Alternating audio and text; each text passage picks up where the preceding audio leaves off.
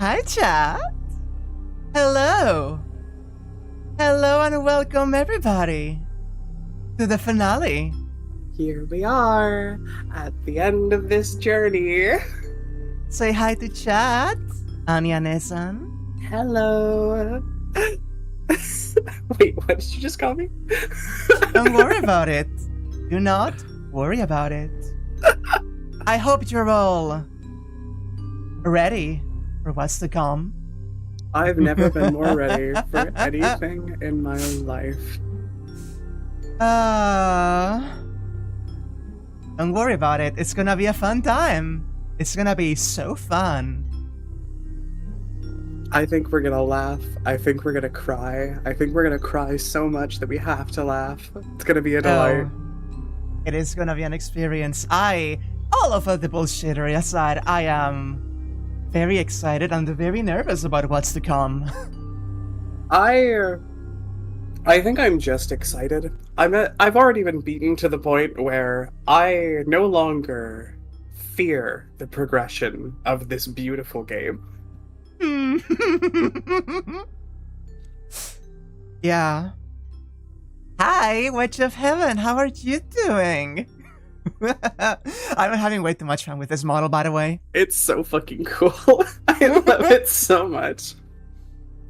I also do want to say to Steven Sadani, Wack and I echoed "It is time" to each other, like, the second before you said those messages, and I just think that's hilarious. Yeah. Yeah. But yeah, today is gonna be a special day, like with UBW, I think we did the same, or was it with Fate? I don't remember, but we have done this before. We're just going to go until it's done. We are going to go until there is no going to be gone. Mm-hmm. I have not seen exactly what's ahead, even though I have some vague ideas. And I know there is 2 endings to this route.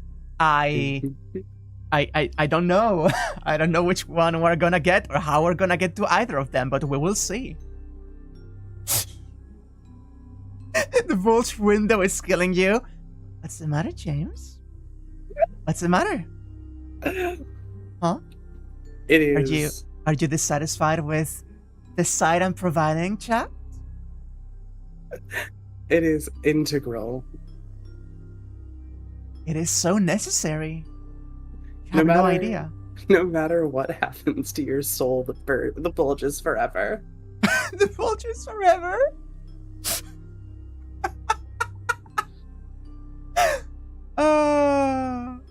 You know the funniest part about all of this, though? People can still throw things at me. People can just still fucking throw things at me, and of course I clicked the button one time, and it's the worm.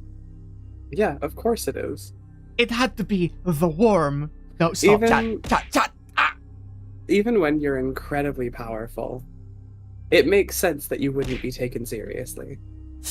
It does. It really does. And I feel in my hypothetical corruption arc, that would, like, only make me more mad about it and, you know, try harder.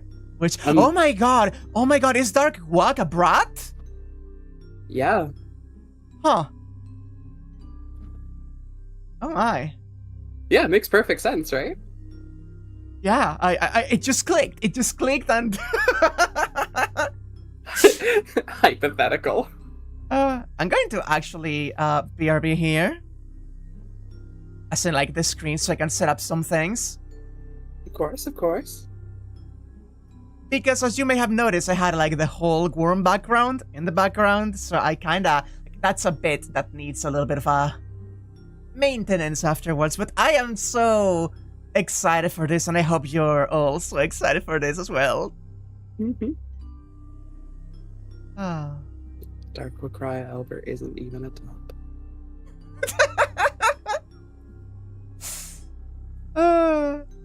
Nothing to take serious here. Carnival Phantasm Edition, Gwen. We have to see Carnival Phantasm afterwards, actually. But it has Hollow Attraction bits, and I think it would be better off for after that. Indeed.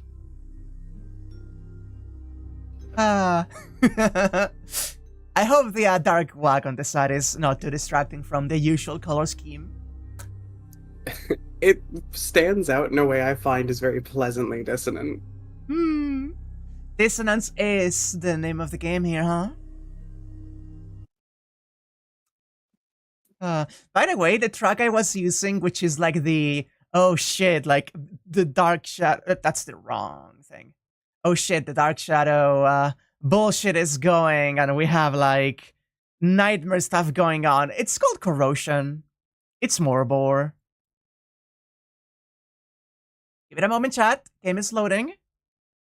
Please hold your horses. Hold them tight. Don't let them go. You know what happens when you let the horses go? Spraying you with the water bottle. I'm just thinking back to when I was playing Monster Road Trip with Jackie, and it was just an option that was called Worship the Horses. And that did things to me. Just set up for it. I should be streaming at you. You aren't. At least not according to Discord. Huh? No, I should be. I'm live. It says live on my end. It doesn't on mine. Thank you, Discord. I love you. You're so great.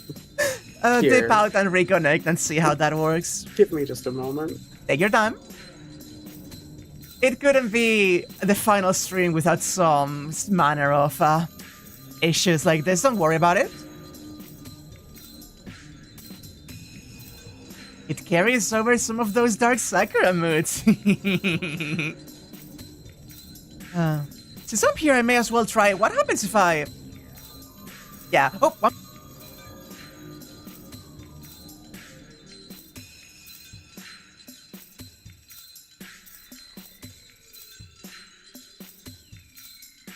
There we go. By the way, I have dinner in front of me right now. Anya still hasn't rejoined.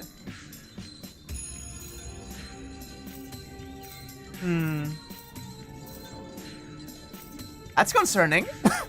Oh, there she is. Hello. I had to update Discord. Oh, the love of God, hello. Like, hello. Classic Sakura food maxing. Oh, I'm feeding, alright? I'm feeding. So you can see and hear now properly? Yes, everything is correct and normal. I mean, as normal as we can be, you know? Oh, no, it's so not normal in that way. Everything's fucked in that regard. As we were talking before the stream, though, I'm so happy for Sakura and everything that's been happening, and...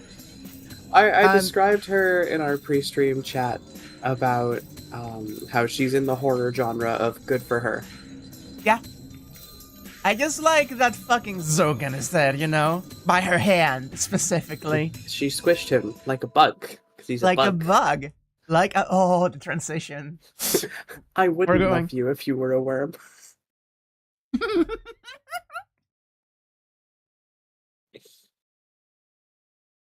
Oh. Alright. It is time. Strap in, get ready. Strap on, get ready. I will only be eating sporadically, so don't worry about it. Who's worried about it? I'm not worried about it. There's no reception. The Ryota Temple hides in the dark, emitting alien powers like a crouching giant. There must be wind blowing far above me. If I strain my ears, I can hear it howling. I feel a power from atop the stairs. It seems something is being done, or created, in the pond behind the compound. Ooh. No, we do not have any business there. The gate above must be the ostensible gate for the masters that want the Holy Grail. If we want the Great Holy Grail, we have to go down instead of up. Kosaka walks away from the stairs into the forest. Are you alright, Ryder? There's a boundary field around the Rito Temple, right? I heard servants can only go in from the front gate. I feel some strain, but it's tolerable. This area contains the most suitable ley line in the land. Once we get inside, I can recover by drawing mana from the air. I see. It must be tough, but please bear with us for a bit.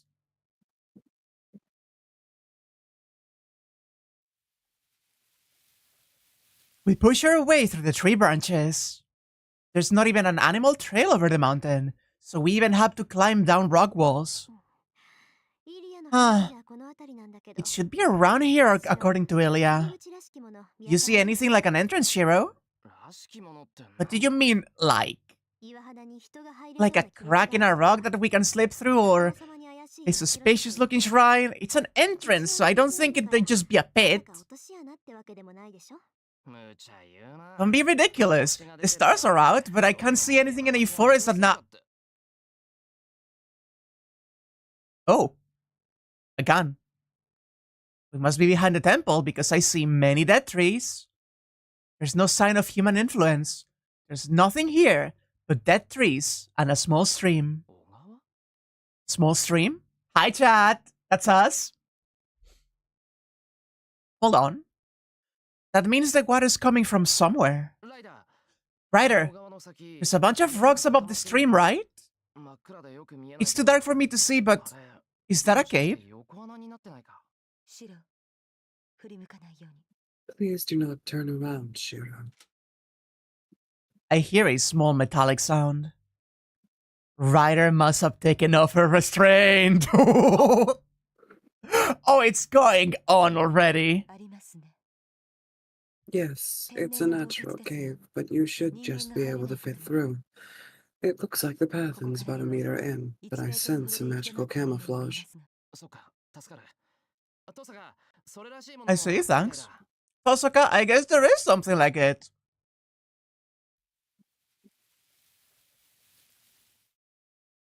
We So pick our way...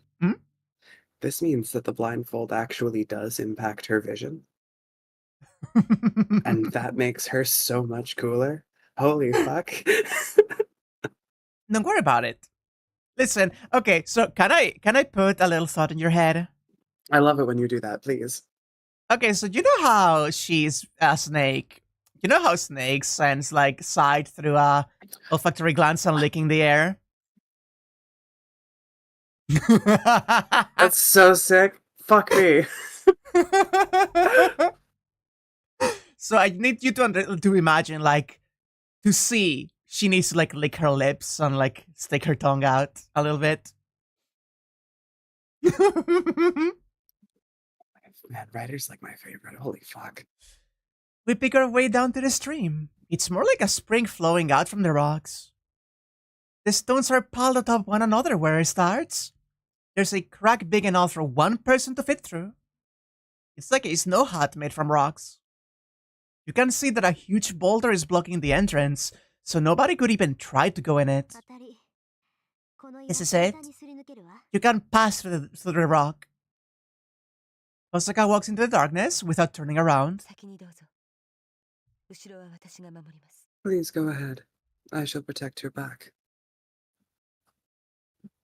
I nod and enter the darkness.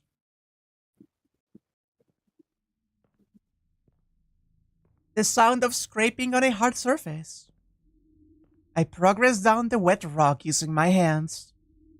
The ground slopes steeply downward. The weight of the darkness is stifling. Unless I keep my back to the ground as I move, I might fall into the endless dark. I lay flat on my back as I slowly descend. It's dark and I can't tell how far down this path goes. My breathing echoes in my ears. Shirou? I'm going to ask you now. Then, Tosaka, the one leading the way, suddenly speaks up. What? Gem sword. Why did you make it for me? She sounds blunt, as if she's just asking to kill time while we're descending. Why us? I've told you I'm planning to kill Sakura. And you really give me a weapon knowing that. I nod in agreement. Well, Tosaka certainly has a point. I'm not okay with that, but I can't save Sakura without you. It's better to have 2 people instead of 1. And projecting this sort of was a promise. I couldn't keep one of my promises with you, so I wanted to keep the other. Oh, why is he so nice? I love this boy with all my heart. I love him so much. He's so I know we keep like mentioning the trans Senji brain rot, the Sakura brain rot, like Rin being the best, but Shirou is such a compelling fucked up boy. Genuinely. There is not a miss character in this entire game. Yeah. It happened a long time ago. I asked for Tosaka's help after I lost Saber. Tosaka responded to my call for help, and I made a promise with her. To let her win. I promised to make her the victor. I can't keep that promise anymore, so I had to keep the other promise with her. For the girl I used to admire. For Tosaka Rin, who believed in someone who had nothing at the time. I see. You're pretty faithful. Yeah, but not as much as you.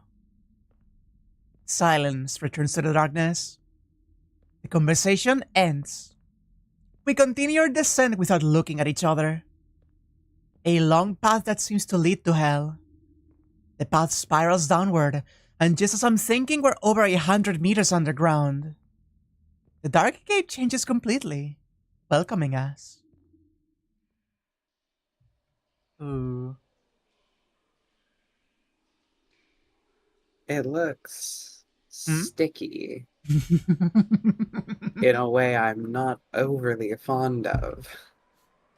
Don't worry about it.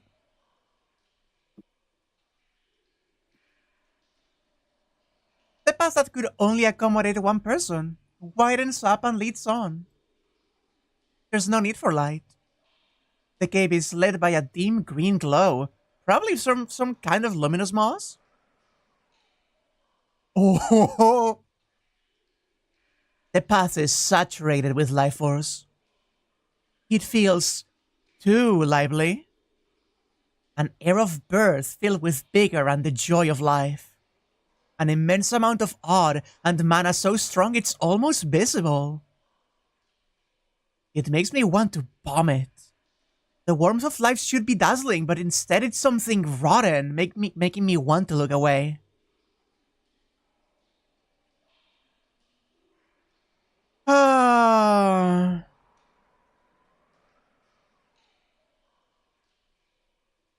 I have no words to say to her. Were This the is a... accessories on Ryder always so purple? Sorry for interrupting, but Yeah, weren't they they? looked bizarrely saturated. Weren't they pink before? I mean, I didn't see a difference. Maybe it's the lighting specifically in this place. Perhaps. This is a land of death. Talking to each other to soften the tension could only cost us our lives. Let's go. From now on, look out for your own safety first. Tosaka heads down the path to the source of the black air. Ryder and I follow after her, concentrating on our surroundings. Oh, I see something red on the ground. It's a trace of blood. It leads to the back. Did someone come here before us? And someone wounded badly enough to leave behind a trail of blood? Oh, that's assassins. Don't worry, Shirou. He's gone too. I was gonna say Kotomine. It could also be Kotomine. Oh, I think it is the lighting. Wait a minute. I think it is. There was like a slight bluish tint to Tosaka's outfit, so I assume. It's just striking with her because that's like the only real color. Shirou. Sorry, I'll be right there. I shake off that train of thought and head on. can't be worrying about others. Wow, Shirou, you saying that is, shocking. My consciousness fades away if I let my guard down. Oh yeah, this is still happening. I forgot about the arm. I forgot about the arm. How did you forget about the arm? I'll disappear if I worry about needless things. I tighten my grip on the pendant. Letting the pain clear my mind, I step into the green darkness.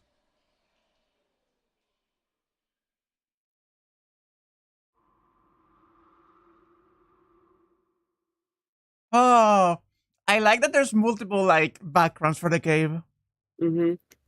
I mean, like, I don't like the Slob Cave, but I am impressed by the assets. A warm wind hits my cheeks. At its end, the path opens into a cavern. It's about as big as the school sports ground. It's too dark to make out the ceiling, but it must be about 10 meters high. I don't detect any signs of life. An unforgettable underground space that looks like the moonscape that I read about a long time ago. And there waits Saber, filled with absolute hostility. She's the only one here. I don't see Sakura, Zoken, or Assassin.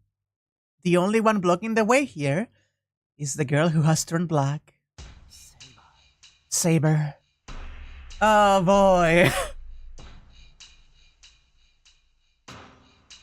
There's no reply. Of course. Saber's duty is to eliminate any intruders. She's the gatekeeper and the executioner. Saber's the strongest servant Sakura has, so she can't fight us by herself. It doesn't look like we can talk her into letting us through. Tosaka lowers her stance and reaches for the gem sword she's hiding behind her back. She must intend to fight head-on. I don't know what kind of ability the sword has, but she's going to fight Saber. But that's not a good idea. We still have a countermeasure, since we know Saber's powers. We can't use our only secret weapon when Zoken and Assassin are still waiting for us. Wait, Tosaka, Saber's... Rin, I have no reason to fight you. Please do not attack me. I will go against Sakura's orders if I kill you here. Oh man, Sakura wants her alive. Mm-hmm.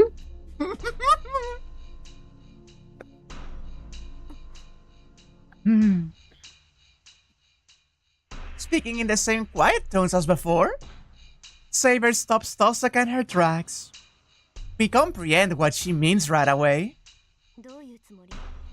What are you doing? You're keeping watch here, right? Yes, I'm to eliminate anyone that passes by here. That is Sakura's order, but... I'm an exception. And Sakura wants to see me? Saber nods. I see. She must be serious. She mutters. After taking a deep breath, Tosaka walks over to Saber. Tosaka?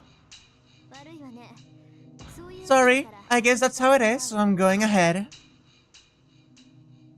Tosaka walks on without hesitation and passes by Saber.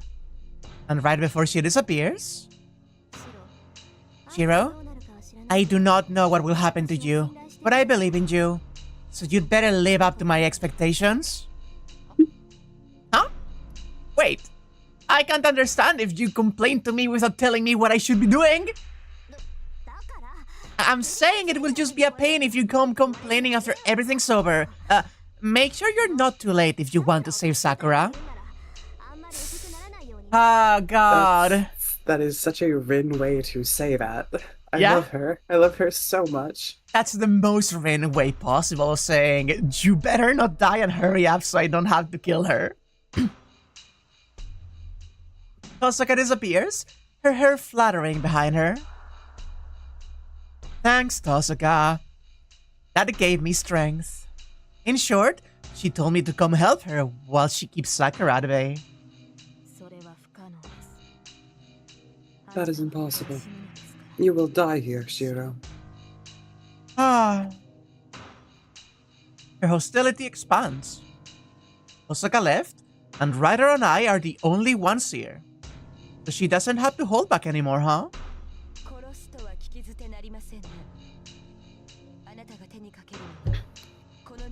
I cannot overlook what you just said. You only kill those that pass through. If he merely stays here, you should not harm him. I will not attack if he does not move. But he will advance, no matter what. He knows he cannot defeat me, but all he can do is move forward. Am I wrong, Ryder? God, even when she got killed off so early, she knows Shirou so well. I see. You served him before me, after all. It's natural that you know his personality. And she was like, hey, I'm here. You're both talking about me like I'm not here, you know? Hey guys, right here. Saber narrows her eyes. The black holy sword is in her hands. She's coming. Ryder or I? If either one of us takes a step forward, Saber will use all of her power to kill us. Saber, there's nothing that will make you back down. Stop asking me that. I said this is my role. I grab the shroud. Saber shows no sign of hesitation. We're already enemies. I realized that back in the forest. So, I see. Then I will eliminate you here. I had to accept it. I'm going to save Sakura. You're in my way. Oh my god. Saber's not my only enemy. There's still Assassin and Zoken. I can't be wasting any time here. Oh! Please stay back, Shirou. I shall fight Saber just as you instructed me. Removing the restraint on her mystic eyes, Ryder motions me back with one hand. Saber raises her sword. The hostility is already aimed at Ryder. Don't be stupid. I said we're both going to fight her. You... I may not be able to defeat her, but I can keep her occupied. Fortunately, Saber does not have the ability to repel mystic eyes. I cannot petrify her as she has more magical energy, but I can pressure her. I can match her for 2 minutes if I use all my strength. Oh boy. Ryder's eyes capture Saber. The mystic eyes, which petrify anyone in her sight, temporarily lowers Saber's ability. I will create the situation. Please stay there and concentrate so you do not miss our chance. Ryder? I will be going. I shall entrust you with my life, Shirou. She's so cool, she's so cool. Do you ever just, lock eyes with her sprite? Just in case? Just in case? Like you want to be petrified on stream? Just in case.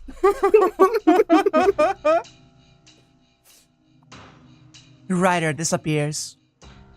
The black cavalryman dashes at the swordsman with light speed. The attack is made so quickly that human reactions cannot even perceive it. But Saber repels it like nothing. Very well. You will disappear first, Ryder. A heavy pressure fills the cavern. A cruel smile on her face. The black swordsman starts to move. Wait, yeah, no, she's smiling. She's enjoying this. I love seeing the edgy bitches smile when they get to fight each other. This shit's great. Oh, and we're gonna do an interlude, huh? Oh boy. Fuck me.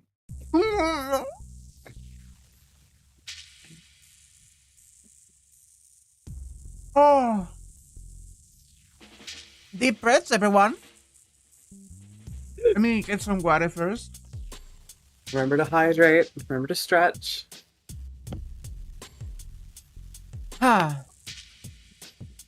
Her vision spreads out.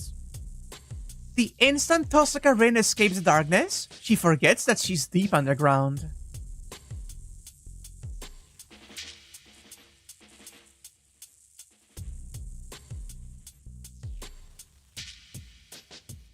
The impossibly high canopy and the black sun. The huge cavern isn't a cave, but a desolate land. There should be 3 kilometers across. In the distance stands a monolithic wall. This is the start and the end of this war. There should be a giant crater above the cliff. Up there is the system that has been activated for 200 years. The massive rocks that holds a large magic circle, the greater Holy Grail, belches black fire from its mortar-shaped center. The embryonic movements of the Black Shadow. The light illuminating the desert is a wave of magical energy. According to Tosaka's records, this is what you'd call the altar of the beginning. The middle that leads to the root. The circular circuit, the world of art, heaven's feel. Maybe that was not the root. I am still trying to translate some of the terminology here. It has immeasurable magical energy, creating an alien world that lives up to its name. That's remind you. So the name All Evils in This World isn't just for show, huh? Rin tugs lightly as she makes her way to the altar. She's worried about Shirou and Ryder, but her situation isn't good either. The magical energy in the Great Holy Grail isn't something a human can handle. The vortex of magical energy can be called infinite. There's so much that it won't run out, not even if all the magi in the world come here and use whatever magic they wish. It's more than anyone can use in a lifetime, and therefore can be called infinite. Nothing is impossible, huh? That Holy Grail really can make any wish come true. Her determination almost breaks, faced with the numbing premonition of death. Keeping her spirits up with the idle talk, she walks on. The ones she's watching out for are Assassin and Matou Zoken. Matou Sakura isn't a threat. She has lost her mind, and Rin sees no danger from her. She's just Zoken's puppet after all. Oh man, she doesn't even know, chat. The dramatic irony is... my tummy hurts. Oh I feel god, genuine, like, dread as this drags on. Yeah.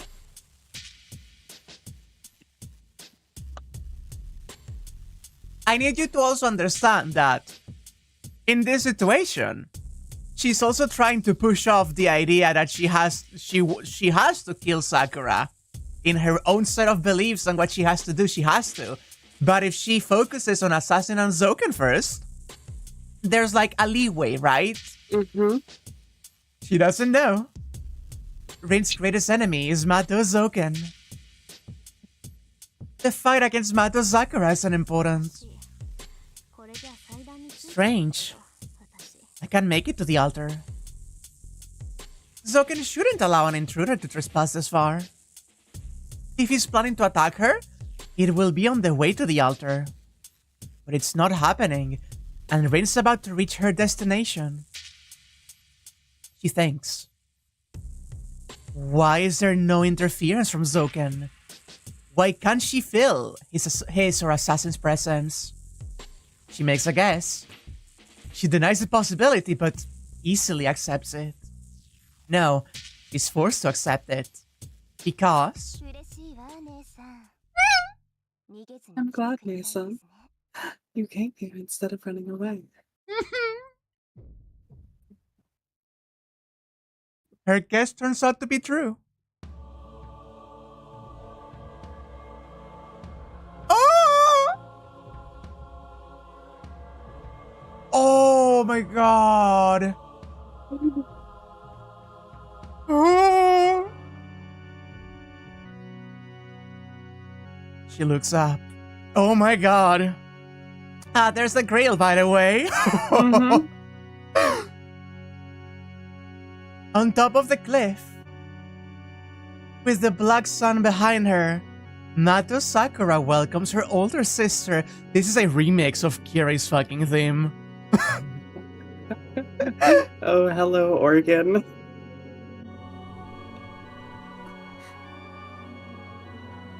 Rin retreats a little, overwhelmed by the pressure. The girl has been transfigured further than Rin expected. Oh yeah, she hadn't seen this form yet, huh? Oh my god, this remix of Kirai's theme is going to make me go insane. This is going so hard. Holy fuck. Angraminyu is a servant without form. It's only a shadow that takes form using people's wishes. Therefore, its powers depend on its master. Matou Sakura is now Angraminyu. All evils of this world, the function to emit the curse is the girl called Matou Sakura. Rap. If Kirai were here, I bet he'd call it a messenger from God. Rin looks up at Sakura, who has turned into a bottomless well of magical energy, and releases her gem sword. But is it something that can match the being above her? There are two functions for weapons that support magic and ceremonial equipment that assist in rituals. One function is to amplify. It's a backup, increasing and supplementing one's magical energy and strengthening the spell itself. These items are considered orthodox support equipment, and magi carry at least one. Rin's jewels are classified in this group. Another is a limited function. It's a special magic item where the weapon itself becomes magic. It's activated using the magical energy of the magus and performs a predetermined divine mystery. Its greatest advantage is that it enables the magus to use magic she's not capable of ordinarily. It only has one application and thus lacks versatility, but for that reason its power is immense. A lance that always pierces the heart, a bridle that enslaves holy beasts, a dagger that cancels any magical effect. Noble phantasms of serpents are usually classified in this group. So which is the gem sword? Is it support equipment that gives magical energy to the user? Or is it a limited weapon that defeats the enemy with its unique ability?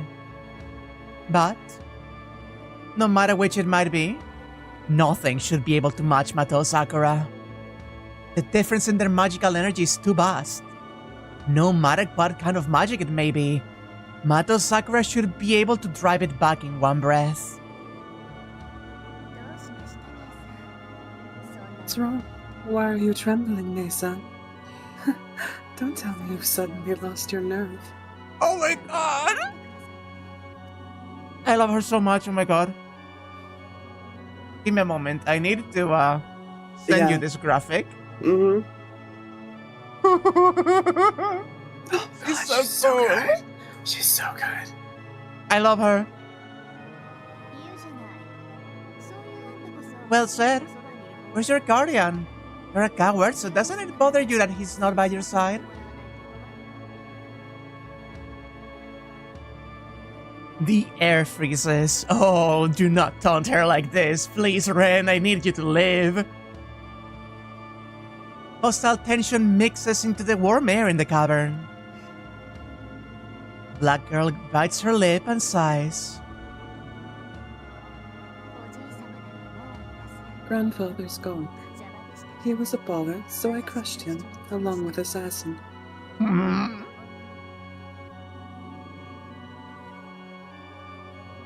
He smiles gracefully. Oh my god, that's so cool! The little effects over the front of it add so much. So fucking much. He doesn't need to ask. Matou Zoken was killed by Matou Sakura. It's natural that he hasn't shown himself. The old magus was eaten by his own pet dog. I see. So you're completely free. Zoken bound you in a good way and a bad way. You don't have anything to fear now that you've killed him. Not quite. Not yet, Nesa. Killing my grandfather isn't enough. I'm this strong and I can do anything, but I'm still bound. Jeez. Oh. That's her Jeez. still. Jeez, Nei-san. You're so insignificant, but you won't disappear from within me. You still torment me in my mind. So, as long as you live, I can't be free. Oh my god. Everything about this is making me go insane. Everything's so fucked. Her voice is a light sing-song, but the words are heavy as slime. The contradiction proves her madness. The hostility in the cavern is a rhapsody of superiority and awe. But you seem happy in spite of that. You killed Zoken, an assassin, so I should assume you killed Kirei as well. What a performance for someone who hated killing. Are you getting used to murder now? Yes. Crushing people and eating them are no different. For people, it's boring and meaningless if you don't have fun, and it's painful if you don't eat it, right? It's just the same. I'm the same as you. I'm just doing what everyone else is doing. Oh my god. Wait, did you really mean that twisted logic?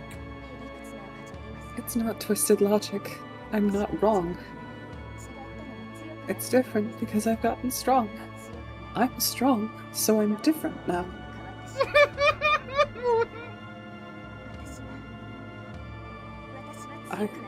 I'm strong. Everything's forgiven if you're strong. If I'm strong and no one can beat me, everything I've done will be forgiven. If I'm not myself, everything I've done couldn't be helped. A scream of rage. It's the complaint of a petulant child who can't escape unless she believes in it. She's doing so okay, huh? She's so alright. Also, yes, Dani, Anya's voice is really good.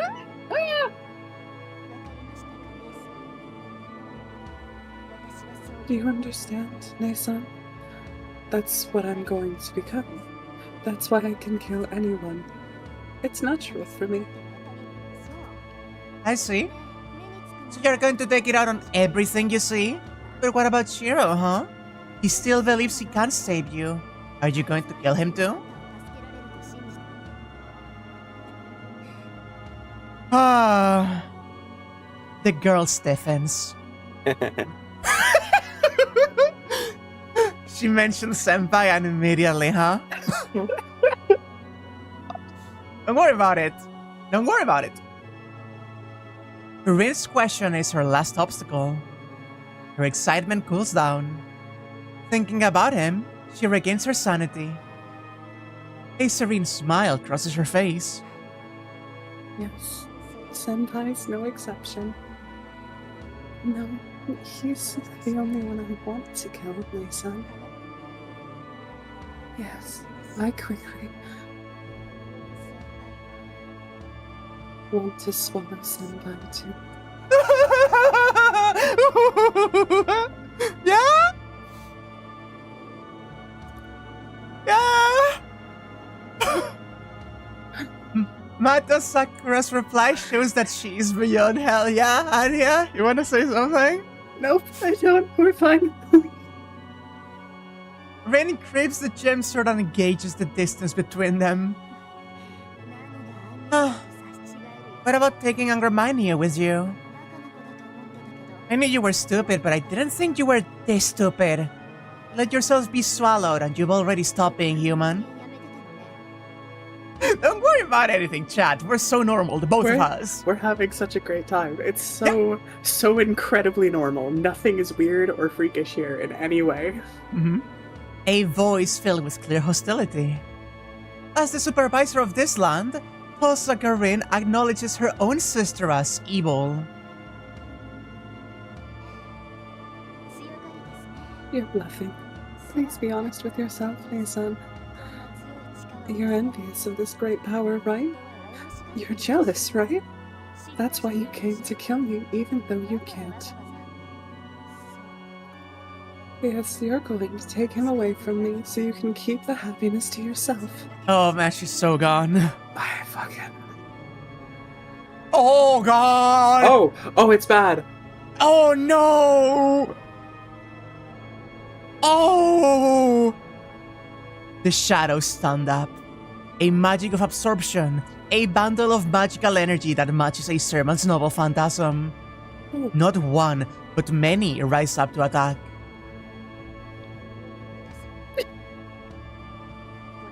Sorry. I didn't know there was another user of projection in this VN. Oh my god, it's so good actually. It's so fucking funny. Oh. I won't give it to you. This is my power. All I'm going to give you is regret and despair. I'll slowly show you what I mean. Slowly. Slowly. Slowly. Oh, we're gonna take our time. Oh. Oh god. There are 4 figures. They reach out for the small person beneath them, like giants protecting the girl. I'll show you the difference in our powers, Nason. Nobody's going to come help you this time. You can drown in me like a bug in a lake. Oh, that's a fucking sentence! Oh my god almighty. Hey, she's having a great time. Good for her. The towering shadows attack her. A titanic power that can neither be blocked nor dodged swallows Tosakurin. Oh my god almighty. And we're back to the fight, oh my god. No Two black figures crash against one another. One is Ryder, running at great speed, striking at her enemy from all possible directions. Her long hair blown behind her, she looks like a beautiful shooting star. But a shooting star is a small star after all.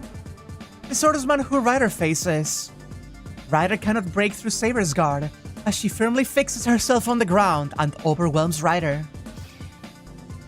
No matter how quickly Ryder leaps to attack her blind spots, Saber deflects the daggers with a single swing of the blade, striking Ryder in the same motion. Her severe firmness reminds me of a black sun, a large star that will consume you once you draw near. No matter how fast Ryder may move, an ephemeral shooting star can never match the light of one that burns in place.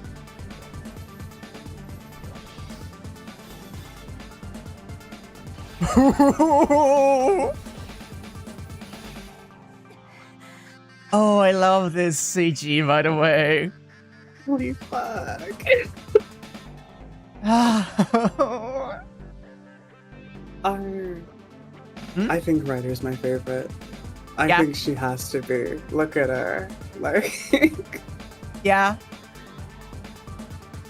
Once again, so perfect. Once again, it's just perfect. Everything. Her sneak attack is repelled yet again, and she's wounded. She can retreat as Saber counterattacks because of her superhuman speed. Ryder closes in and withdraws in an instant, just like a black spark.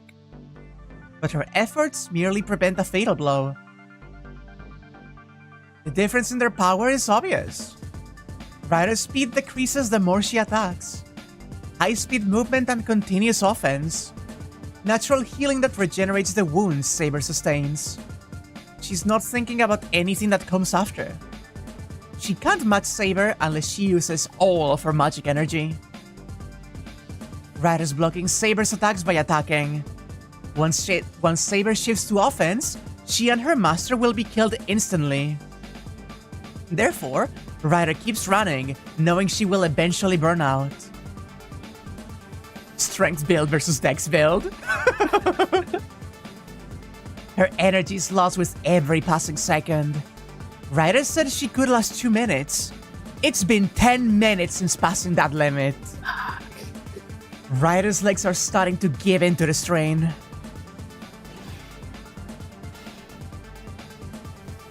Oh. In contrast, Saber is unscathed. Rider's attacks have not reached her, and she shows no fatigue. Technique, vitality, magical energy. Saber overwhelms Rider in these three aspects. Therefore, once Rider loses her speed, her sole advantage, Saber will shift to offense. Rider's speed is declining. It's only a matter of time before Saber catches up to Rider's speed. A few more seconds, Rider will be out of breath once her next attack is blocked. The instant Rider loses her strength and magic energy, Saber will slice her body in half. But this has been predicted. Before they came to the cavern, the boy told Rider of his prediction of this exact outcome. She knows she will lose if she fights like this. There's only one way to change the outcome of death. They hold their breath and wait for the moment. Rider attacks Saber. At the same instant, I loosen the restraint on my left arm and start projection.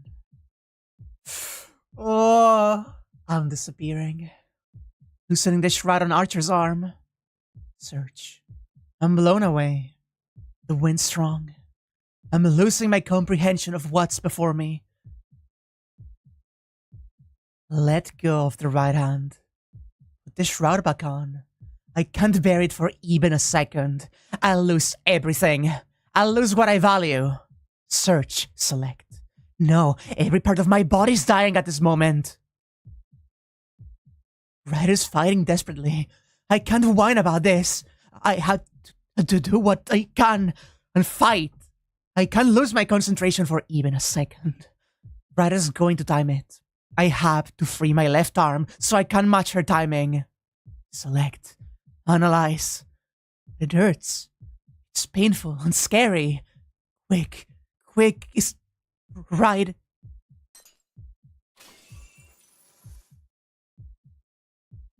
It disappears. Something I valued is, oh my god, the memory of Kiritsugu's death. Oh my god. Jesus fucking Christ. I can't remember what I've lost, but what I kept in my heart cannot be recalled ever again. The fur. Slash. My red lung is torn from within. Not yet. I can't stay conscious. Ryder's also desperate. I won't lose. I gave all I have to keep watching Ryder. Ryder's fighting her fight. I will fight my own fight. Ryder stops. Ryder must have exhausted her reserves of energy because she's on her knees in front of Saber. Sick. Saber's sword moves. Ryder's going to be killed. Oh God Almighty. Fucking damn it.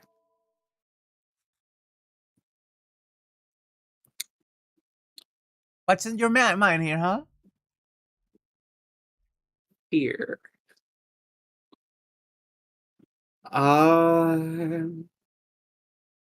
Fuck it. The attack Saber. Why not?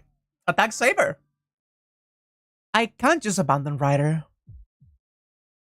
I bear the pain and the shredding memory. I pull out the Aesop sword and run to the Black Swordsman. If my determination was quick, my action was quick as well. My legs are strong as an explosion, and my body is fast as a bullet. Regurgitation of blood, backflow of my senses, backflow of poison. My left arm and my body become one. An inexperienced warrior named Shirou turns into a supreme super being. A second feels like 10. I can manage it. I can match Saber by sacrificing Shirou. Run, Ryder!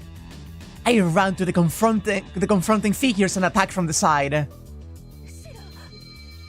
Shirou. Ryder's on the ground. Saber can only react with her eyes. I got her. I take aim at her open side and cut at her left arm with the Aesol sword. Ah! It breaks. The sword that should have could cut through Saber's arm shatters the moment of contact. At the speed of light, the counterattack comes. An arm flies off. A severed left arm rolls across the ground, just as I planned. Ryder jumps back while Saber just stands there. I kneel, trying to staunch the flow of blood in my left arm from my left shoulder with my remaining hand. I writhe in agony. It's not that I could not react. There was no need to react, Shirou. The Black Swordsman stares without emotion. She comes near me. She steps behind my back and... Now you have lost your weapon. Sakura does not say it, but she wishes you to live. I am to take you to her if I am able to neutralize you before you die. But... the tip of her sword pricks my spine. A cold weight of death able to pierce my heart with one push. Choose. You can die by my sword, or receive a death worse than death from Sakura. The decision is yours, Shirou.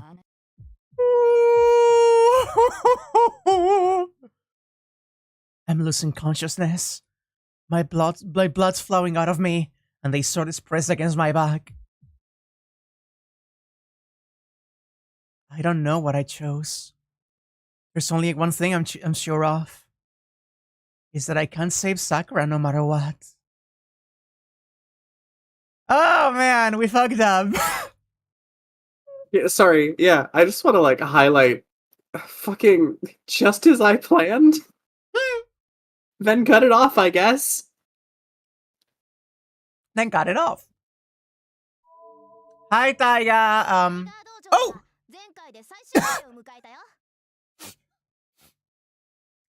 Oh! Do you wanna voice Kaede? Sorry, who the fuck is this? This is one of Rin's classmates. She's the one. There was one with a white hair, and then there was this one. Wait, no, not. Was it? Or was it Sakura's? I don't remember if it's Rin or Sakura's, but she's one of the classmates. Someone in chat said we shouldn't read this if we don't want to be spoiled. Huh. Wait, really? Feifei, what's your opinion on this? Sitting on our funky thrones, consulting our medieval advisors. Your court of backstabbing viziers. Do not call her Tiger, come on. You don't remember well enough to say? Well, we can always come back and rewatch this one the next time. Right. So, close your eyes, by the way. Close your eyes. Okay, I'm just skipping ahead. Don't worry. I'm not watching anything either. Okay! There we go. We will check that one the next time. Don't worry about it. Woo! Saber Sword moves. Red is going to be killed. I fuck it, down the list, because all of these feel wrong to me. So use another projection. I pass my limits. I project a weapon to stop Saber while maintaining the projection for Ryder. I lose my cool. The thoughts surpass the speed of light and white out. Madness is in the past, and the perception of madness is the starting point. Trace fractal. Shrinking endlessly, expanding endlessly, multiplying endlessly. The fantasy turns into chaos with law. It came from nothingness, but it didn't come from nothingness. And many similarities arise from expansion. I am the bone of my sword. I ready the sword I projected. Call out Bolg. There's no need to aim. The image of it hitting is there, so this attack will surely hit Saber.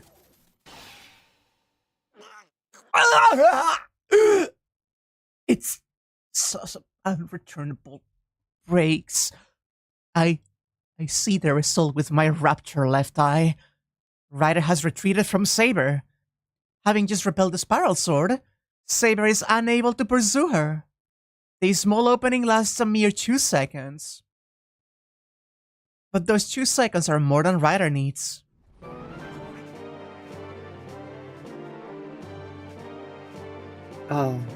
And this may be Saber? Noble Phantasm? 50 meters. Seeing the sudden gap between them, Saber instantly realizes Ryder's intention. Then, there's only one way to oppose it. A strongest attack for a strongest attack.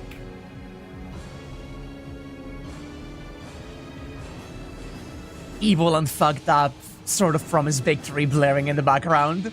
Woo! Black light flows out. A scorching wind bursts forth from Saber's sword.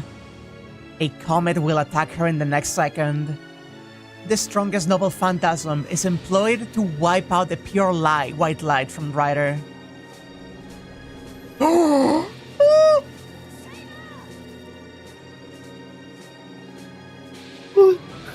That is a Ryder, by the way. Oh, I didn't even realize. Sorry, I was so taken aback by that CG. Holy shit.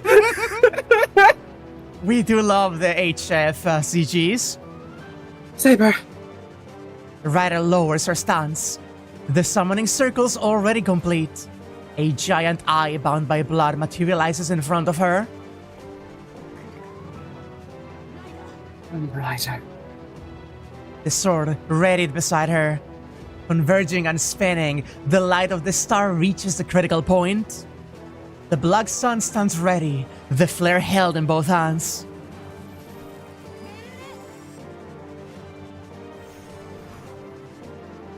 Its true name is cast. Ryder's figure is instantly covered in white.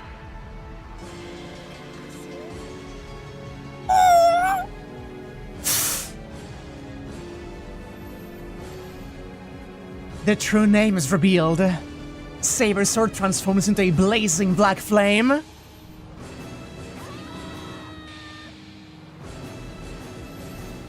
Oh, the switch up between the two panels. This is the coolest thing I've ever seen. The two lights in the cavern contend for supremacy. At that instant, I stop time. You do what? I accelerate all my processes, disguising this instant as eternity. Trace on. Search, select, analyze, project. That's my role. The second projection. Magic that shaves my existence away. But we can't beat Saber without it. We can't match Saber's noble phantasm even with Bellerophon. We knew that already. So I'm going to make her win. If Ryder's noble phantasm is inferior in force, I'll make up for the difference. I am the bone of my sword. I already know what I have to use. The projection's completed in an instant. The greatest projection Archer knows. The noble phantasm that will lead Ryder to victory. Roayas! Shield!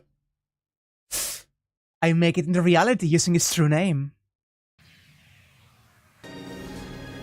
Oh my... and it The way returns. the music just slips back in. Oh my god. Oh. A shudder runs through my outstretched arm. Nerves, muscles, and blood dance around like mad. I frantically hold my convulsing left arm with my right.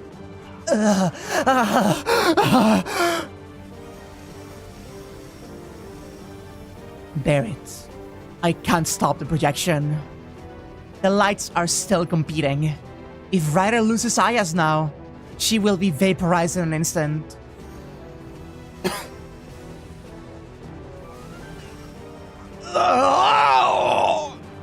My left arm jumps about while my shoulder fires bullets into my body.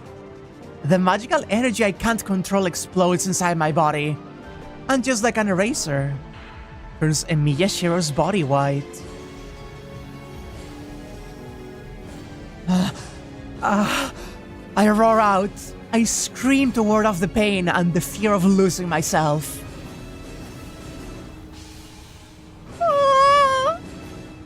Their magical energy is smashed. It completely destroys the balance between the two.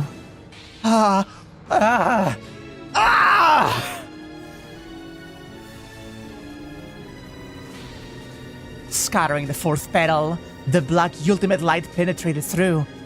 It fills the cavern with bright white light.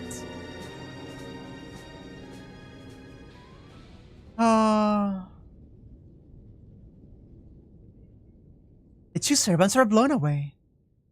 Ryder smashes against the wall at the exact speed at which she charged.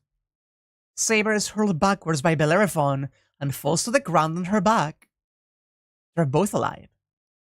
Ryder must have used up her magical energy as she's still on the ground. But Saber, she's deeply wounded, but she still has some power left. We barely had the edge in the confrontation of noble phantasms. Bellerophon had 90% of its light offset by Saber's holy sword. I run. I run without understanding what I have to do. I release the Aesop sword while I run. Saber! I run to her. I run to her and straddle her defenseless body. Did she hit her head? Saber's looking up at me absent-mindedly.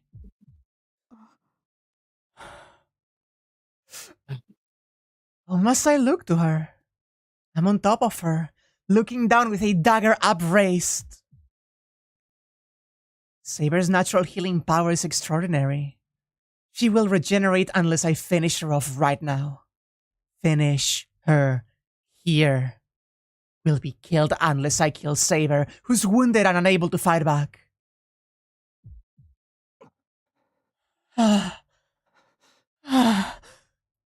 My fragmented mind is strangely clear right now. She must be conscious again. Saber staring at me with cold eyes.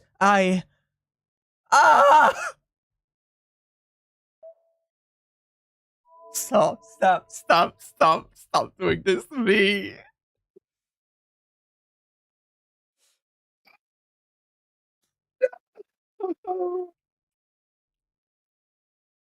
The pain in my chest. The pain in my chest. It's disgusting. Save Sakura.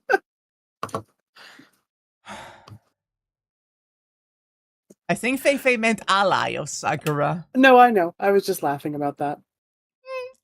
Save Saber. I don't want to do this. We save But Saber. I feel like I know what we have to do.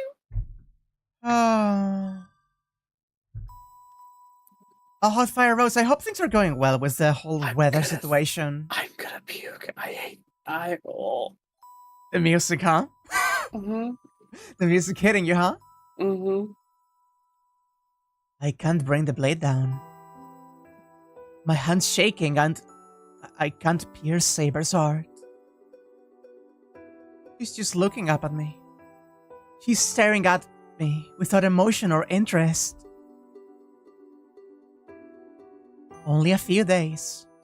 It's only been 8 days since the night I lost her. No, I should say it's already been 8 days. It's been that long since I lost her clear, golden hair and her gentle green eyes. I can still clearly recall her silver armor and the beauty of her attacks. Even though I knew nothing, she accepted me as her master, serving as my sword to the very end. No matter how many times she was wounded and faced death, her determination never wavered. I won't forget about it. I can't forget about that night, that miracle. The golden hair shining under the moonlight. It's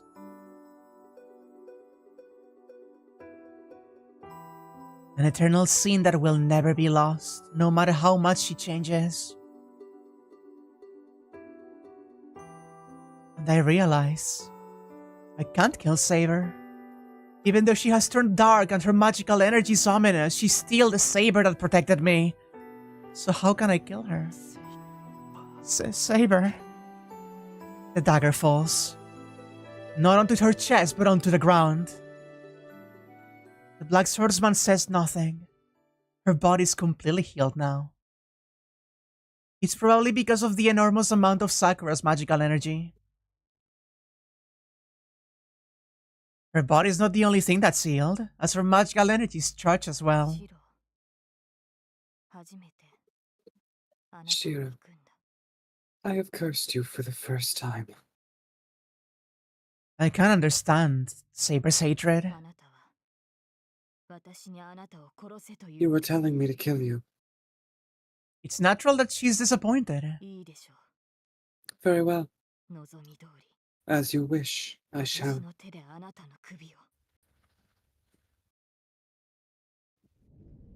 Oh, the cave rumbles. What's happening off in the darkness? A rumbling like a death cry comes from the way Tozuka went. The vibration sounds like a lamentation. The person causing the rumbling is frantically calling for help? Hey, Harukana! Saber? I don't know if it's because of the vibration, but Saber's body is sinking into the ground. No, she's being swallowed up by her own shadow. Give me your hand, Saber! I shall postpone your execution. Sakura is asking for help. The shadow fades away. Having drawn Saber in, it seeps into the rock and disappears. Oh god. I guess, oh boy. I suddenly wake up. I realize I'm sleeping in an unfamiliar place. No, something's wrong. Something's wrong, but I can't put my finger on it. I get up. I shake my head and clear my mind. That's right, I have to go. I eliminated something important at the cost of something important. It's okay, Legos. It happens. The dagger. I had to take the dagger. I pulled the Aesod sword from the ground. That's odd. Why is the dagger that was in my hand sticking out of the ground? I tightened the restraint on my left arm. I've used up most of the magical energy. What's left in Archer's arm on myself? I should be able to do more if I combine them, but I can only manage one more projection. I won't be able to suppress Archer's arm after that. I'm forgetting something. But I should hurry for now. My body's stiff. I feel like I'm a tin man. Thank you, Aru! I am so happy you all enjoy this.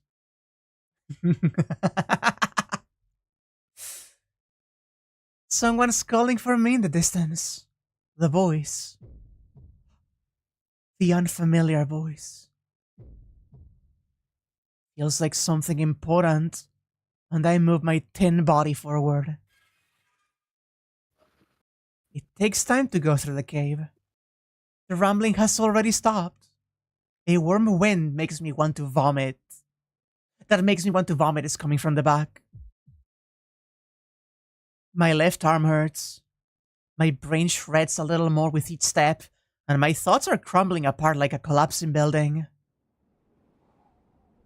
I escape from the black darkness into the white darkness.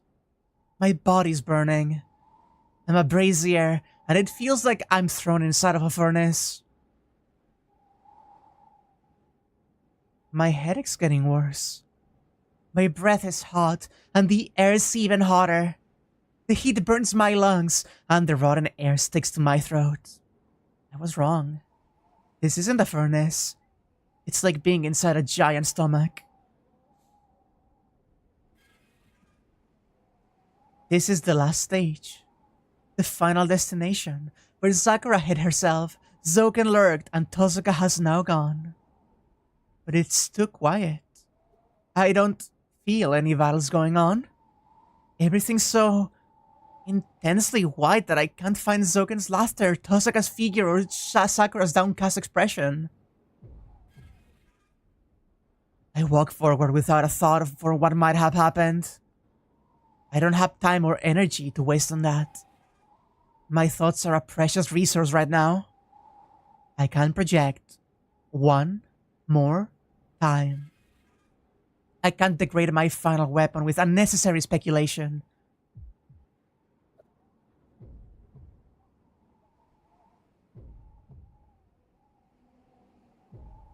Oh my god, stop! I scale the cliff. I keep my head blank as I climb, conserving what little of my mind remains.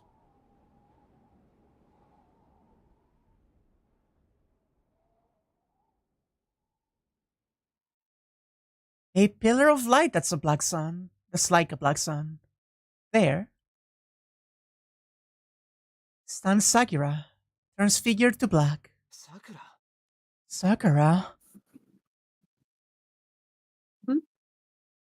Sakura looks at me with wonder. Red eyes without emotion. The coldness of her eyes brings everything to a halt. How stupid. I made the same mistake again. Oh, you're here, Senpai. You were so late, I thought you ran away. I'm sorry. I'll call myself back. It was a mistake to arrange them at the exit to surprise you. She smiles. At that instant, my spine turns to ice. Sakura's smile is so unlike her that it makes me forget about what I had to say or what I had to project. Sakura? Where's Tozuka? I asked a stupid question. Completely forgetting about bringing Sakura back, I asked something I don't need to. Something that's readily apparent. Nisan? My question hasn't taken her by surprise. It seems she's pitying me for failing to grasp something so obvious. That's right. Tozuka should have come here before me. Where is she? The air's hot. It feels like the wind on my skin is melting my body. I look around the cavern from here. I don't see Tozuka below. The only sign of human life is here. By Sakura's feet. A cloth that looks like a ribbon is on the ground, dyed in black. Tozuka's presence is gone. Tozuka's body is gone. Tozuka's bloodstain doesn't even exist. Sakura, you... Yes, you're right. Nisan's nowhere in this world now. Because I consumed her just now. Who is it? Oh, I didn't leave any leftovers. I finished every bit of her body and mind. Even with this body, I still remember my manners. Yeah? Who is it? But Nisan isn't dead. She's still suffering inside of me.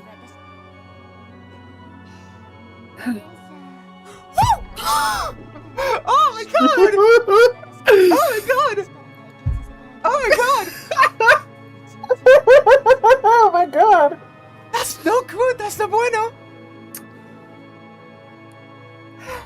Okay, I guess. I should mention I may have been told to The filter, the mature filter's off.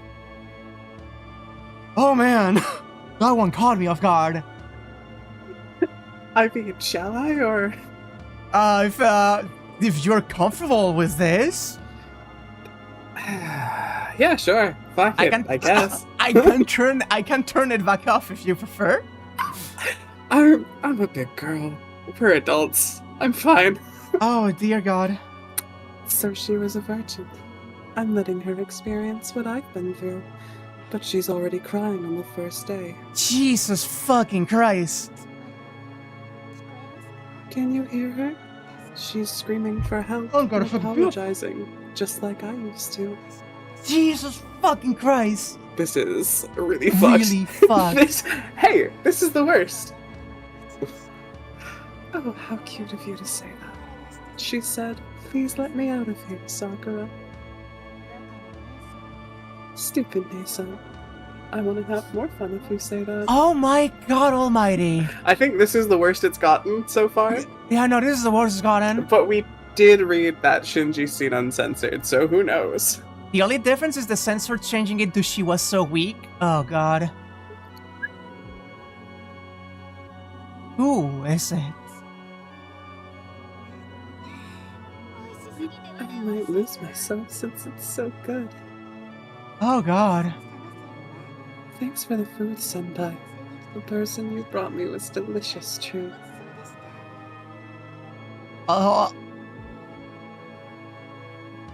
Whose outer shell is that? My remaining thoughts ignite. My reason explodes and I'm starting to forget what I'm supposed to do and who the person in front of me is. Sakura, you went too far. Too far away from me to retrieve you. Please stop. Don't look at me with those eyes. Don't you know it's your own fault? You spared Saber, so Nason wasn't able to kill me in the end. If Saber hadn't come to save me, I would have been killed instead. Jesus fucking Christ! Almighty! Ah, I need a moment. Take your time. Jesus fuck. This has gotten intense, for sure. I think unambiguously quite a bad time. But I'm so happy. You saved Saber and me, and you killed Nason. So, No, I'll swallow you too. Come on, Senpai. Nason's waiting for you. Oh. It's so fitting that we all have managed to run into so many bad ends through the course of this playthrough. Jesus fucking Christ. This is so bad. Oh, this is the worst. Nason's been asking for your help. You should go to her and hold her hand or something. Ah, the shadow falls. The light from the pillars blocked off as if a giant wall is created. Ah, black shadows emerge. I don't know where they came from, but the giants surround me like a prison. There's nowhere to run. The giants melt into each other, becoming a tidal wave that surges over me. All my senses disappear in an instant. An infinite, boundless darkness. I hear someone weeping as I fall into Sakura's shadow. Jesus fucking Christ almighty. Ah, please, Taiga, give us some levity. Can I get a vibe check? How you doing, Wack? Do you need a sec? Are you good? Oh, I see. So the other Taiga dodges are like extra bits. You know what? I think I'm gonna skip this one. I don't think a Taiga bit after that is appropriate. That's so fair. I think we can check these the next time. I'm sorry. I know I said about levity, but I think that's too much levity. Too much levity. I'm going to BRB for a moment. I was gonna say, do you like need a sec? Like, are you okay? I need a moment, yeah, don't worry about it. I just need a second. Yeah, okay. I'll be back in a moment. You entertain chat for the time being. Yeah, for sure. Hi, chat. How you doing?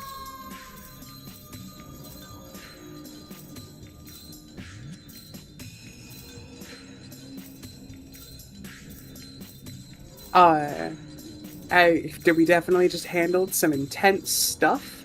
If anyone needs to get a little hug, a little pat on the back, that's totally okay. Take a stretch, hey, take a drink.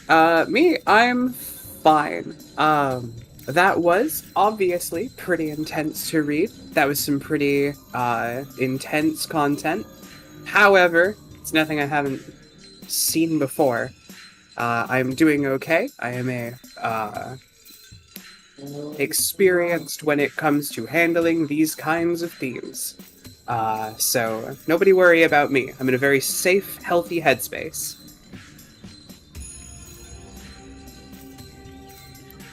What you're watching these days? Only Digital Circus when you drag me to watch it. I hope everyone's doing great. Just a reminder that everything is going well. The vibes are good, even if the vibes in the heavens feel are terrible.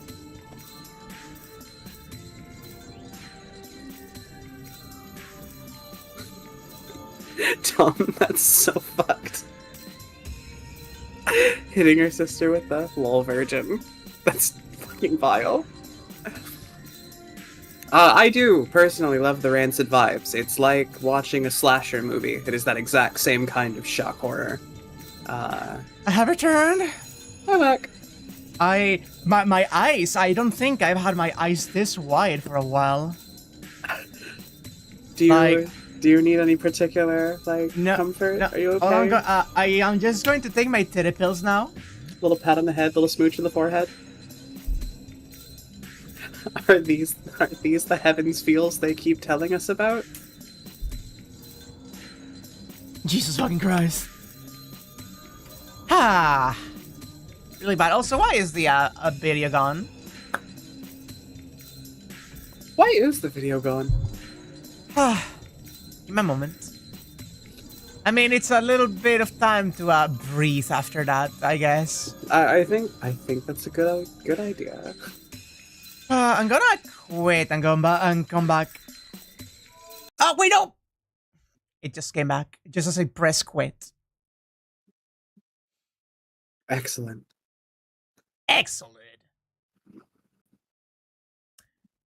Opening it again. This adds new horrible context to our models being Dark Sakura and Tiny Anya. No, please, oh, no.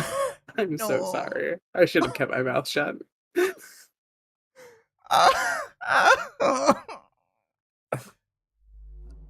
Oh, no. Oh, can you tell how uncomfortable I am? I can. Not like necessarily at that comment, just the whole situation. I can kind of tell. I'm sorry. I am sensitive to this kind of stuff. I'm so sorry. Don't worry, it's fine. Oh my god. Oh dear god. If you need to take another extra couple minutes, we can just talk. We can just have some aftercare. No, we can't have the... I think we will need more aftercare though, right? Like, almost certainly, but mid-scene breaks are normal. Thank you so much for the donation, Tom. I appreciate it. Ouch. My bones. My precious little bones.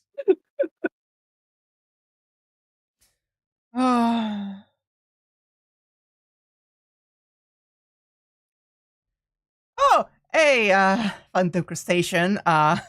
You caught us just recovering from the worst bad end so far by a mile. Also, I do just want to say the really funny thing to me, right? I totally misinterpreted this selection. When it said, Save Saber, bring my arm down, I thought that meant kill Saber, put the dagger down. Oh my god! I thought Save Saber was a dramatical way to kill Saber. No! Like, that's what I thought we were agreeing to do. Oh, I thought you just didn't want to kill Saber. No, so as it turns out, we just stumbled into that because of a communication error. Oh god. Glass him. It's glass him. Bring my arm down. There's no hesitation. Holding. Wait, am I streaming to you? Yeah. Okay, good. Holding her gaze, I bring down my heavy arm. Oh.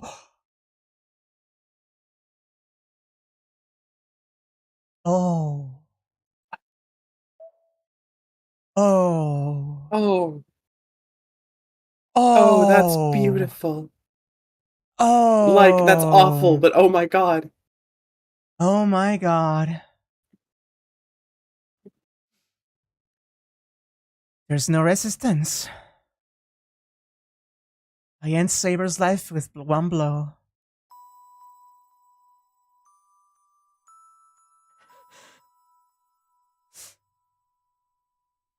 There were memories. There was the warmth of life. Her warmth was always by my side. I kill her along with those memories. I search through my mind and throw them away to where I can't find them again. They will never return. I will never recall her now. Such a thing will never be forgiven. I chose this path. I killed someone else to save Sakura. Using my own hands, I killed someone who protected me until the very end. Neither regret nor a confession will bring forgiveness. This is what it means to ally with someone. I'll keep sacrificing important things for the one I love. And on this path, there's nothing brilliant enough to make up for what I've lost. But Saber, I'll search all of my life for happiness that can measure up to what I've lost. I will keep losing more than I gain, and I know I'll stop someday. But I'm going to take responsibility for stealing things away, even if I'm pathetic, comical, or meaningless. I don't know where I can find happiness, but I swear to myself that I will never give up, even if I can't see the end. Thanks. Saved me many times. The weight on my dagger disappears. Silent to the end, the dark swordsman sinks into the black shadow, her eyes fixed on me. Oh, dear God. Jeez. That CG so perfectly illustrated like bitterness on Shirou's face. What is this music? Is this new? It is new. Hell yeah. The black wave closes in, spreading its arms to block its prey's escape. It attacks as a tidal surge.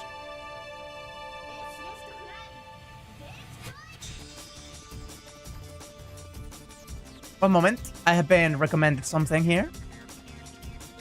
I like this music. Wait.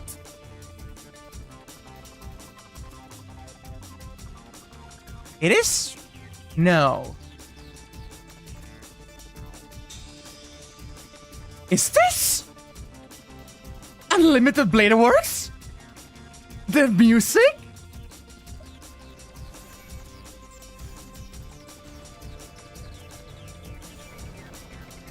Oh. But the golden flash of light forbids the giant's existence. 6 already. Rin has cut down the endless barrage of dark curses.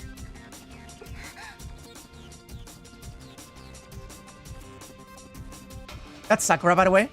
Oh, didn't even notice. What? The surprised one is Matou Sakura, the master of the shadows. It's a natural reaction. Each of the black giants is a match for the noble phantasm wielded by serpents. For Tosaka Rin, Even one giant should be an avatar of inescapable death. But she has struck down 6 already. She killed every one of them with a single blow. And running up to the cliff now, she eliminates the 7th with one stroke of her dagger. Wait.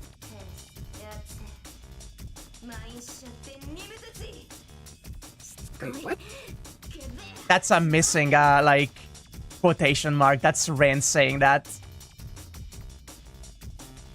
Wait, no, is it? I'm so confused. Hang on. You're too persistent. Who is saying which, actually? Wait. Wait, is mine... this... That would have to be Sakura, because mine Shatten is my shadow, isn't it? Huh. Or shadows. Oh. I think Nimin is to take? Like... Yeah, they're both Germaning. They're both Germaning. You're too persistent. The gem sort of blazes with light. The colorless blade emits 7 prismatic colors, extraordinary power surging from its core. Yeah, I'm sorry, I'm not talking German. That's why Neither of us have to, I don't think. I think I gotta turn up the volume a bit more for that.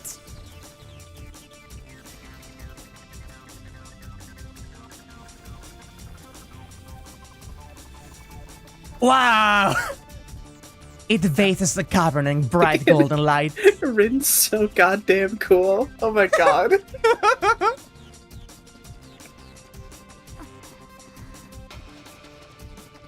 Destroying the last of the shadows in her way, Kosaka Rin reaches the top of the cliff. Matou Sakura stands before her.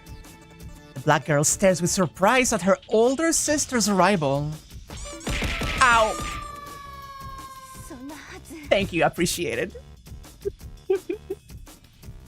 Whack therapy fund. Lord of the Rings is the chicken soup for the soul. I'll consider it. No way. It's not possible.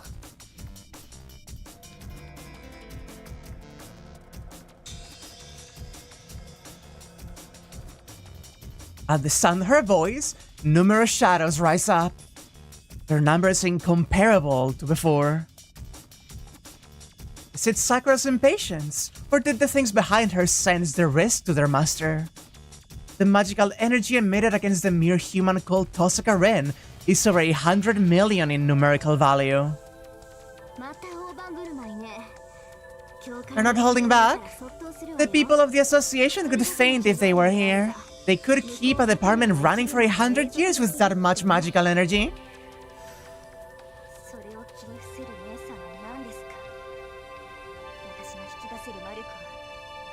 What are you, cutting them down?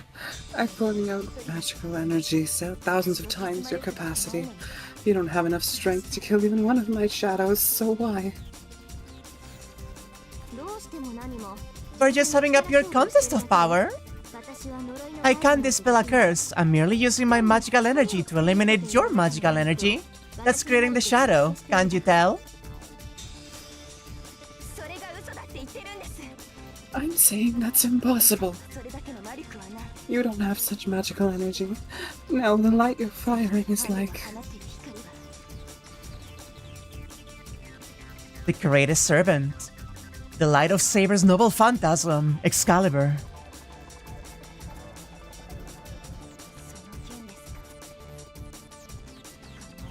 Is it that sword? I don't think it's possible. But that's copying the power of Saber's noble phantasm. It is a limited weapon, activating with your small magical energy. That's specialized in killing shadows. Huh? You can't tell? What have they been teaching you, Sakura? God, she's so smug about it! Don't mock me. That's the only sound explanation. There's nothing to explain. This isn't a copy of Saber's sword, nor a shadow-killing demonic sword. Sakura, this is Zelrech, A gem sort of passed down the Tosaka family.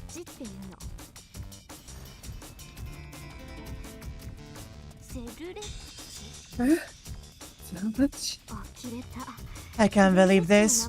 You don't even know the name, Selrich. I don't even want to explain, but in short, it's your natural enemy. You use souls as perpetual motion machine to create magical energy.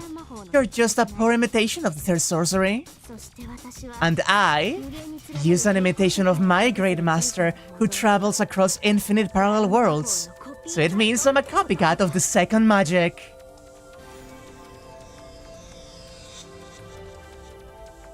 A flash from the blade. Light traces the dagger's swing, obliterating Matou Sakura's guardian shadows. Not only that, light and heat, like those of a miniature Excalibur, send rumbles through the cavern. It's a pure contest of magical energy. What kind of magic? No, magic was used. Tosaka Rain has a stock of magical energy equivalent to that of Matou Sakura.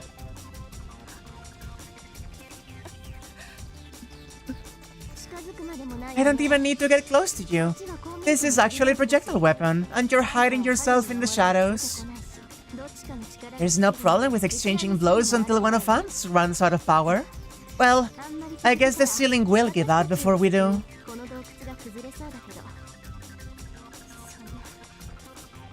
No way. Exchange blows, don't joke around. You don't have any magical energy left. No matter what that sword is, you can't attack anyone. Really? Then let's try. Come on, Sakura. You won't reach me no matter what you do. It's a drastic treatment, but consider it a fee for your lesson. I'll make sure you regret doing whatever you wanted just because you got a bit stronger.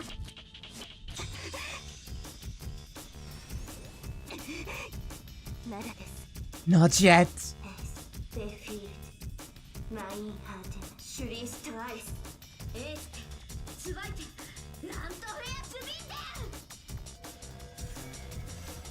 Oh.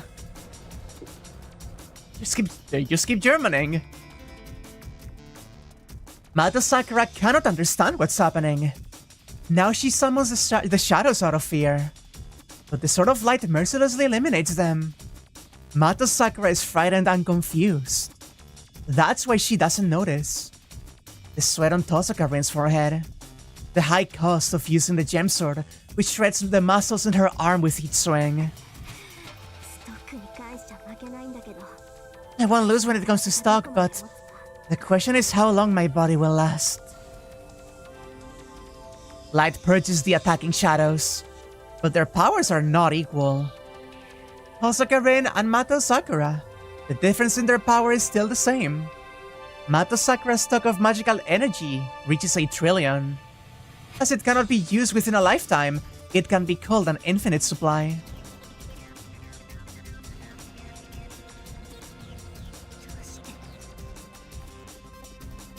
Why? I'm stronger than anyone. Nobody can scold me. So how can you catch up to me like it's nothing? Someone at your level can't do anything but get swallowed. That's where you got it wrong. Even if you have a large supply, it's the caster that uses it. Did you get it? No matter how much water you have, the amount that comes out depends on the size of the faucet. The magic circuit called Matou Sakura can only instantaneously release about 1,000. Then we both have the same release rate, no matter how much you may have in stock.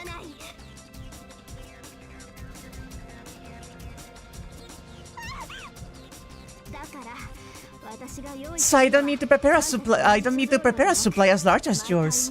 I merely need 1,000 magical energy each time. Such a large supply of magical energy is just a waste. It's not the size, it's how you use it. Yeah. Yeah, that's literally what's going on, don't worry about it. The line of light is swung. If 1,000 light is smashed against 1,000 shadow, the powers will certainly cancel each other. But Tosaka Rain's magical energy doesn't even reach 100. The contradiction. It doesn't need to be said that her sword creates the competition that should not be possible. A sword of light releases a... Oh, I like that one! Oh, that's a really good one! God, she's so fucking cool. Oh my god. A sword of light that releases 1,000 units of magical energy with each attack and replenishes even more. It's not using Tosaka Rin's magical energy. She's merely collecting the mana saturating this cavern and releasing it through the gem sword. Odd is the energy within a magus, while mana is energy within the air. It's self-evident which is stronger. As Ren is inferior to Sakura, the only thing she can rely on is the mana in the air. True. The mana in this cavern reaches 1,000. It would only be once, but with the mana's help, she would be able to eliminate a giant. But there would be nothing left after that. Air holds a finite amount of power. Just as with humans, when the mana runs out, it takes a long time to be replenished. Tosaka Rin can only oppose Matou Sakura once in this world. But, that being the case, consider for a moment. What if another cavern existed here? That could mean she could oppose her enemy one more time. And what happens if something can make that if into reality? Parallel worlds. What will happen if one can open a hole into a parallel world and pull out the unused mana from the cavern there?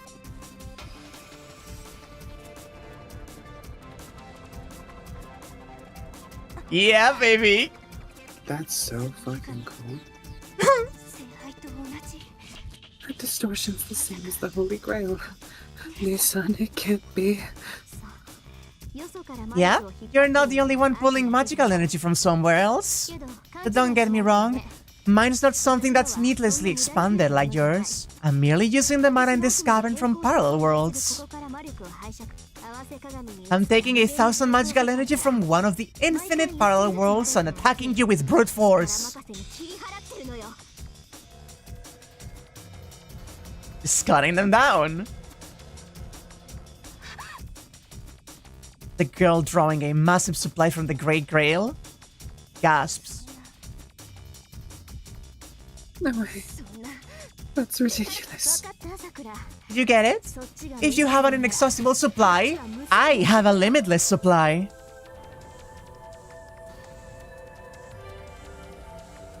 Hey, Rin's so sick, actually. Gem Sword Cell Wretch. It's a miracle that makes a path in between infinite parallel worlds.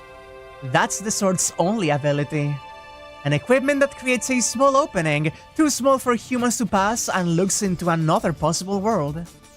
The dagger has no function to amplify magical energy, nor does it have the power to create energy when swung. But its sole ability is enough. She merely needs to pull unused magical energy from the next cavern after she uses up the energy in this one. She can move on to the next one after that. The next one after that. The next after. Next after next. There's no end to the parallel worlds. The possibility of opposite mirrors are infinite. Therefore, limitless. Even if Rin's capacity is only 1,000, it doesn't matter. An inexhaustible supply and an infinite supply.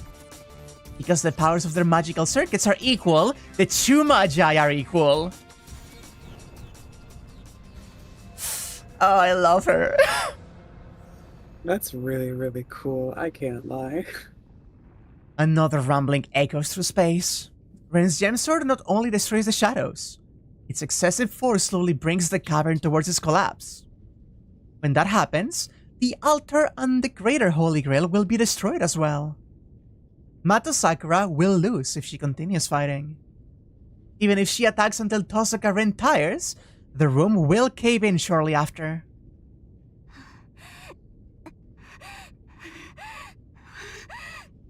Oh. The shadows stop. She must finally understand the origin of her enemy's power. Gasping for breath, Sakura glares at her older sister.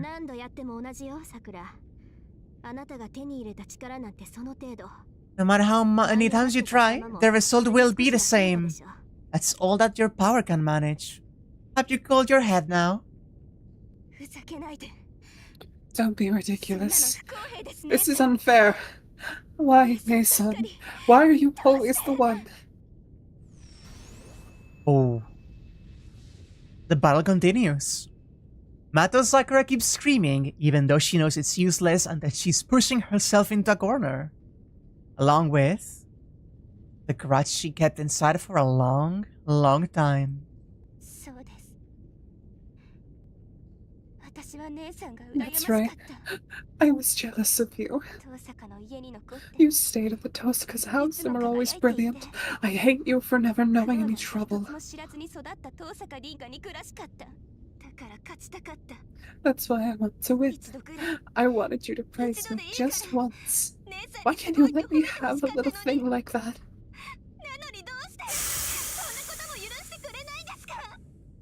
Sakura. The older sister slashes away at the oncoming shadow. Gritting her teeth, she catches a glimpse of her sister's mind. Why? It was different for me. We were sisters. We were born to the same family, but I had nothing. I was trapped in a room with worms and was treated as an object. I never led a human life, and nobody said anything kind to me. Oh boy. Hatred. The hatred is not directed at her older sister, but... I almost died every day. I always looked myself in the mirror wanting to die. But I was scared of dying. I didn't want to disappear by myself. Because I heard that I had an older sister. I'm a child of the Tosaka family, so I always believed that my older sister would come save me.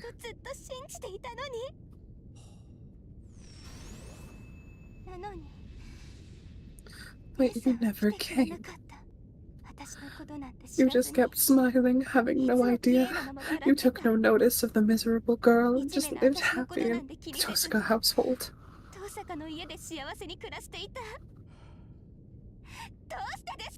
Why? We're sisters and we're both humans, so how come you're the only one smiling like that?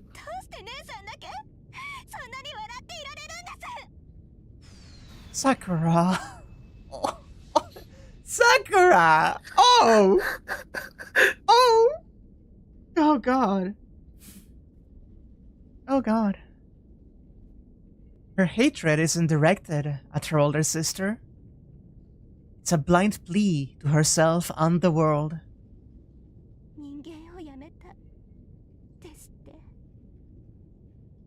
I quit being human. Of course. I haven't been treated like one for a long time. My eyes and hair were changed and every cell in my body was changed so I could become a magus of the Makiri.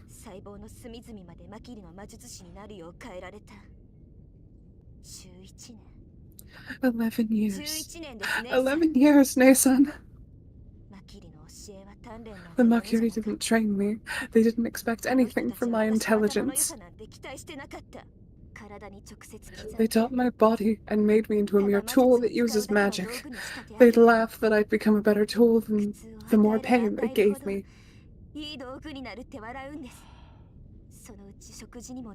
They started putting poison in my food, so even eating became a terrifying agony. Jesus fucking Christ!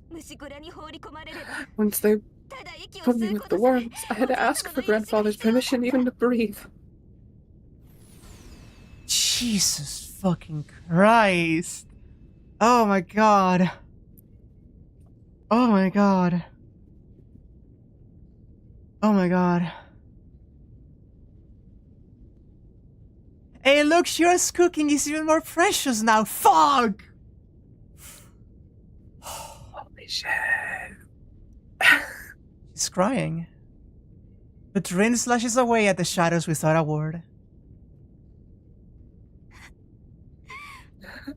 I know I'm crazy, but it hurts. And the more I begged them to stop, the more delighted they became, and the more they tampered with my body. So I'm not smart like you. It's not like I can do everything like you. All I can do is to take my pain out on others.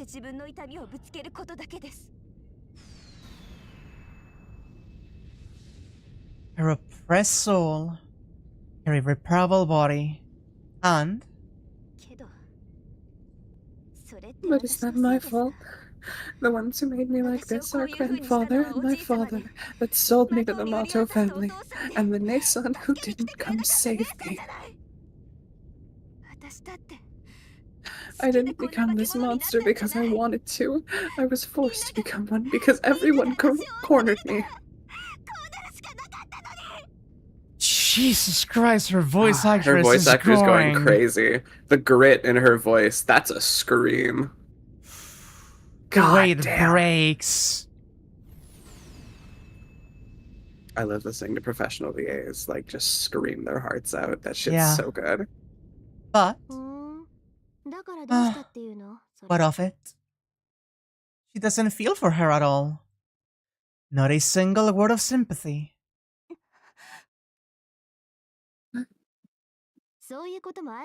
Things like that happen. It's not like crying will change anything. And besides, being a monster doesn't sound so bad. It doesn't hurt now, right? Cruel approval. The girl's cries did go a bit too far, but they were just asking for warmth. But Rin denied it. She says it's right to be a monster, saying it's because she was weak. Her always perfect sister tells her the hard truth.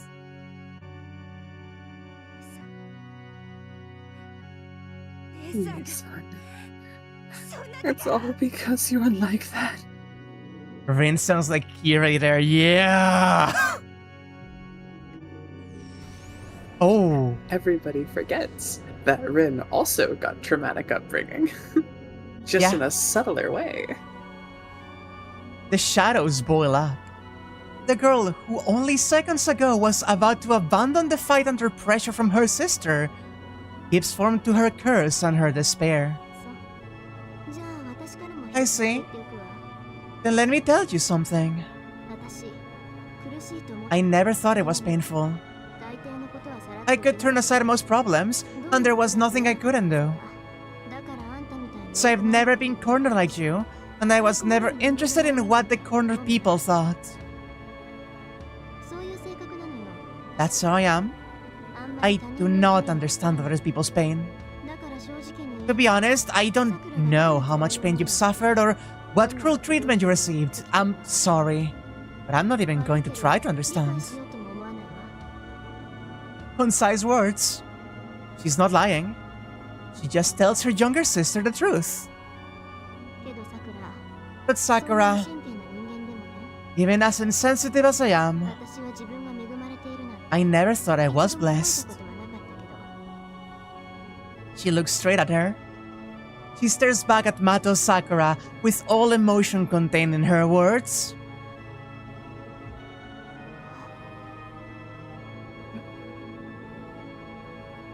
She cannot understand. What did... just say? I wasn't blessed either?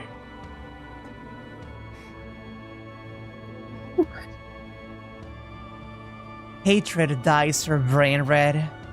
She must be fooling around, saying such convenient things now. Shut up. Now you tell me you weren't blessed? She's about to lose her mind. She's about to break down. Her sister has never looked at her. She showed off her great talent and happiness. Shut up. How can you say that? She never liked or hated me. Who wanted everything from her but received nothing, and says she's still pure and clean. Shut up, Nesan. I won't forgive you. It's not good enough. I don't want to hear such things. I'm not going to listen to your excuses, Nason. Oh my Oh god. Oh, Oh that's my so good. Oh, oh, ha. I am so excited to watch the fucking anime. Oh, it's gonna be so fucking cool. Don't need you anymore. The girl screams as if denying her inner darkness.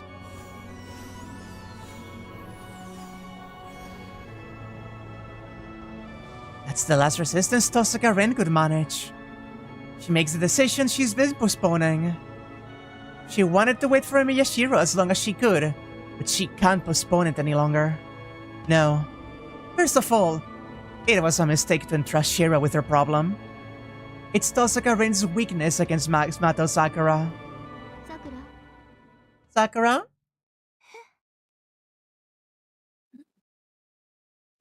Rin calls out to her calmly, as if saying hello. At that instant, Tosaka Rin finishes the battle.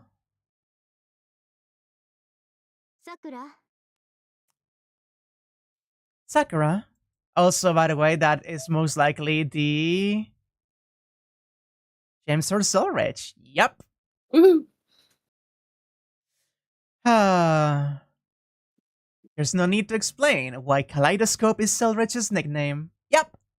Yep. Sakura. She calls out and throws it. Her strongest weapon. She throws the Sorcerer's Inheritance.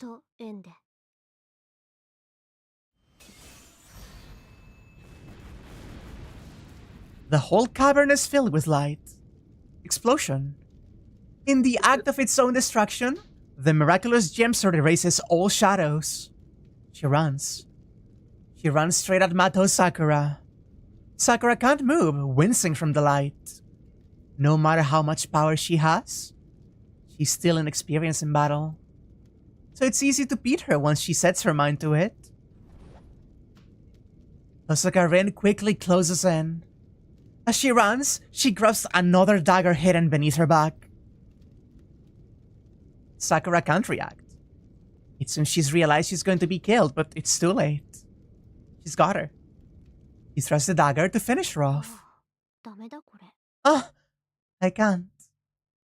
And realizes her own defeat.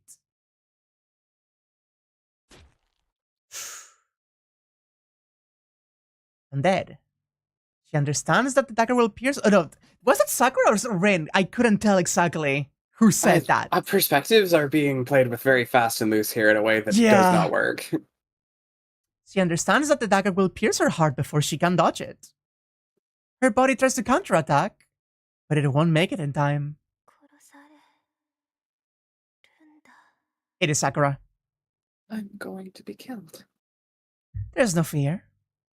She's used to being hurt by others, and she thinks it's natural that Ren is the one doing it. But she doesn't like getting hurt, and dying scares her, so she closes her eyes. She sighs with relief. After all, once she dies, the pain will end. But there's no pain, and the end doesn't come. Warmth fills her instead. The instant she realizes what it is, Matou Sakura regains her sight. There's blood. Warm, human blood flowing from the stomach. The blood is flowing out of her older sister, whose arms are firmly wrapped around her. Nisan? The girl asks why. Rin was definitely faster. She could have killed her, but she stopped her dagger at the last second. Yes. I can't be complaining about Shirou. A faint voice. It's the voice she's always dreamed of. The voice of Tosaka Rin that's relentless but warm and kind. Rin thinks to herself, it's nothing special. She just realized when it counted the most. Right when she saw Sakura up close, she realized she couldn't kill her. I'm stupid. She's dumbfounded. Her foolishness must be absolute if she doesn't realize it until the very last moment. Should have realized it earlier. Oh man. Oh man. Don't do this to me, game. This is so... Oh. Oh my god. But Rin's convinced that it can be helped. Yeah, it can be helped. I can't ignore a slouch. I like orderly schemes, and it irritates me when people aren't repaid for their efforts. And first of all, I like you, Sakura. I've always watched you, and I wanted you to smile. Yeah, I wanted to believe that you had it better the more I suffered.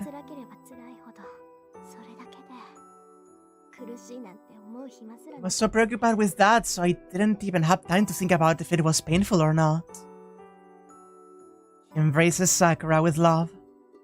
A once-in-a-lifetime embrace between sisters. He softly embraces her sister, who pierces her stomach and holds her there like a treasure.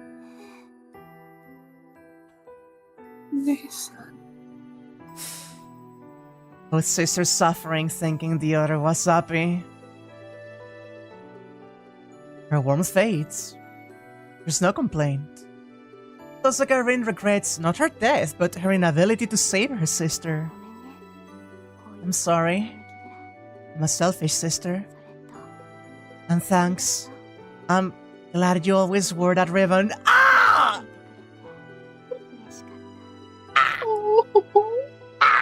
Oh, that hurts! She crumples to the altar like a falling red flower.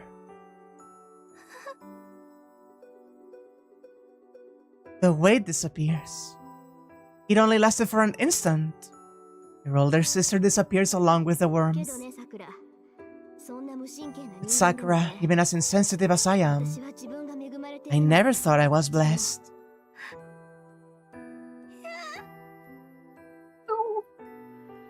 What kind of loneliness is contained in Sakura's words? Her agony for her alone. Nobody else can understand or relieve her. There's no such hypocrisy. And at the same time, what if the girls she admired felt a loneliness nobody could understand? No. What could happen then? She was her ideal, someone brimming with confidence who had everything she wanted. What if her older sister were always bound by something just like her?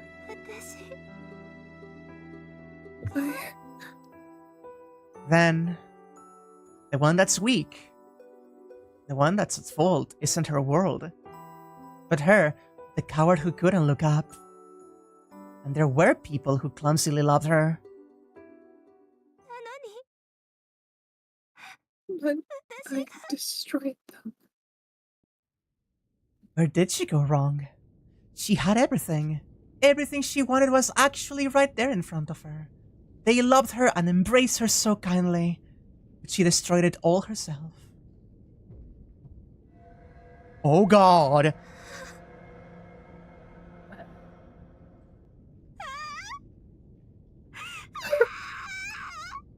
Oh god! Oh dear god! What a Her cry. her hands are still frozen in place, trying to hug someone who's no longer there. The girl, wet with her beloved sister's blood, starts to strongly curse herself. Oh my god! Oh my god! Can we take a second? No, we can't. I was gonna take a second there. Oh man! Holy shit. Yeah? Yeah? Holy fuck. Oh my god. I hug you. I hug you so tight. I hug you so tight. I'm feeling a lot. I can't imagine. I can hear it. I'm Sippy here. Whew. That was Yeah. God almighty.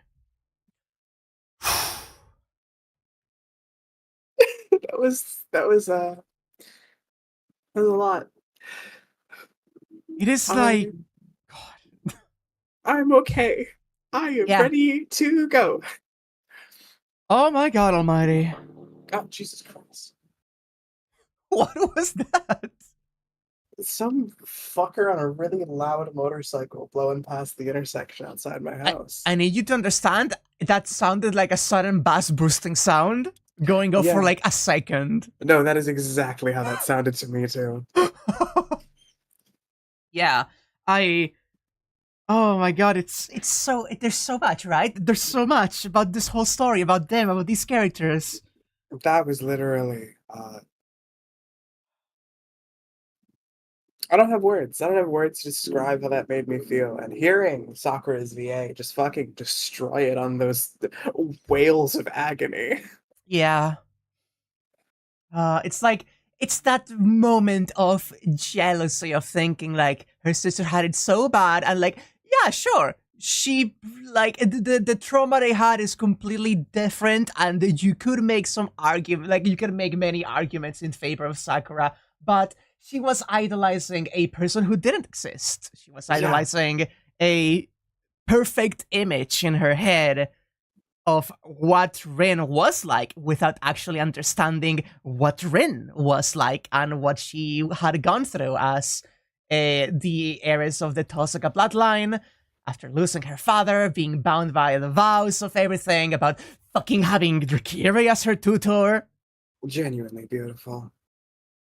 And that moment of understand, it's also that moment, right? It's that moment of like, you know the entire way through that so much of what Ren is saying is so much cope and being the magus that she has to be, that you understand why she is doing this and saying all of this, but like inside you know that despite all of that, she does care about Sakura and she is sad that she has to kill her. And it's that moment of not actually going through with it. It's the Says really so lovely much. parallels between the two of them of like what Sakura was talking about, the whole being denied existence as a human thing. How the two of them have kind of experienced that in very different but thematically parallel ways. Where it's like Tosaka, because she was, I guess both of them, because they were intended to be Magi. Yeah. Just in different ways. And let's also think about what this means about the entire VN. And that is, all of the protagonists are people who have suffered in some way from generational trauma, from the families they come from and the destinies imposed upon them, right? And it's just the thematic thread that they all have. Even Saber, who we don't hear much about her family itself, but basically her country is the stand-in in this case. Yeah. So Saber has her country and the duty that she took upon to save it and protect it, and how she did everything she could, cast away basically her humanity and personhood, and in the end felt inadequate with what she had accomplished. You have Shirou with Kiritsugu. You have Ren with her role as a magus of Tosaka and how she's actually a kind of decent person. So it clashes with being a fucking magus and everything it entails. Sakura's whole fucking deal. Ilya as well. She is literally a forged, created homunculus that isn't going to live long, made to be a vessel for a magic ritual for her family. What the fuck? Everyone. It's so fucking good. Oh my god.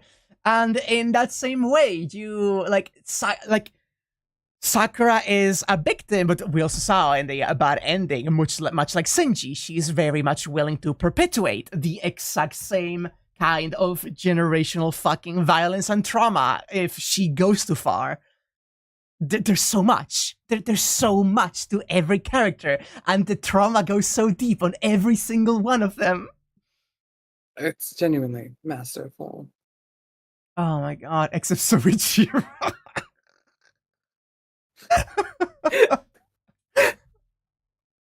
You're not wrong. I mean, we don't know much about him, right? He has something, don't worry about it. We'll get into him later, don't worry. We were from Kolawataraksha. Let's continue. Let's get scooting. I hear sounds. A rumbling shakes the cave.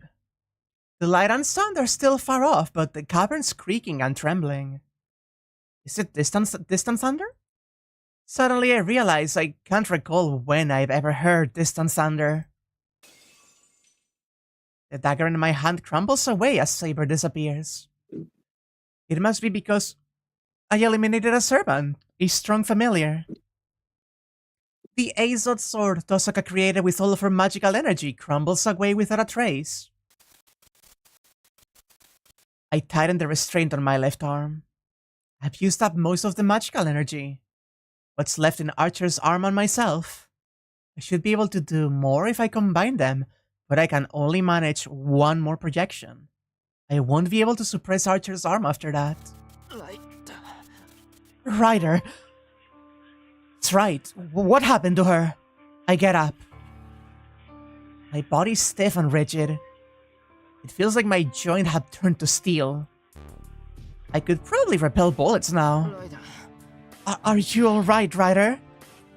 I can't walk well. I walk. Ugh. Blood comes out. Something's coming out of my bent legs. I pretend not to notice. It feels like a metal pipe protruding from my leg, but I can manage to walk if I grit my teeth. Something's making a sound in the distance. It sounds like something I heard a lot as a kid. It's probably still ingrained in my childhood memories. One gets curious about a lot of things as a kid. Ryder. I walked to the wall Ryder smashed into. She's still there, but she's covered in wounds, with her magical energy almost completely depleted. She shouldn't be able to move for a while. I should have her rest. I'm going ahead. Please, come after me once you can run again. I murmur to Ryder and start walking.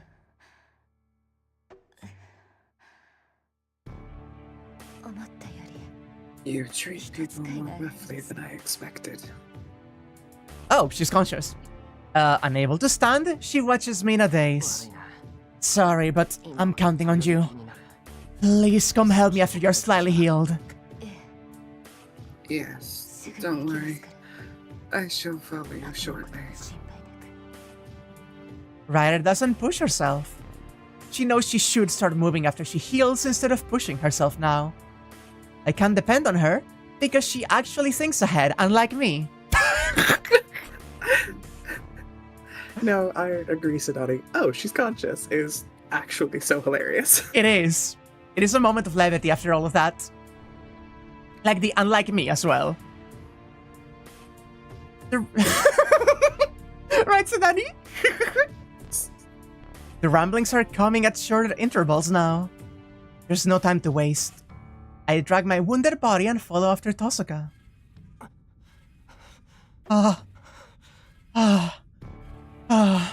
I'm breathing hard.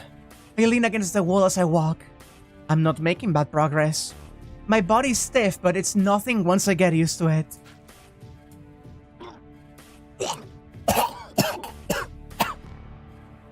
Something comes out of my mouth. I wipe it away and pretend nothing happened. My thigh muscle grows numb, and I almost fall. It's just a little numbness. My pants leg is ripped from the inside, and I can't see inside my body. Desperately, I look away and walk on. I'm almost there. Away. The text shook on an empty background. Warm wind hits my body. Alright. I slap my cheeks and start running. I burst out of the darkness. The familiar deserted land fills my vision. No, this isn't something I've seen. That thing didn't exist in Ilya's memory.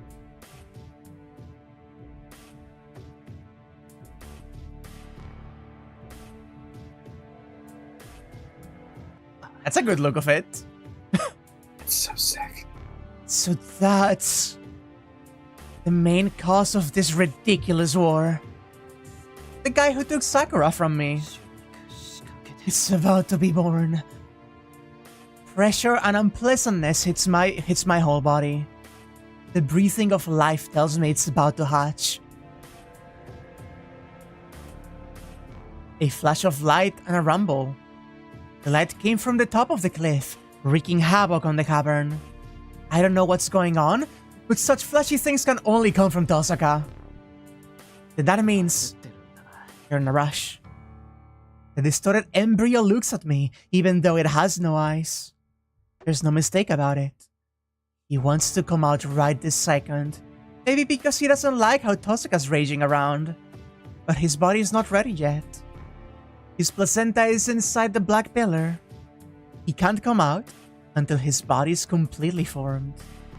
He's impatient because Tosaka's about to destroy the womb itself, and that's why he wants his body completed, even if it may be hurriedly built.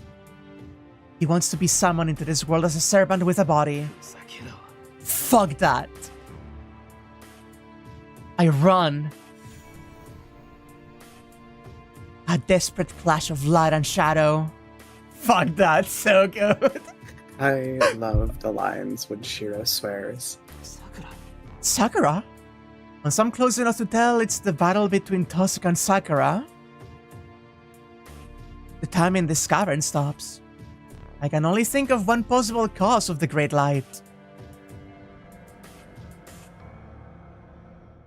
Nessan. With a childish cry, the world starts to quake. This isn't the destruction of the cavern walls by the light. This is destruction on a more fundamental level. The cavern is shaking because the giant shadow is trying to come out. That's... A chill runs up my spine. I get a bad feeling. Hearing Sakura's cry, I imagine the worst possible outcome. Tosaka! Tosaka! Tosaka! I run. Hunting frantically, I scramble up the cliff on all fours. The tremor doesn't stop. I hear a large boulder crash to the ground somewhere in this cavern. I don't care what's happening behind me. I run in desperation, covering myself in dirt. And my eyes are seared with the fact that I was too late. Tosaka. The ground's shaking. I can't see Tosaka's face since she's lying down. She looks like a large flower fallen from its stem. Senpai. I raise my face, backing away from Tosaka's blood-soaked body, as if fleeing is Sakura, cursing her own existence. Sakura?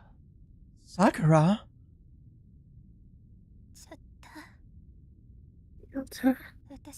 My son cared about me, but I killed her. This Oh is my. beautiful. Tangled up by the shadow, huh? This is beautiful.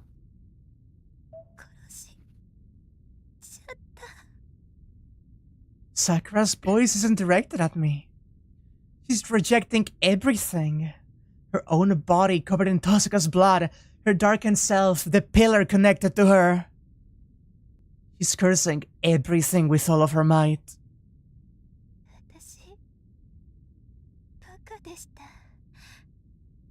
I was stupid. I'm sorry. I'm sorry. There's nothing but pain. You always told me not to lose, but I was too stupid to understand.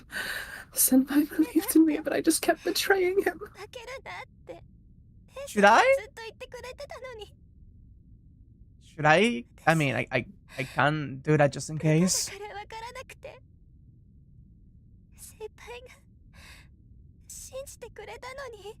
I'm waiting for Fei-Fei's take on this. Oh boy. Backstabbing viziers? I'm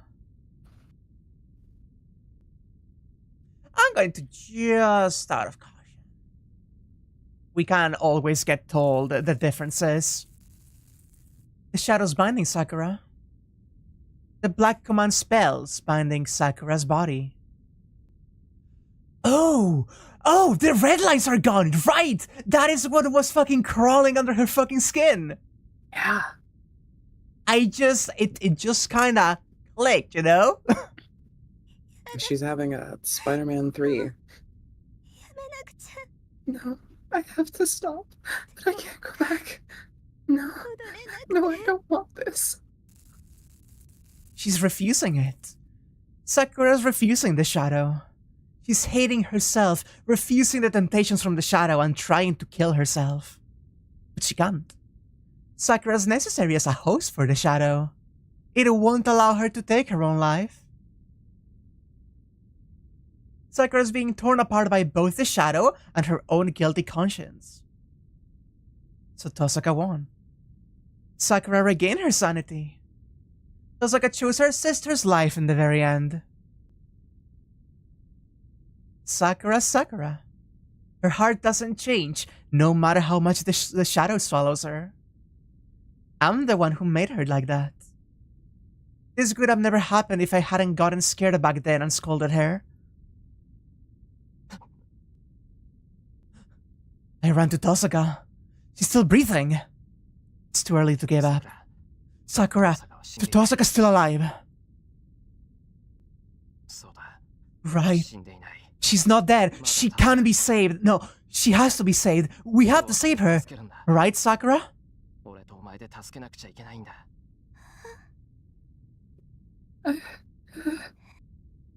Light returns to her eyes. The restraint of the shadow loosens a bit. Her eyes focusing on us, Sakura finally sighs with relief. No! Run, senpai! I just inhaled my own spit, hang on. It's a cat! And frantically tries to control herself. Covering Tosaka's body with my own, I received the shadow's blow on my back. Sakura. Take your time. I've been choking this whole time, one moment. Take your time, please! No, senpai. The shadows come up behind Sakura. Damn it. He's not alive yet, but his sense of danger is first class. I know. It's that kid's fault for not giving up. He's throwing a tantrum because he doesn't want you taken away. Hold on. I'll smack him and get him off of you. I start walking towards Sakura. Hi, title theme. Oh. No. Please stop, senpai. The shadow grazes my cheek. It should have cut through my neck, but Sakura's scream made it miss.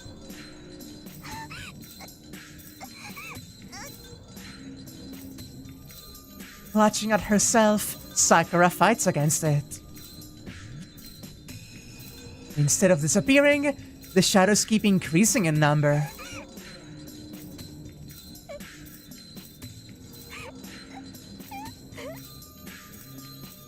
She's crying. Sakura's crying. It's not because of the pain of the shadow swallowing her. She's crying from frustration because she can't suppress herself.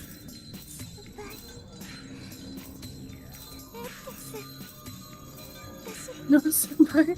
I can't suppress it. Mei-san taught me that I'm going to lose. I wasn't strong. I'm a coward, a wimp, a terrible person. Another step. The shadow's lance grazes my cheek. No, why are you coming, senpai? I'll kill you if you come any closer. Another step. I put my right hand on my left shoulder. Run! Please, senpai! Please take Nei-san and run! You can forget about me. I'll die. I'll die here. I can die by myself. I don't want you to see me like this. The shadow's pressure gets stronger with each step. My advance is hurting Sakura's body and mind. Why aren't you listening to me? I won't hold back if you're gonna come any closer. I'll kill you before you kill me. Ah.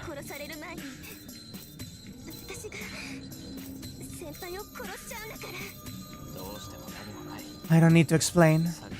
I'm going to get you out of here and save Tosaka. That's what I said, right?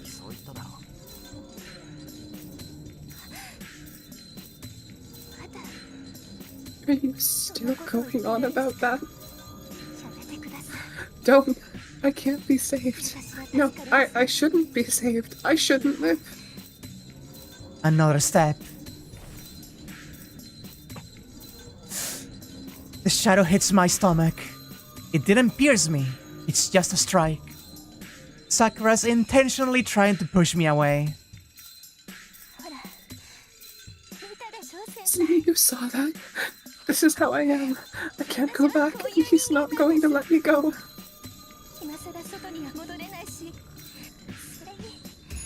And even if I do go back... Hey, realism, hi. I've killed a lot of people. I've killed many people. I've killed Nei-san. I've killed grandfather and killed my son. What do you want me to do? I can't give back what I've taken. I've killed so many people. Are you still telling me to live?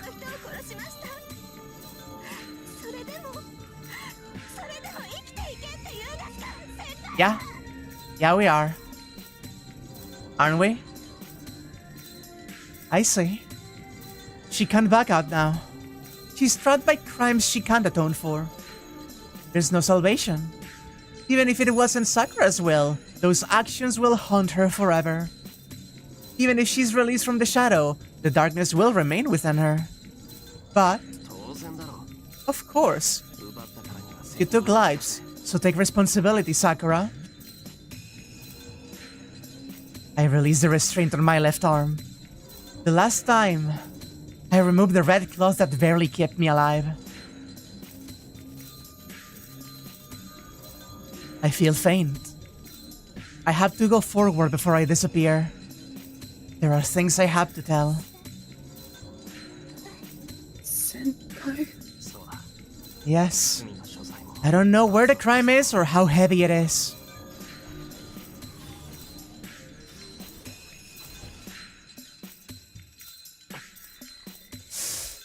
The shadows lance towards my chest, shoulder, left leg, and stomach. Clang. The shadows don't pierce me, but slide off with a spark. But I'll protect you. I will protect you from everything. It may be hypocrisy, but my ideal has always been to protect the one I love.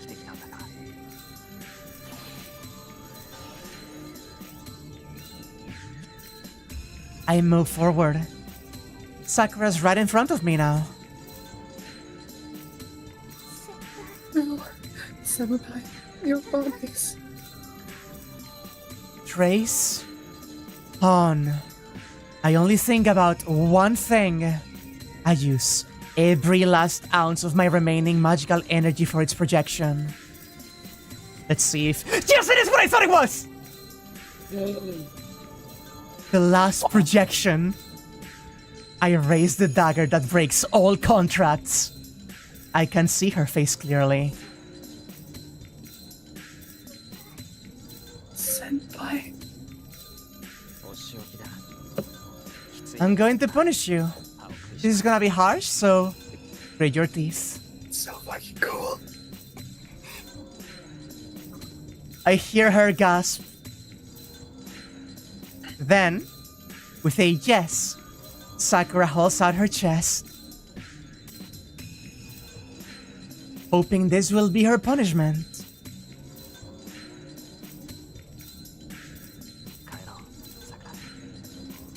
Let's go home, Sakura. Cut your ties with him. And I thrust it into her heart with a single breath. Ooh. It's a censor version, Chad, don't worry. Everything's fine, everything's fine. She's released. The black command spell cloaking her body disappears. A contract breaker. A noble phantasm that nullifies all magic and negates the contract with a servant. Fuck. Without taking Sakura's life, it destroys the contract that bound her.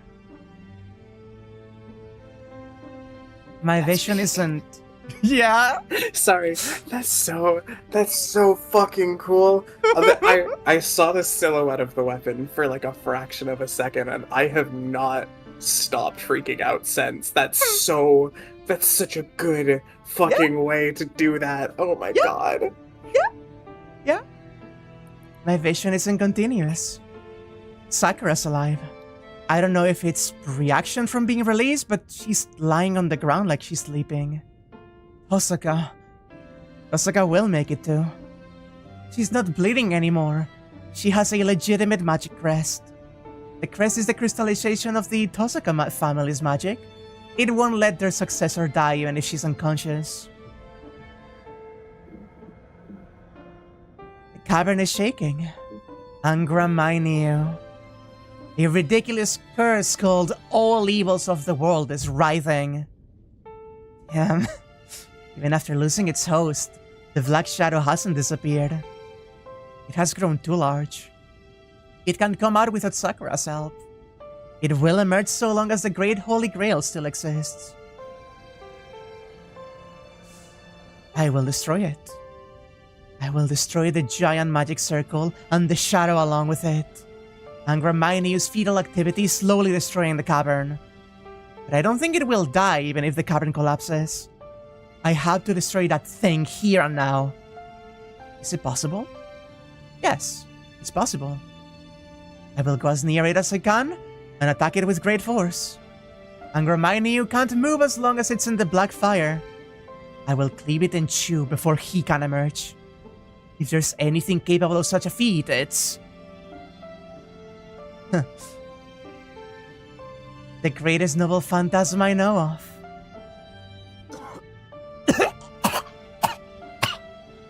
My breathing stopped for a moment. There's about 100 meters to Angraminio. It's fine. It's fine. I can walk this distance. It's just one more time. One last projection. And it's all over. It's fine. I'll be able to do it. I'll finish this off, take the two of them above ground and...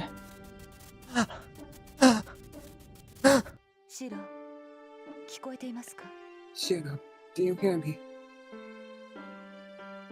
Someone taps my shoulder. Who is this? She can't possibly be a stranger. I know her. She looks dangerous, but I remember she's trustworthy. Good. Can you take Sakura and Tosaka and get out of here? Shirou. The long-haired woman stares at me for a few seconds. What about you? I'll go after I destroy that thing. It will be quick, but every second counts for Tosaka. And Sakura would be affected by the shadow if she stays here. Angraminio might be persistent and make Sakura his master again. Understood. I will carry Rin and Sakura. Please rest assured, I have rested enough for that. Please, go outside with those two. The cavern's collapsing.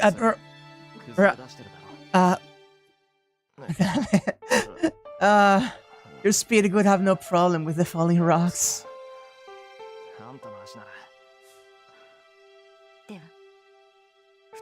And I will be going.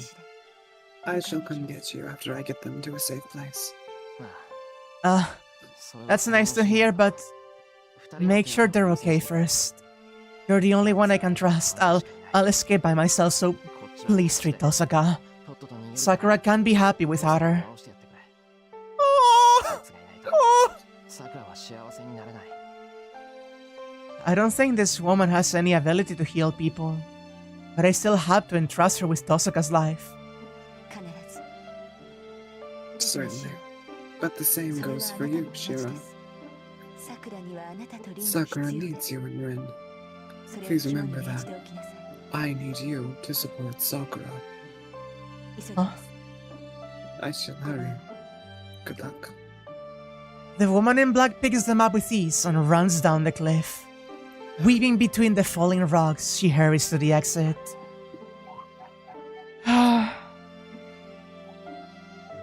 You okay? Yeah, I was just complaining because there was a police officer loudly going whip, whip, whip in the intersection, so I had to mute. Giving you a hug. I don't have to worry about them now. They will be saved if I let her take care of them. So, now I just need to take care of one more thing.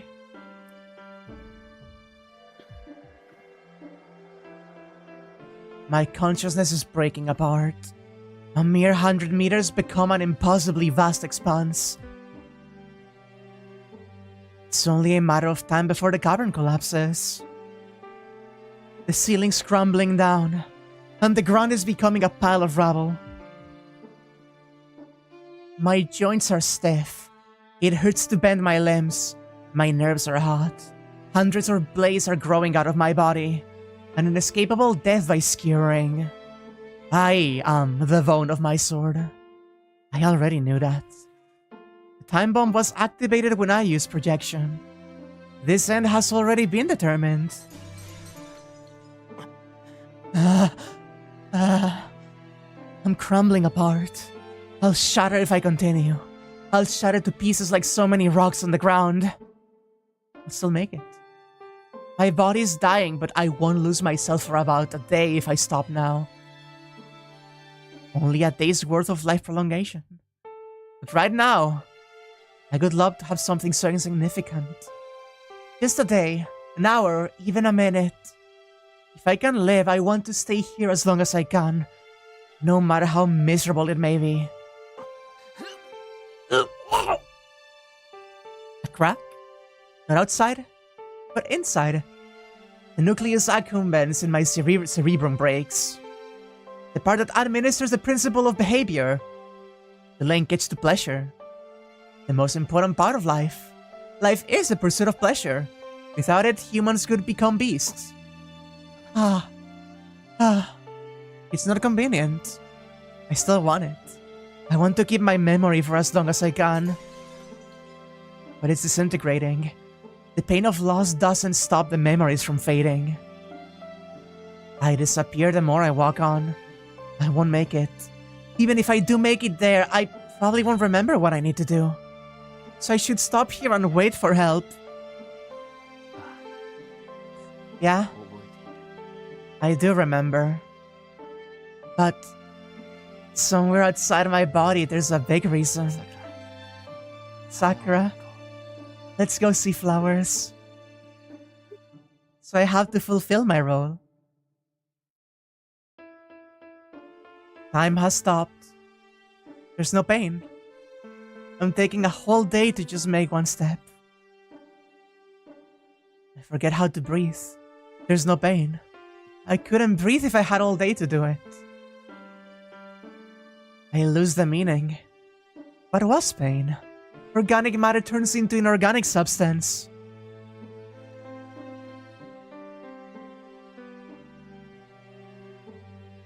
I managed to keep myself. I reach out for the wall to keep from falling. All the shards of my existence are gathered into a tiny foothold. There's no way it will support me. The foothold breaks. There's no principle of behavior.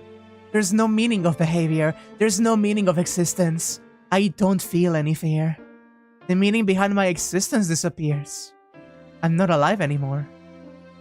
My arms won't move for any reason. Trace. Words come out of my mouth. There's something still remaining even after language, neopallium, and cerebrum are lost. On. The body dies, but the soul remains. Spinning the 8 verses, the load transmits from the body to the soul, and more meaning is... And the Miyashiro dies. The standing figure is no different from a machine. It's programmed to swing the sword, but it's a corpse with no desire to move. But even without human intelligence, there are machines that weave many dreams into this world.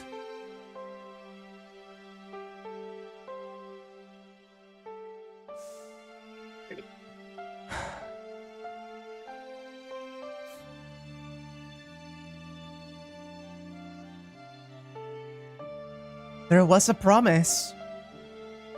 Once winter's over, when it's spring, a recitation of words without meaning.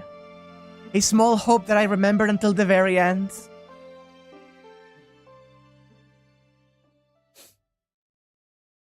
Man. Man, stop! Shut up! Shut it up! Shut it up!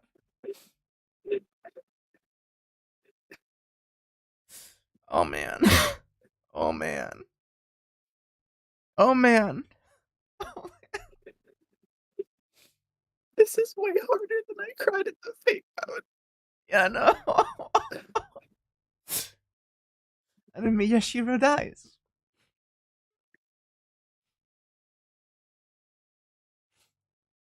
Oh man.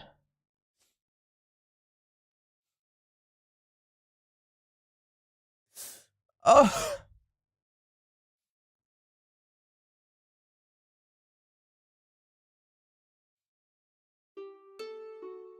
And they wake up, huh? I don't feel tired, and my body and my mind are refreshed. I do not trust this. I do not trust this. I have a fear that I do know where this is going, but let's read on.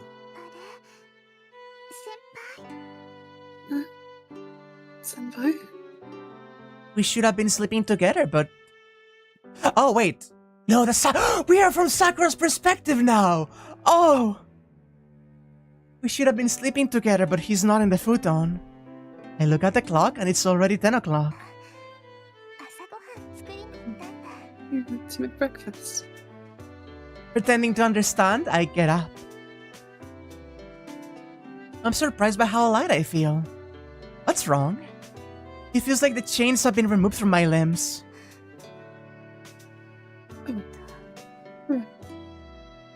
My body burns with heat as I recall what happened. Last night, Senpai shared his blood with me and we went to sleep together. Senpai lost one of his arms after coming home from the forest, but everything's going to go well now. I feel great, so I can have Ryder do more. Nothing bad will happen now.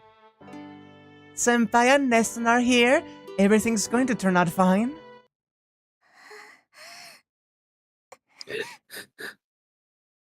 A bad dream.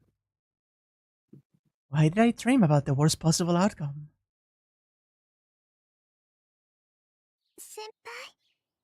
Oh, that's you, right. Senpai? The wind feels good. The porch is filled with light, and walking here lightens my heart. My body feels light as a feather. Maybe I lost some weight while I slept. To be honest, I'm on the heavier side, and I'm fighting against the scale every night. It's the boobs, Sakura. You're thin, you're fine. Please don't fall into these traps. Body image is a bitch. But it's never done any good, and if Senpai said something like, "So you're the type that looks skinnier with clothes on," I'll faint, so it will be great if I'm to lose some weight.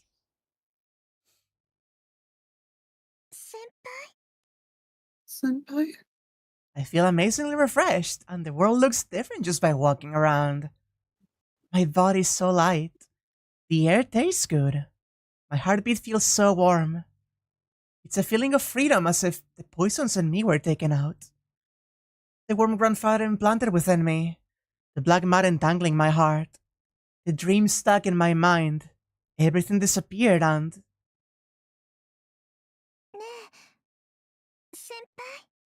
Senpai? There's no one here. The hallway's quiet. Senpai? Senpai? There's no one here. Warm sunlight. Senpai? Are we playing hide and seek? There's no one here. A cool breeze. That's strange. Senpai's only hiding.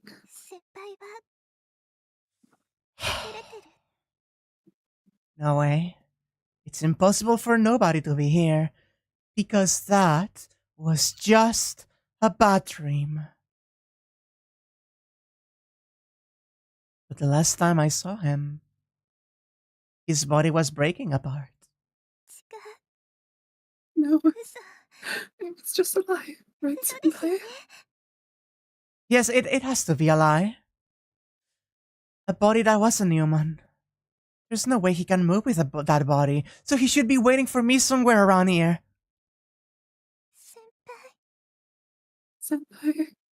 Senpai. But the date I saw in the living room was 10 days since that event, the end of February.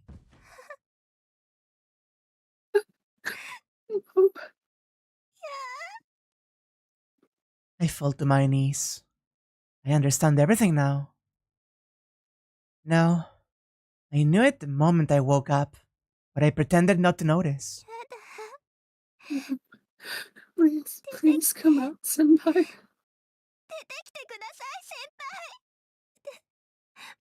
I can't be alone. I need to be with you, Senpai. Senpai.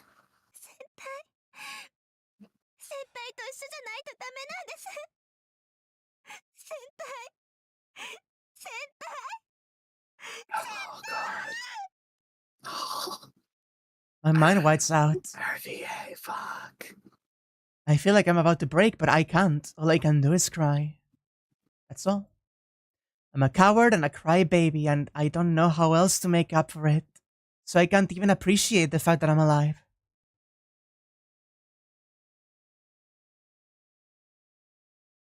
That's the end of the long winter. I'm freed from the chains that have bound me for 11 years, but I lost my only guide.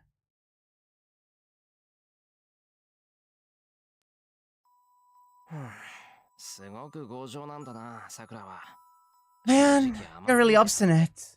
To be honest, I was taking you lightly. It's daddy. Yeah. The boy bluntly said this.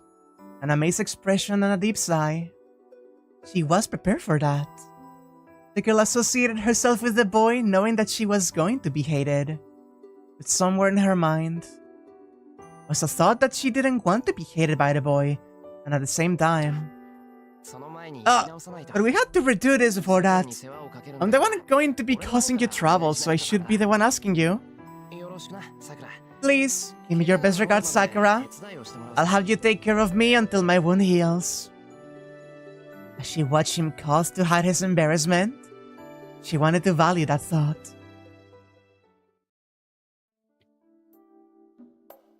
It's spring. We're gonna finally settle down for the time being, Sakura.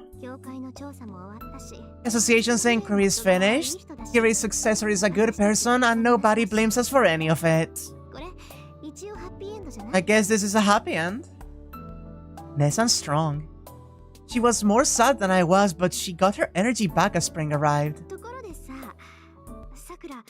Either way, do you want to come to my house, Sakura? If you're going to give up the Matou mansion, it's going to be better if you come to my house, right? I appreciate her concern. I've always dreamed of being able to live with Nessan in her house. I can't bear spending the night by myself, and I don't know what will happen to me after Nessan goes home today. But that's why it's even more important to grow up. I see. So you're going to manage things by yourself?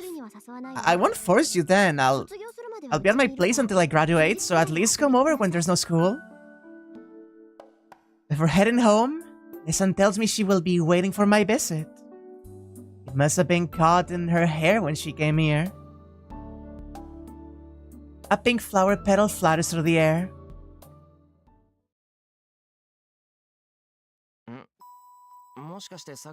Huh. Is this your first time cooking, Sakura? It wasn't true, but I wasn't skilled enough to say I was good at it. I read a lot of books before I came here, and I'd had my share of cooking classes. But I was really scared of having someone eat something I made. That's not true. I can make easy dishes. Well, that's not what I meant. I guess you will get used to it. Alright, let's start with the basics. It's hot, so watch out. The basics turned out to be rice balls. We made them together. I thought he was making fun of me. I sulked a bit, but when I looked up, I saw he was serious and I couldn't get mad at him. And then we'll trade. I'll give you mine, so I'll have the ones you made. He ate the rice balls I'd just made. He ate something I made and thanked me for the meal. I don't know what he wanted to teach me, but I felt less awkward starting the next day and I wanted him to eat my meals again. How are you feeling? How are you feeling? Leave me alone. It's spring. Really, Sakura-chan? It will help me out if you're the manager, but, I got much more money than I expected when I sold the mansion. It's more than enough to maintain this house.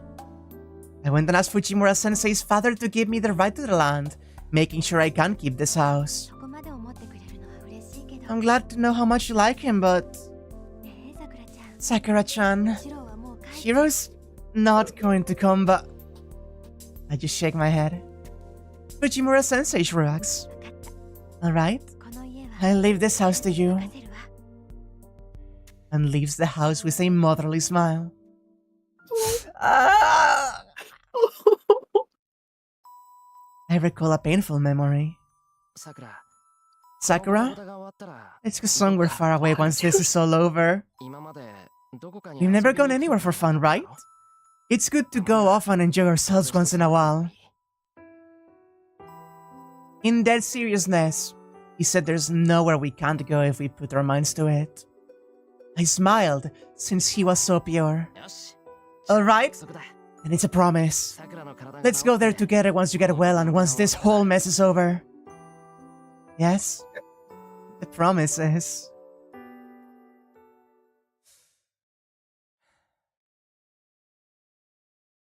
It's spring. I think I haven't seen someone for a while now. It's painful to be alone. My memories keep looping in my head and I want to turn the power off. It's fortunate that I don't miss people, but then... why? Of course you took life, so take responsibility, Sakura. Yes, I have to do something. It's painful to be by myself or to be with others, but I have to do something I can. But I don't know how I can atone. I can't think of anything I can do for others. So this will be for myself. I'll grow one flower every year for the promised day. Oh. It's spring. I'm getting used to being alone and it's getting fun to be with others. But it's still scary. Talking to someone makes it feel like the whole world is condemning me as a punishment. Yeah, hon? Don't look at me. I'm fine. I'm fine. Don't look at me. But I'll protect you. I'll protect you from everything. It may be hypocrisy, but my ideal has always been to protect the one I love. He's really selfish. I think it's the worst when he says whatever he wants and doesn't actually protect me. So I'm not going to forgive him. I'm going to tell him a lot of selfish things to bother him. But I'll forgive him. He says it's hypocrisy, but his words alone calm me down so much. He's irresponsible, but I love him and he loves me.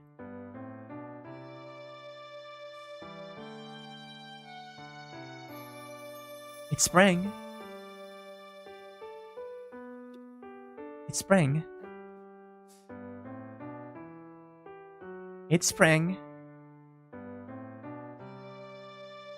It's spring. No one comes here. I'm not sad, but I'm waiting so calmly for the spring that I sometimes doubt my sanity. I'm not sad because I have certainty. I believe I'll be compensated for all of my pains. But there's one worry. You're right, Senpai. I'm gonna get over this right. I hope I can be healthy until that day.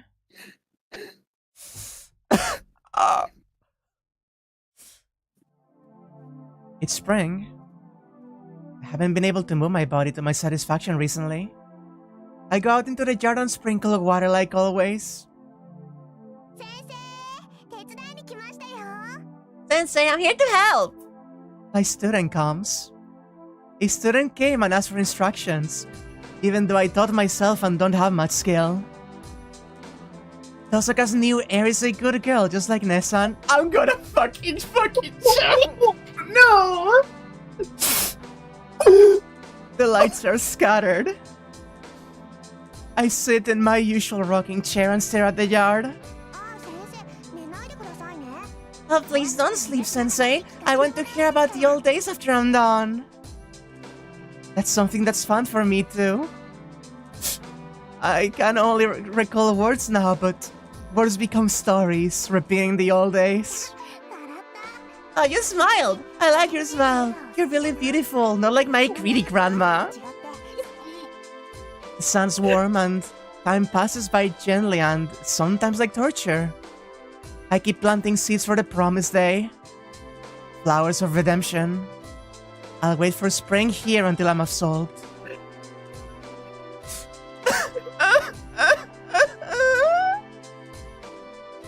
And it's spring again.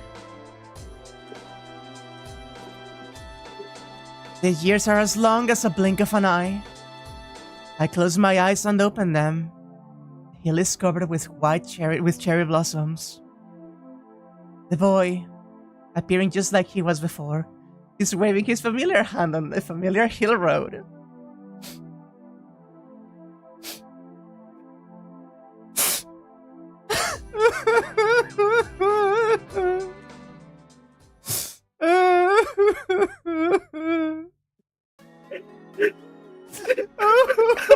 My fucking god! The nation's bonks have been turned off, chat.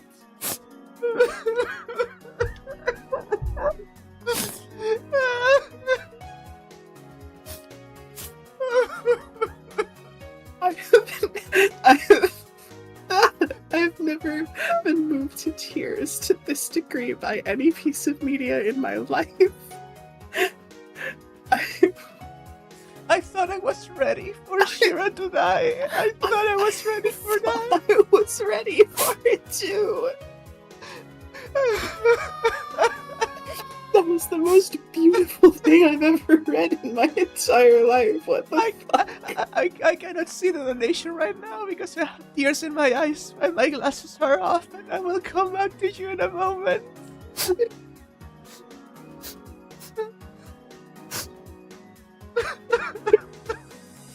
Fucking hell. I'm squeezing you. Big hugs.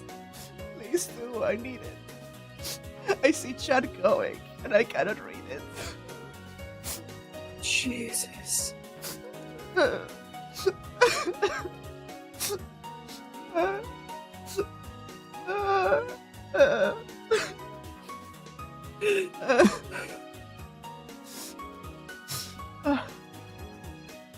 I'm gonna fucking cry.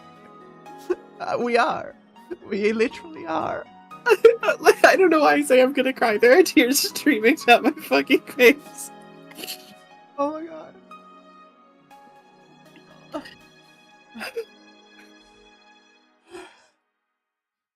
Hey, hey, Wack. That was the most beautiful thing I've ever read in my life.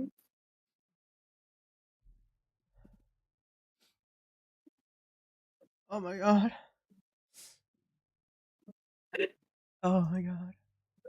End. Just end. Oh, refund process for 2x senior tickets to the New York Botanical Garden. Hope to see you again some other spring. Thank you so much for the donation, Tom. Oh. Ah. That was the bypass to the normal end. Yeah. I honestly think hitting it first is really good. Yeah, Oh my god. You feel so fucking empty inside. Oh my god. Welcome to the normal end. We have another one to go, but oh my god. Yeah, can we just not talk about the other endings for a sec? Yeah, Like, just fucking... Sakura. Yeah, I don't want to Sakura. talk about fucking moving on right now. Sakura. Fucking... I was already crying for several reasons. and then the new Tosaka heir. Sakura. She's my favorite character in anything. I love her so much.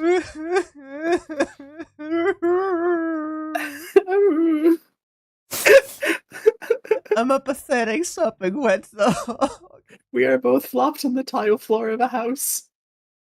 We are weeping.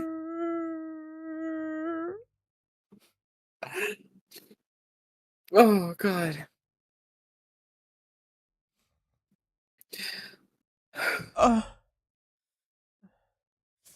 Asu just grabbed me by the shoulder and with like full bald face just slammed me directly into the gut.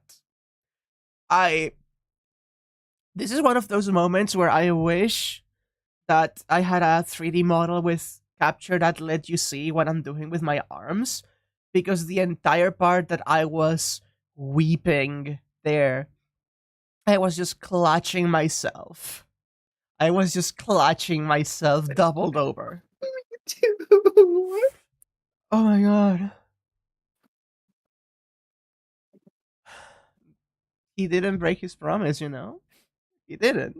He didn't in the end. Back. He didn't in the end. What am I supposed to say after all of this? I'm letting the end pass. Stop! Stop! No! No! Stop it! No, Look at that!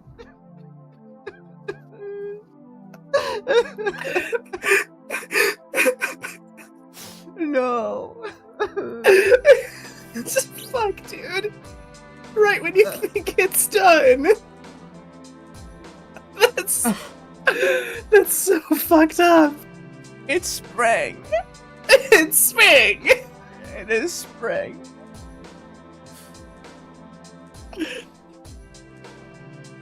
Oh my god. Whack. You're so tight.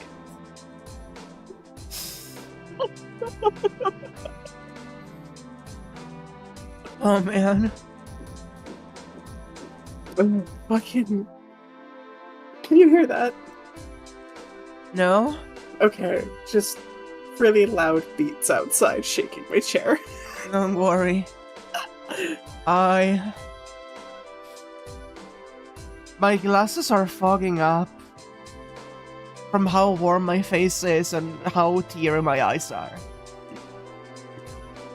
That's how much it's. Oh my god.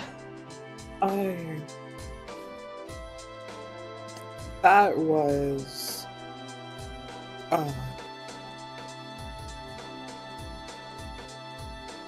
I've got nothing to say. There's nothing I can say that can adequately express. Put together the feelings that I'm feeling. I think the game spoke for itself, honestly. I got nothing. I feel hollow. I feel so hollow. Hollow attracts you. Yeah, we got more stuff to do before that. Yeah, I know. I was just making this funny fate joke. Haha. I'm recovering. I'm fine. I'm keeping it together. I've got my bottle of water here. I'm out of fluids. Please go get water, Han. I'm gonna go get water real quick, and then Go I'm gonna get water. sit down, and we can cry more. Yeah. Okay, so, oh my god. So I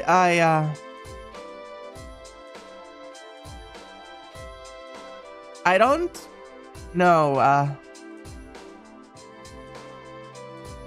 I don't know.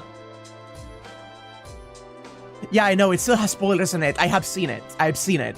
I don't know whether Anya will want to continue right now or not, because I don't know how long the other ending is. But, presuming that we did try to get it today, how long would you say it would take us to get there? And what would I have to do?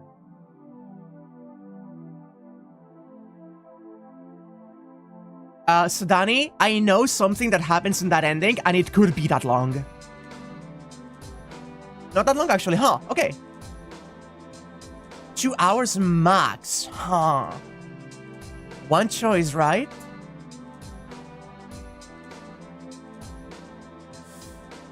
But that will depend. The flag point was the choice branch with Rider, huh?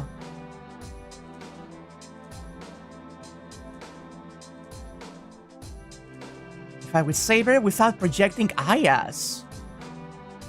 I see.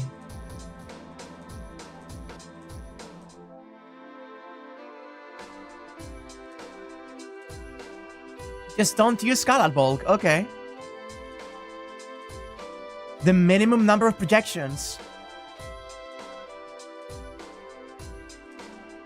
Huh.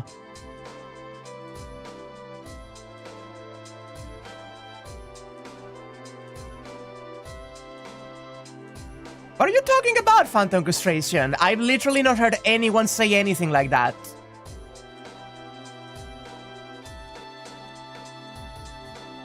And the trend remains okay. So that's literally all it takes, huh? Oh my god.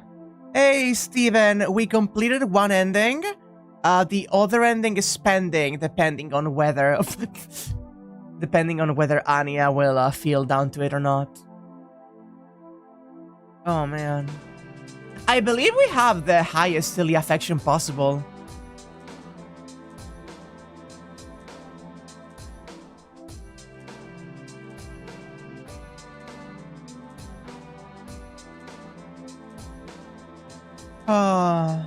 Because like we have chosen well for Elia. Okay, I'm going to just say this, Phantom Crustacean. If you think that is enough to butcher the localization, you are an elitist. I'm sorry. Like, yeah, there's a lot of gravitas added by some of the translation. By the uncensored stuff. I also absolutely understand the lack of censorship with many of the other things. And literally, Saber's name is said a total of 3 times in this fucking VN, and it doesn't fucking matter.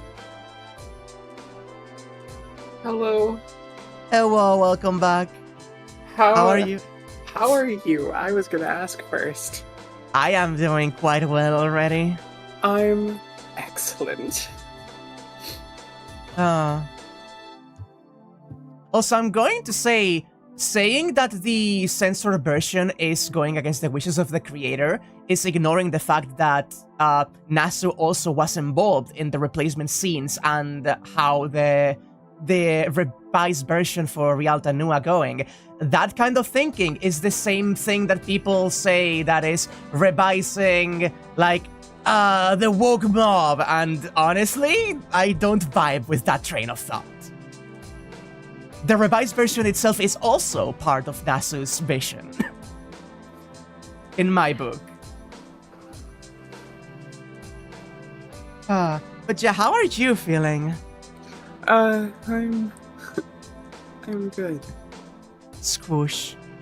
I am, let's say, processing. Yeah. So I need to ask you. I hate being asked questions. Please, Yeah. go ahead. It is 1:34. We have 30 minutes until the usual end. However, we did think about we could go further today. We're ready to get just as long as it took to finish the game if necessary. Okay. So, I've been told what is needed for what could be the other ending, but I want to also know where you wanna sit on what we have here right now and think about this, let this ruminate, and just stop for 2 weeks. Need you to repeat what you said because I accidentally turned airplane mode on my laptop for a second. I'm so sorry. So,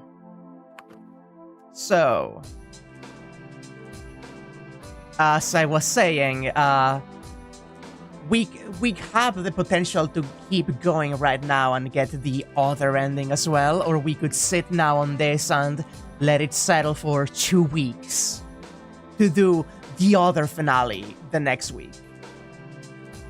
Right. The choice is yours. So, I've been told what we need, and it's literally one choice, and at tops I've been told it would be at tops 2 hours. But it depends not on the time, but the gravitas and the vibes. So, the reason that I was really gung-ho on getting stuff done this week is because I will not be available next Friday. I think, in the interest of that, I would like to pursue the other ending now. Okay. We can talk about our thoughts on the VN as a whole when the full thing has been done. Indeed. And the one thing that we need to change Is it how many projections we use? we projected one time too many. That's so cool! We projected Kaladbolg. Ryder! I trust her. I had to trust her and wait. What good will it do, even if I attack Saber now? Oh, goodbye, Sadani. I hope you have a good night. Bye, Sadani. Oh boy. What can I do with my projection that's already prepared? Our plan's already been determined. Ryder accepted my strategy, temporarily acknowledging me as her master. So, Saber's sword cut through empty space. Ryder has already retreated out of Saber's range, and it's the greatest retreat possible. She jumps back to the edge of the cavern. Saber cannot pursue her. Ryder's chain is tangled around her legs. That's why Ryder went on her knees. Ryder persistently attacked Saber's upper body, entangled her legs as the final attack, and nailed her in place by piercing the nailed dagger into the ground. Oh, that's so sick. You cannot stop me with such a thing. This is so cool. Magical energy courses through Saber's body. Saber takes on lightning and easily destroys the chain. But it's too late. The small opening lasts a mere 2 seconds, but that's more than Ryder needs. Noble Phantasm. 50 meters. Seeing the sudden gap between them, Saber instantly realizes Ryder's intention. And there's only one way to oppose it. A strongest attack for a strongest attack. It is the same. That was an unnecessary projection on our end. Oh, that's so cool. Black light flows out. A scorching wind bursts forth from Saber's sword. A comet will attack her in the next second. The strongest noble phantasm is employed to wipe out the pure white light from Ryder. This is still my favorite CG, I think, in this entire visual novel. Yeah. Ryder lowers his stance. The summoning circle's already completed. A giant eye bound by blood materializes in front of her. Come, Ryder. The sword readied beside her. Converging and spinning, the light of the star reaches the critical point. The black sun stands ready, the flare held in both hands.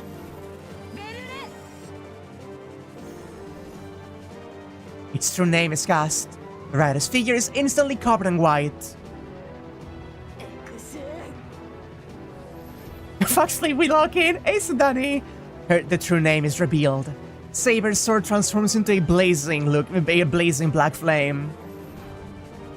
That switch is still the fucking coolest. Easily.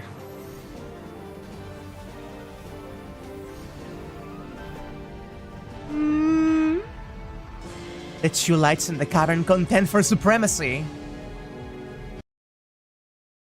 At that instant, I stop time. I accelerate all my processes, disguising this instant as eternity. Trace on. Search, select, analyze, project. That's my role. The second projection. Magic that shapes my existence away. But we can't beat Saber without it. We can't match Saber's noble phantasm even with Bellerophon. We knew that already. So I'm going to make her win. If Ryder's noble phantasm is inferior in force, I will make up for the difference. I am the bone of my sword. I already know what I had to complete. The projection's completed in an instant. The greatest projection Archer knows. The noble phantasm that will lead Ryder to victory.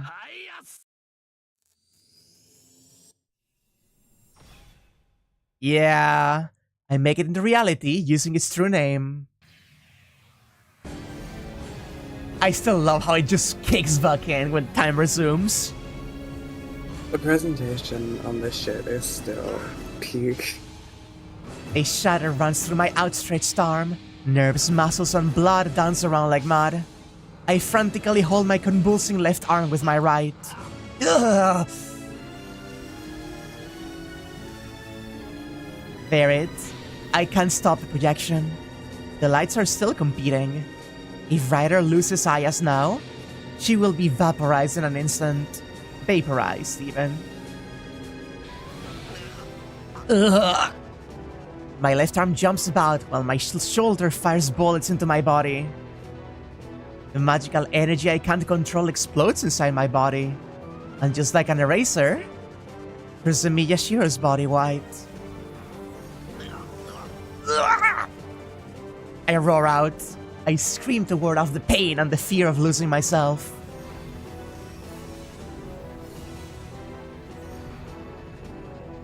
Bare magical energy is smashed. It completely destroys the balance between the two.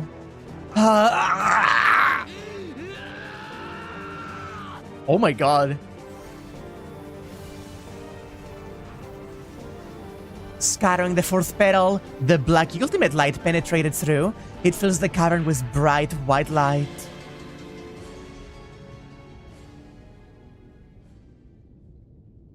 The VA is peak, yeah. The two servants are blown away. Ryder smashes against the rock wall at the exact speed at which she charged. Saber is hurled backward by Bellerophon and falls to the ground on her back. They're both alive. Ryder must abuse her magical energy as she's still on the ground.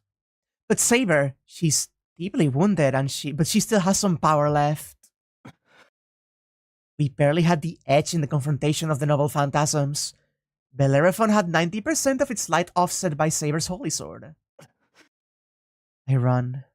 I run without understanding what I had to do. I release the Azod sword while I run. Saber! I run to her. I ran to her and straddled her defenseless body. Shirou. Did she hit her head? Saber's looking up at me absent-mindedly. How must I look to her? I'm on top of her, looking down with a dagger upraised. Saber's natural healing power is extraordinary. She will regenerate unless I finish her off right now. Finish her here. We will be killed unless I kill Saber, who's wounded and unable to fight back. Oh, we don't get the choice. Oh. It goes into Oath immediately. Oh, no. The scene starts before the choice. And I could imagine that we kill her in this one as well. Save Saber! No, I'm kidding. Gemsword Cell Reg, okay. Sisters 7. To the cavern. Wow, there's so much that's the same from that's my choice, huh? Liberation. I am so unconcerned about time. To Angramine. So where does it diverge? Oh man, from here? All the way up here. From here!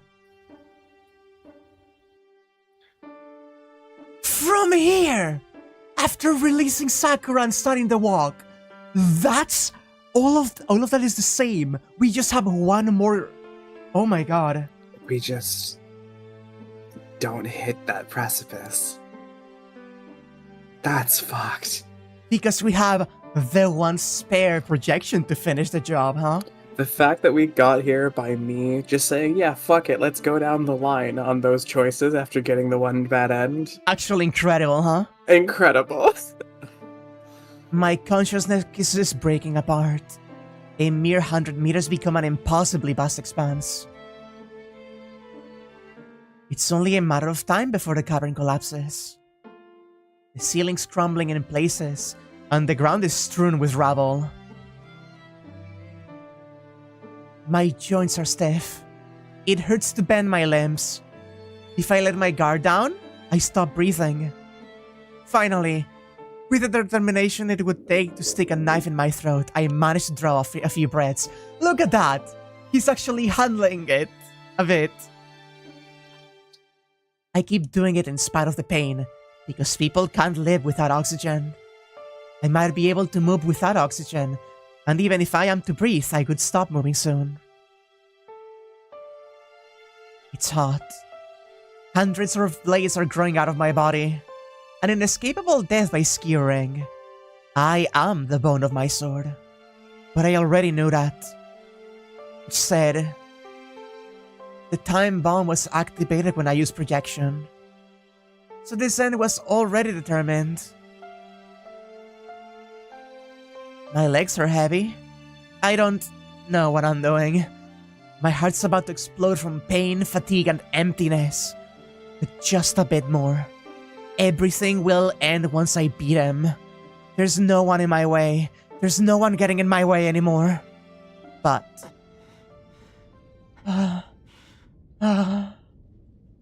Shadow wavers. In front of the crater. The Great Holy Grail. Bathed in the ruddy glow. Is standing. Kotomine Kirei. Yes, it seems we've both managed to survive, Amiya Shirou. Yeah, hon? Yeah, hon? I told you he was jacked. I was waiting for this, holy shit.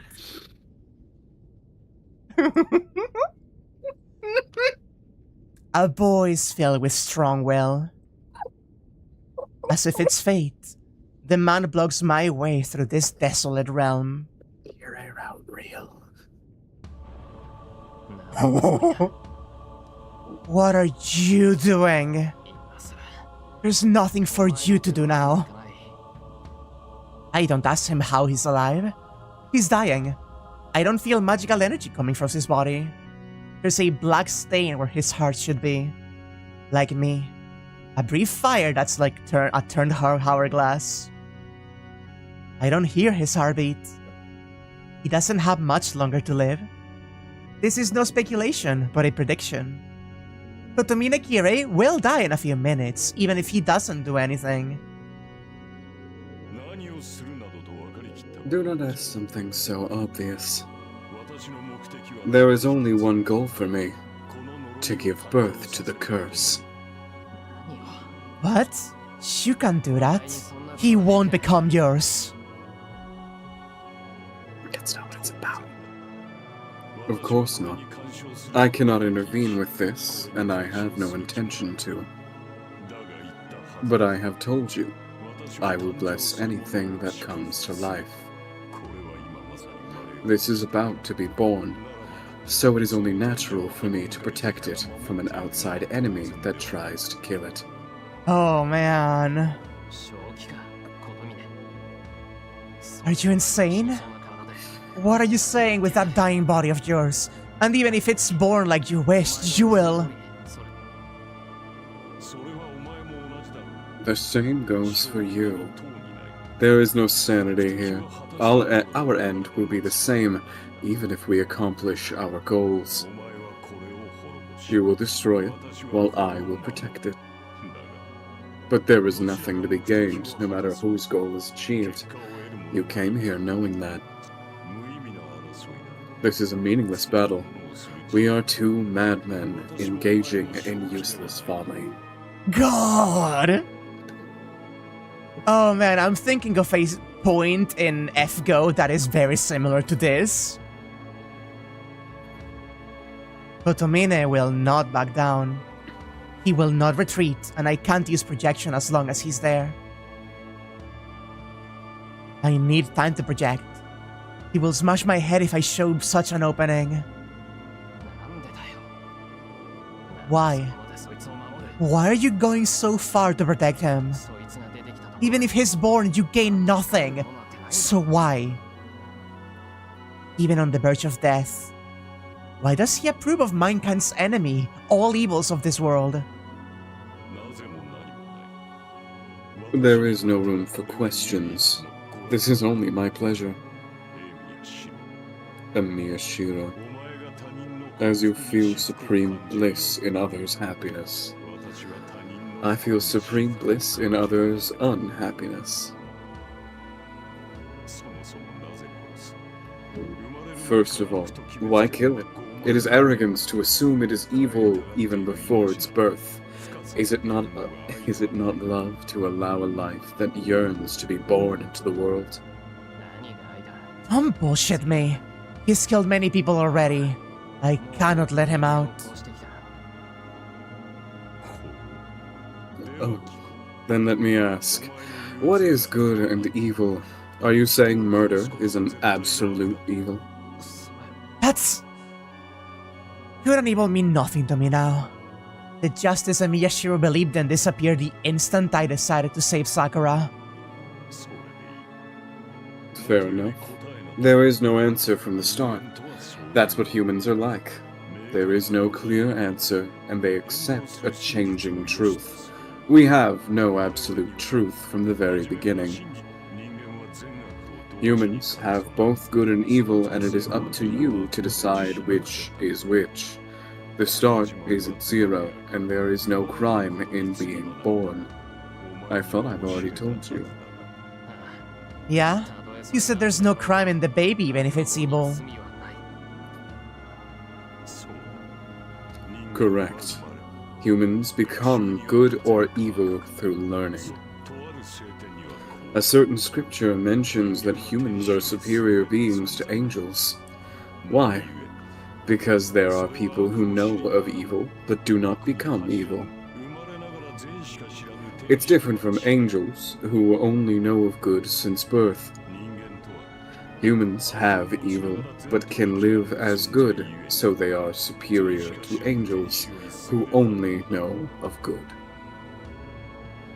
Ah. And at the same time, There are rare moments of goodwill shown by evil men. There are bad intentions shown on a whim by saints. The contradiction, the coexistence of good and evil is the holy grail that makes people human. Living is a crime by itself, and there are punishments because one is alive. Good exists with life, and evil exists with life. Therefore, you cannot inquire about the crime of one who has not yet been born. There is no existence that is born as evil, that is unwanted by everyone. It has no reason to be punished until it is born. That's Kotomine's answer. That man pardons all evils of this world for this reason alone. So you're going to forgive him. He's someone that can only kill. Did you know he will kill many people once he comes out? He's a definite evil for us. Yes, his nature is evil. He was made that way after all. He was born to be evil from the very beginning. He's not like people. This is a pure deity that people made. But even if his actions are evil, we've yet to know what he thinks of it. Huh? What Angra thinks about his own actions? Yes. If Angra considers them evil and agonizes over them, or considers them good and laughs about them, that is not something we can assume. If that thing has emotions like those of humans and agonizes over its doings, it is evil. But if it has no doubt about its existence, it is good. Everyone wished for him to be that way, after all. If it has no doubt about its function, it cannot be evil. God, his mindset is so fucking twisted. It's so fucking cool. What? Yes. Those with defects at birth. Those who were not wanted even before birth. It should show us the worth of worthless life, the meaning of birth. Would it be able to forgive itself after destroying and losing everything? That's what I would like to know. I want to know if it is a crime to live as you are when you are different from others. That is why I killed your father and let Matou Sakura live. I cannot come up with the answer by myself. That is why I wish for the birth of what can provide me with the answer. Oh man! Kirei! That is my goal, Amiya Shirou. I am at the opposite extreme from you, as you have no wish for yourself. Our desires are of the same nature. Oh, he just wants his answer. He just wants to know. I can't comprehend him. His wish is too alien for me. So there's only one thing I understand. That's the only reason he... Sakura. You use Sakura for such a thing? I shake off the vagueness, glaring at the priest with all the hostility I can muster. And... Yes. To that end, I've taken many lives. That's why I cannot back out now. I've told you, that is how I lived. I lived to answer that question. It will not change, even on the verge of my death. God, he's such a fascinating character. He makes this declaration, holding my gaze. His words are bold. He states it as a matter of course, saying that he has no regrets or doubts. I see. That makes me realize we are irreconcilable. I opposed him ever since I first saw him. I finally realize why. I don't want to admit it, but it seems I like Kotomine Kirei. I was frantic to see him as an enemy because I didn't want to accept the fact. He said we're similar. I understand now. We both believed ourselves to be sinners, and we both lived in a certain way to free ourselves from those chains. We both knew we could never be freed, but believed it was the right atonement, and sought salvation that would never be given to us. Of course you're not going to back out. There's no way he will withdraw if he's the same as me. Isn't that he's trying to grant his wish because he's about to die? That's right. It's not that he's protecting his oath in his last moments. That's how he lived until now. He never walked a different path. So even if he's to die in the next minute, he doesn't know any other way to live.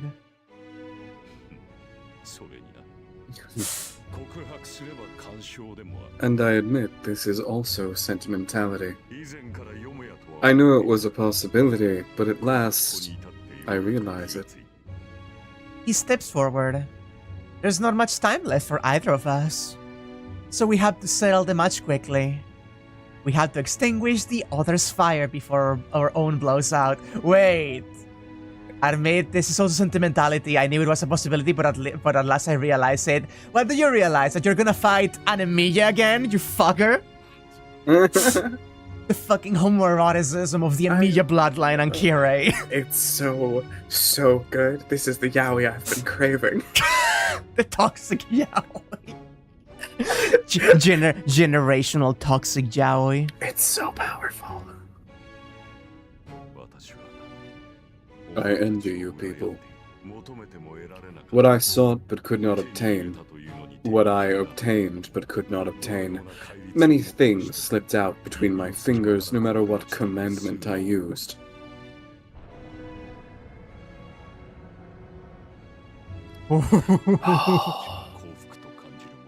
What other people called happiness. I'm going to release my pent-up emotions here. Did not bring me any joy. Yeah, he's empty because he couldn't obtain it, no matter how hard he tried. He sought and sought, but he couldn't obtain happiness. And the only way of life he found was scaring death. So how can he abandon his way of life now? I see. I guess I made you waste your time, Kotomine. I resume breathing. Pulling oxygen into my lungs, I get ready for battle. I do not mind. Neither one of us has much time. Strength enters Kotomine's body. There's no way this is going to turn into a battle of magic. We're both almost dead. All we can do is drive our fists into the opponent. There's no technique or strategy involved. It is a mere brawl to the death. This is so fucking sick. He needs to kill me to make his wish come true. I need to kill him to destroy his wish.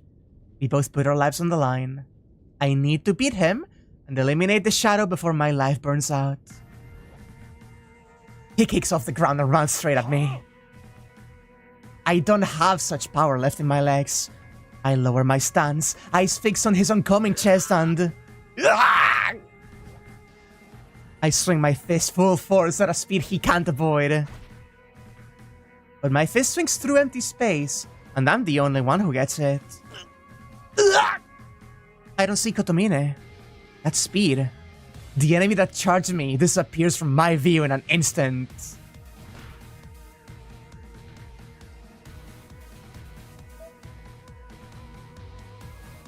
That remix of Emiya's theme? The enemy that charged me disappears from my view in an instant. Hey, can you send me this CG?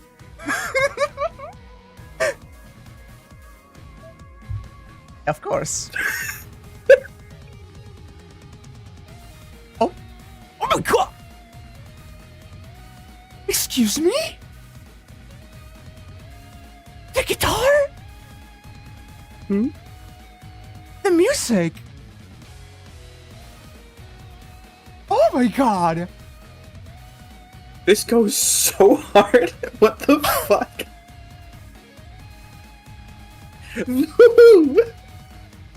That speed. Oh! Oh my god, this riff! What the fuck? This is so good. The enemy that charged me disappears from my view in an instant, crouches down by my left side, slams his palm into my stomach, and kicks up at my body with lightning fast legs. Okay, I'm sending this one to you. I know the deal. Yeah.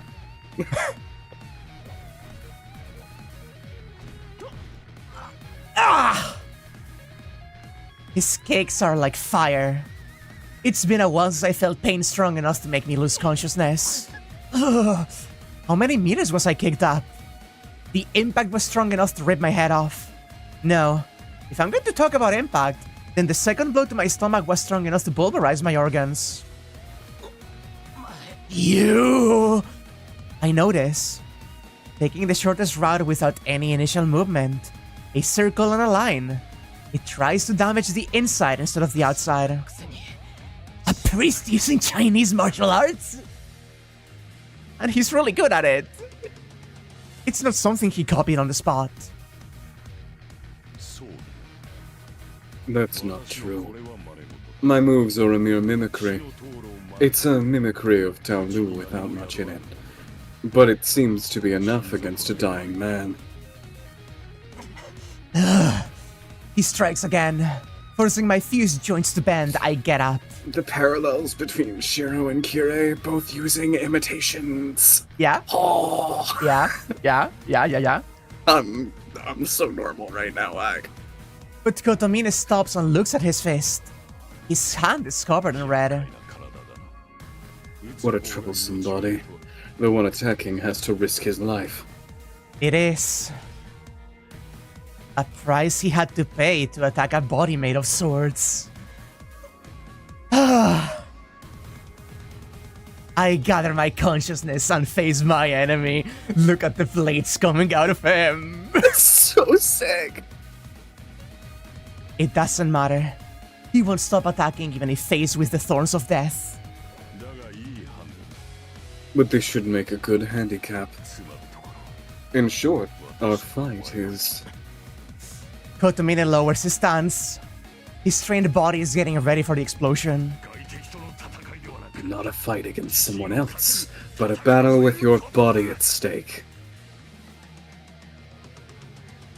The enemy closes in. Kotomine is far stronger than me. His fist won't break. At this rate, the hourglass itself will be destroyed before all the sand spills to the bottom. Oh my god, this is so fucking cool! Oh shit.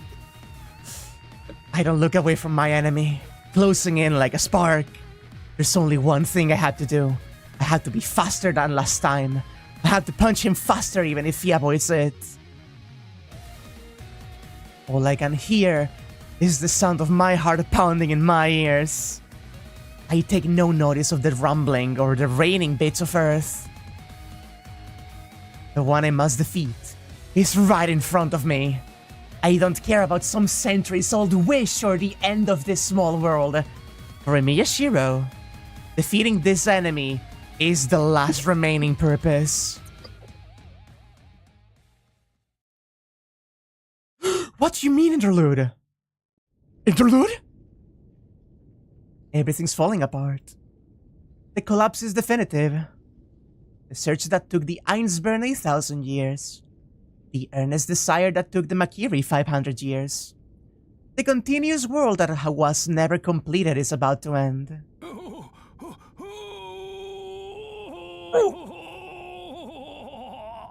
Zogen? What? Zogen? Amidst the chaos, it's still conscious. I don't want to die. The body is a mere collection of dark red flesh, bearing no resemblance to a human being. The storm of worms fills the cavern. It cannot maintain its body, even when using all of its worms. The writhing figure is just a moving pile of meat. But it's alive.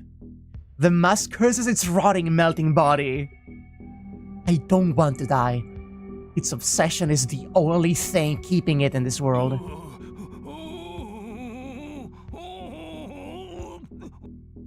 It crawls. Makiri Zoken, the old magus, his soul's vessel destroyed, remains in this world only through sheer force of will. But it's only a matter of time before he dies. He stuffed his rotting soul into a hurriedly constructed worm, but he can't heal his wounds after being killed twice. I don't want to die. The old magus has turned into a pile of flesh and will die after going through immense pain. He will rot until the very end and die in regret, with his earnest desire in front of him. What he yearned for, what he was about to obtain. Is his dying cry from pain or anguish? I don't want to die. He doesn't want to die. How can he just disappear? 500 years. The result he achieved after 500 years. The reward he deserves is right in front of him, so why does he have to disappear?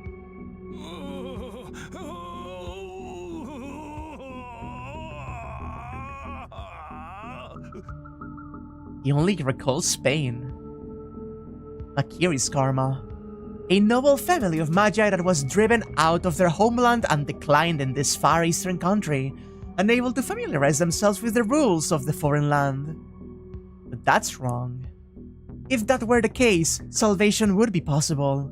If that were the reason for his bloodline's end, he may have accepted fate. I don't want to die. But that's not why. It's not that the Japanese soil didn't suit them. The Makiri didn't die out because of an external factor. They merely dropped out. It has been 300 years since the start of their search. 300 years was their limit. The family died out in Zoken's generation. The suffering started there, and the old man could do nothing but deny the truth. Matou Zoken's life was a frantic protest against the end of the Makiri bloodline. I don't want to die.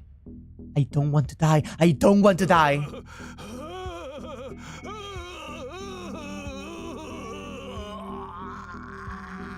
I like his screams though. Me too. Especially fun being Dark Sakura right now. Right, dying's not possible. The crumbling body, it's painful. Nothing but pain. The 500 years were filled with pain. Pain filled the whole life, so what's so bad about seeking eternity? Suffering without satisfaction can disappear without leaving anything behind. The Holy Grail is right there. Grant the wish. The answer being not wanting to die. The wish will come true on top of the cliff, but it's impossible with this body. This short distance is nothing compared to 500 years, so why is it so far away? It crawls across the floor, leaving bits of itself behind. Such tenacity. It should have no function to move, but it moves forward with tenacity. A thought that's filled only with obsession. Ignoring the impending collapse, it moves forward to the Grail. But someone calls out to the hideous monster. You have changed, Makiri. A bell-like, beautiful voice. What? He looks up.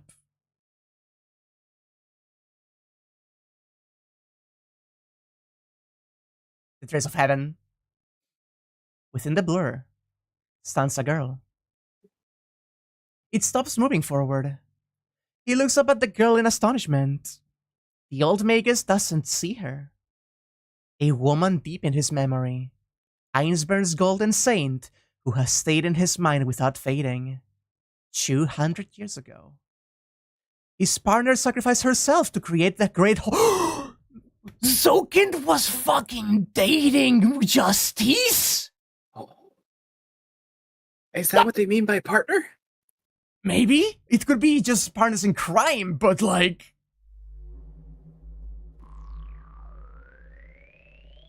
It hasn't faded at all. The holy woman still has the eyes he adores. Oh my god, yeah. Holy fuck. I mean, it could be also obsession, but like, it could be both ways. With the line of partner and eyes he adores, I do kind of think maybe that's what it's suggesting. Mm-hmm. I ask of you, my foe, why do you not want to die? And the girl lets out a familiar voice. Not explicitly stated, but he definitely loved her. The pure question shields his mind from the pain. Why? Why? Why? Now that she asks him, it's strange. Why doesn't he want to die? Why shouldn't he die? Dying means escaping the pain, so why did he cling onto life along with all the pain involved? Oh. Oh. He remembers. Yes, in the beginning he had a supreme goal. To obtain all creation, to obtain all knowledge, to reach where no man can reach, to exceed the limits of the body and reach the infinite we call the soul. The species called humanity has set limits, to go outside the spiral of the brain, to eliminate and cure all hatred and suffering. He remembers. The grief of finding out there's no such thing as paradise. If it doesn't exist in this world, if its creation is impossible with a human body, he inspired himself to go to a place where it can be done. Not to make a new world, but to change his human life.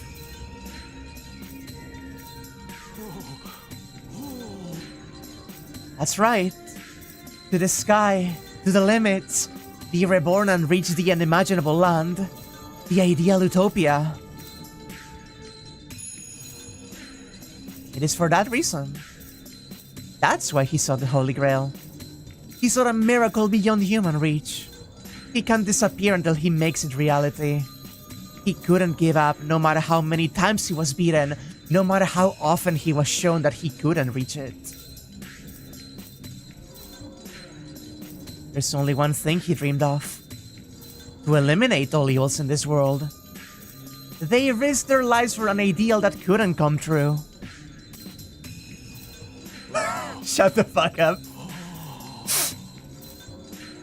That's why he remained. He kept seeking even after his enemies died, knowing it was meaningless.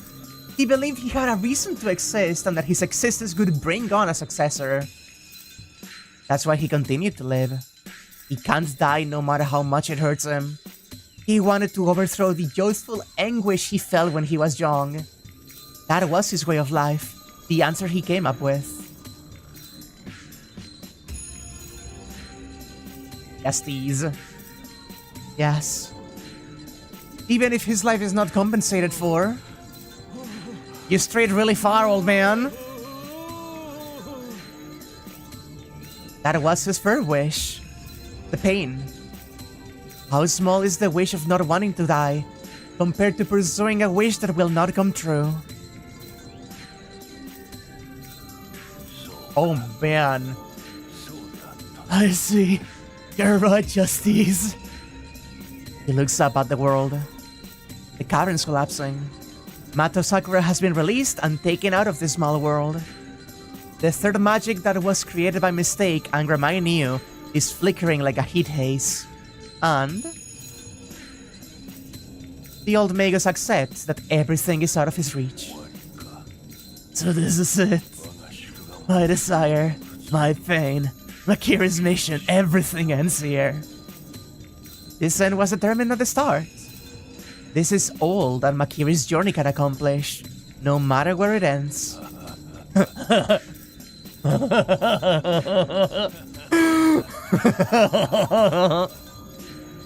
But in no way is it a miserable end to a life filled with pain.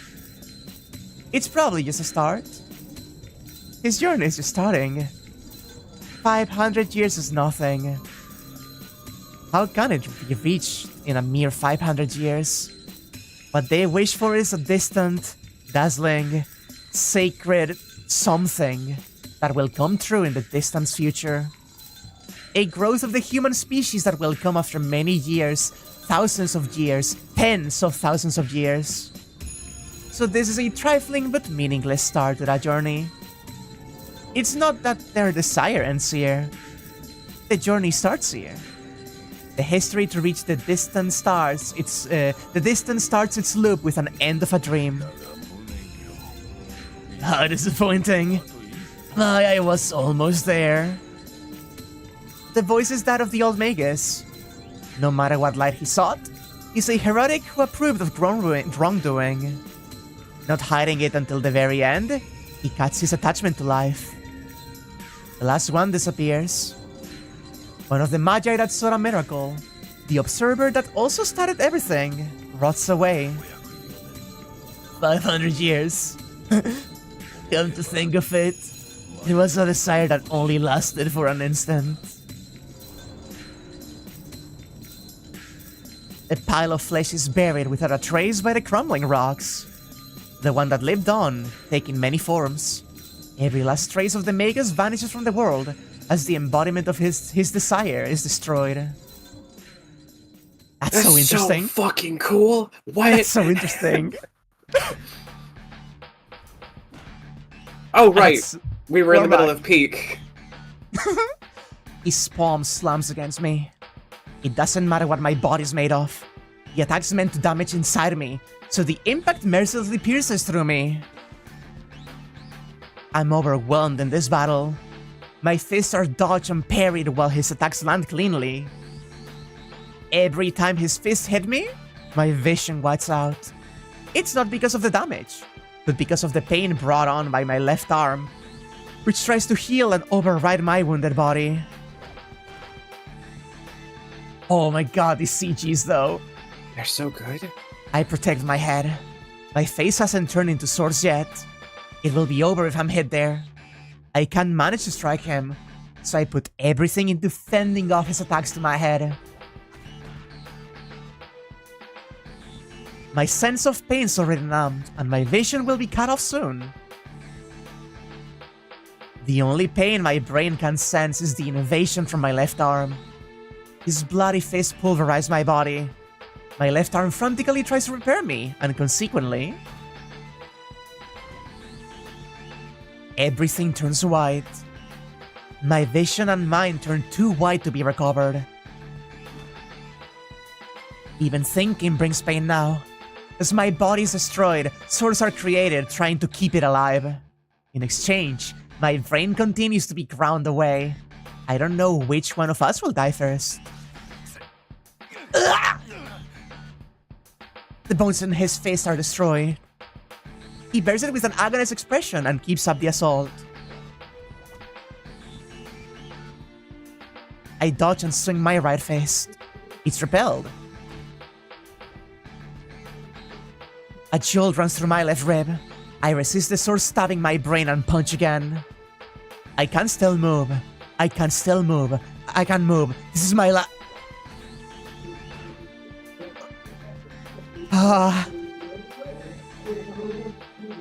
Two of them. The two of them. I love these two so much. Seriously. That hurt. That one hurt. Yeah. I shouldn't feel any pain, but my body's about to cry out from it. Flung like a ragdoll, my body hits a large piece of rubble, narrowly avoiding falling off the cliff.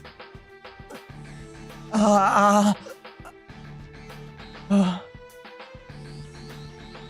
can't get up. If the impact hurts this much, the pain to reinforce my body would be beyond imagination. It will be the end. I'll burn out, unable to bear the pain. But if I go to sleep before that, if I close my eyes... So this is the end. Then I shall crush your head. The enemy walks to me. He can't run either. Both of us might disappear within the next minute. Then...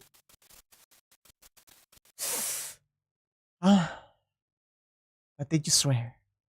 Who did you swear to protect?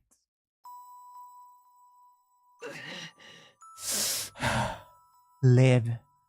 She said she won't be saved until both of you are alive.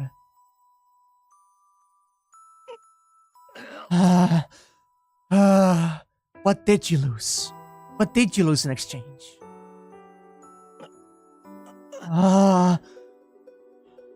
The enemy comes closer. He drags his legs, trying to get close enough to crush my skull. No way. I won't lose. That man has no goal. He's just following his way of life he protected.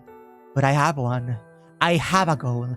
I have a reason that I had to beat him. A reason that I had to win.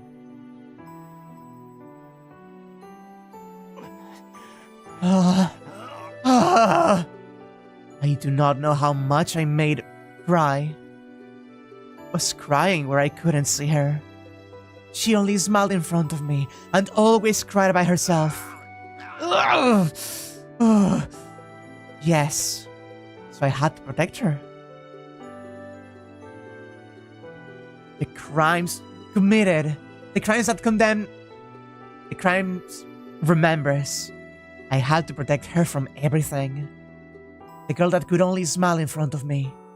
Her body was dying, but she still said she'd protect me.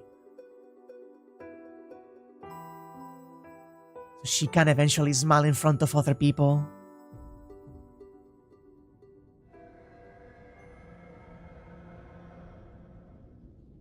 You're getting in the way of that.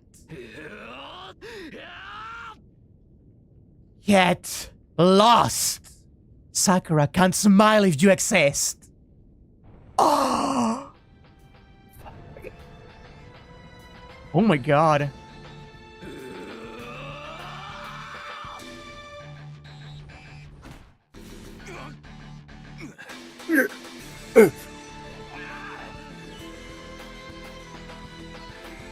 One blow. I punch my enemy in the face with everything I have. You still. Kotomine Kirei! 2 blows. 3 blows. 4 blows. 5 blows. 6 blows. 7 blows. I punch, I punch, I punch. I punch. This is said. There's nothing left if I miss this chance. I put all of my remaining life into this miraculous chance. Ah! I'm blown away. He deflected my attack and counter-attacked me with a hard shot. Ah! Damn. I know. He won't let me punch him that easily. He's many times stronger than me, so he can easily fend off my attacks and come finish me off. Yeah, so what? The difference in our powers won't change. Things won't conveniently go right for me. I'm blown away and my enemy comes to smash my head. I will lose. I will lose. I will lose. I will lose. It's a self-evident truth. But my body still moves. What to me? My enemy looms over me. My legs don't move. Yeah, my right leg really doesn't move at all. But I fired them up to raise my body. I won't die here. I can't avoid the enemy's attack with these legs. In desperation, I tried to evade the death coming in the next second and... The guy in front of me didn't make it. He's standing in front of me with an upraised fist. This is how it ends. A simple difference in time.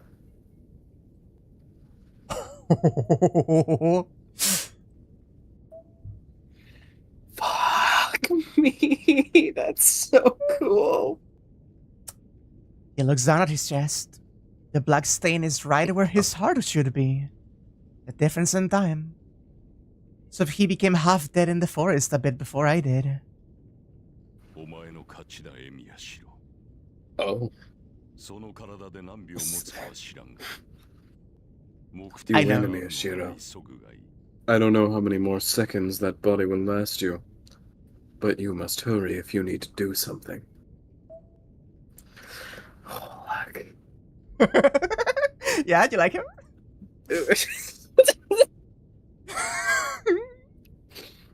He's just like before. He sounds uninterested in anything. Just like when I first met him at the church. Kotomine. You are the last master. Go to the Holy Grail. Fulfill your wish.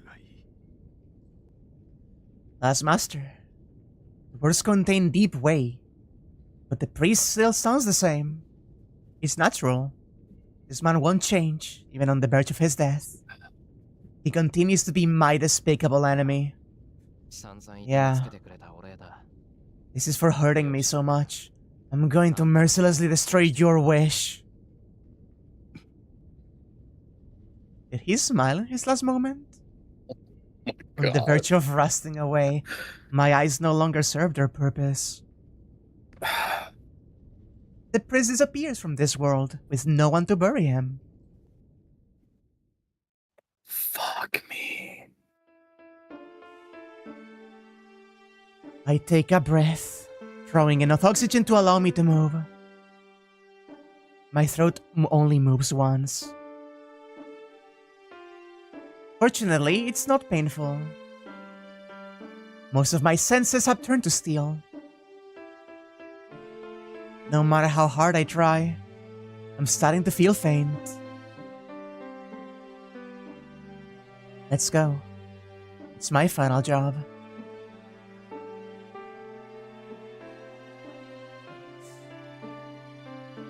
I release my left arm. My consciousness is about to fade away. My last projection. I'll use the strongest sword I know to destroy the curse along with the Great Holy Grail. It will be the definite end.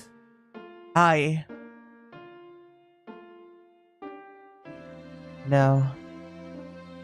I can't go back if I use it. I know I'm going to disappear anyway, but I have to try to find some other way as long as I'm alive. I promised that I would protect Sakura from everything. I can't selfishly die. I want to live with Sakura, so...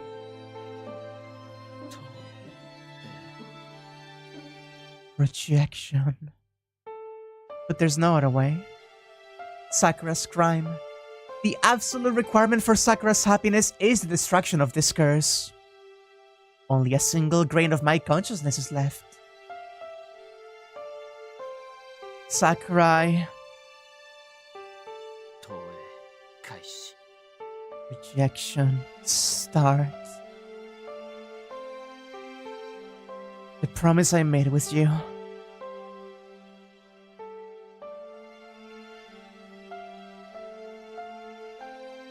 A sword is in my hand. His body last.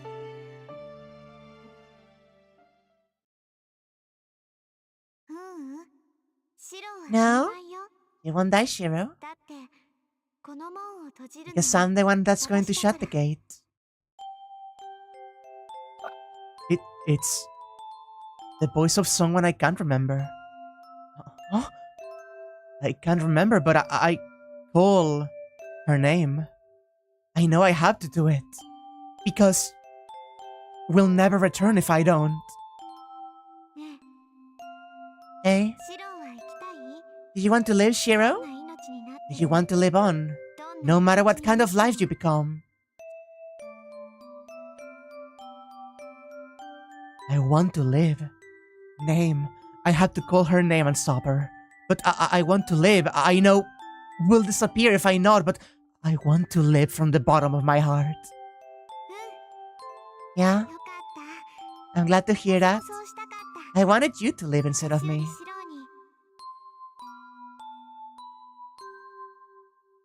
What are you saying, idiot? Just come back. You won't be able to return if you go any further. I'll take him, so... Damn. I had to remember her name, but my head's turned stupid and... The important name is... And I'll show you a miracle. It's an application of the magic I showed you earlier, but this one's amazing. This is the magic everyone wanted to see after all.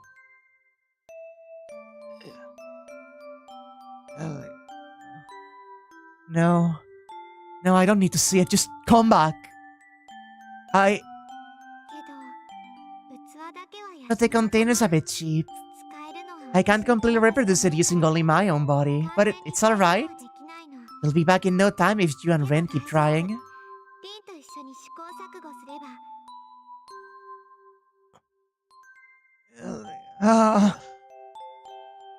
She goes to the center. The person in white becomes a sacrifice, just like the first ritual to close the Great Holy Grail. Goodbye. We aren't related by blood, but I'm glad we were siblings.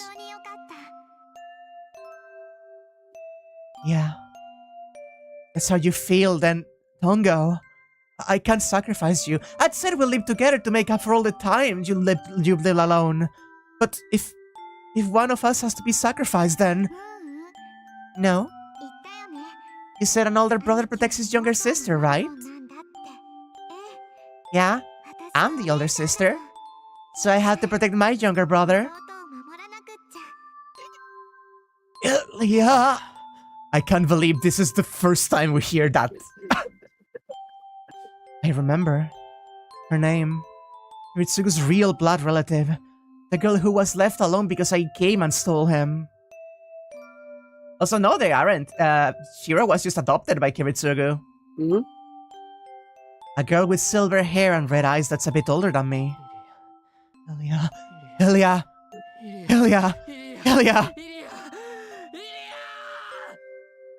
I can't reach her. I don't hear voices anymore. I can't see anything in this light. And at that last moment...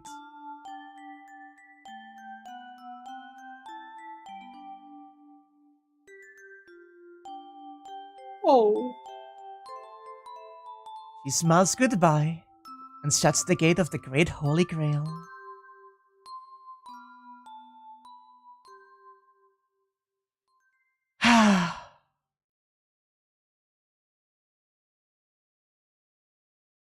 The sage cries out, "Open, gates of heaven! Bless us and bestow miracles upon us!" Oh, the curtain closes, the millennium comes to a standstill. Our dreams, our hope was a forbidden failure from the start. The stars fall from the sky, space closes up into nothingness, the pathway... I couldn't read that, Sodler, sorry.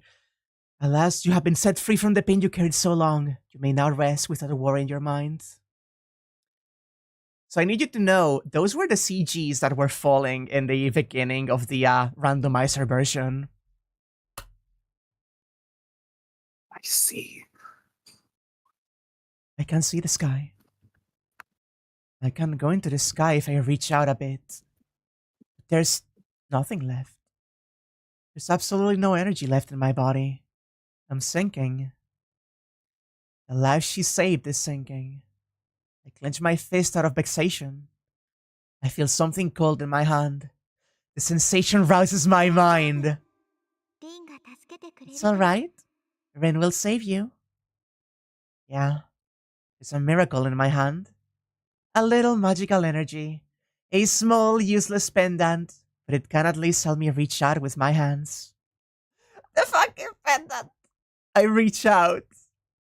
The gentle atmosphere and the warm sun hits my skin. In my hand is the endless blue sky.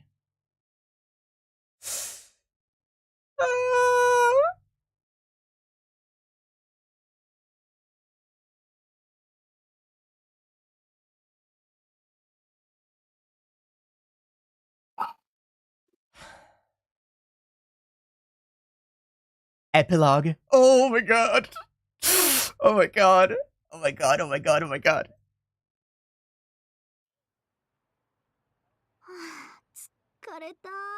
Oh, I'm tired. Thump. I drop the bag filled with souvenirs on the ground and stretch. The sky's clear and sunny, and the spring sunlight feels great. It's too bright after the darkened interior of the plane, but this is still it's nothing since I'm finally free from the long journey. Rain is coming back from fucking London. Oh, Bird is gone. There's a movie theater there instead. This place changed while I was gone. Oh, this is exciting. This is delightful. I stretch myself out and look around the town. I took 25 hours to travel from London to the suburban Japanese town. Ren got pulled out by riders still, you know? How did you survive every fucking route in this damn game? She did! She does! My body's cramped from being stuffed in a small seat. My butt hurts from all the sitting, and I hit my head on the ceiling during the landing. She's such a fail woman, I love her. I really genuinely did not expect Tosca to survive this route. I was certain she was, like, gonna die. It was worse than economy class. I should have at least used a legitimate travel agent. Moral of the story, do not skimp on travel expenses when taking long trips. Even if I'm dirt poor. And Luvia Gelida says, fucking first mention of Luvia? Oh, Miss Tosaka, if you're having financial troubles, I can take you on as my maid. I can guarantee a monthly salary that equals the yearly pay of the cheap waitress down at the 4th Street. Oh, I'm quite serious, so please submit your application tomorrow morning. I can't believe that's the first appearance of Luvia in the fucking series. I can't be stingy when I'm coming back to my home country. Yeah, I'll be smart next time. I had the return ticket, so I'll have to deal with that worn-out plane on the way back. Bus is a, 20-minute wait. Yes, that's the blonde bitch in blue. You know exactly who, Sadani. Well, I don't want to wait, so I guess I'll walk. I lift up the bag and start to walk. It's about an hour on foot. Takes a while, but it's good since there's still time until we're supposed to meet.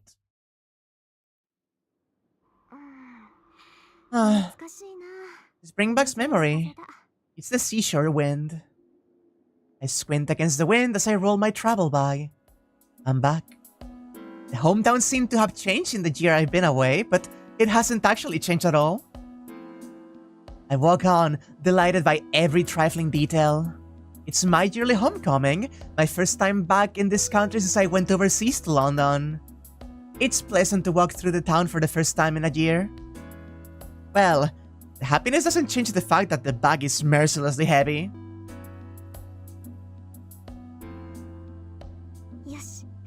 Alright, I guess this will do. I take a shower and check my appearance in the mirror.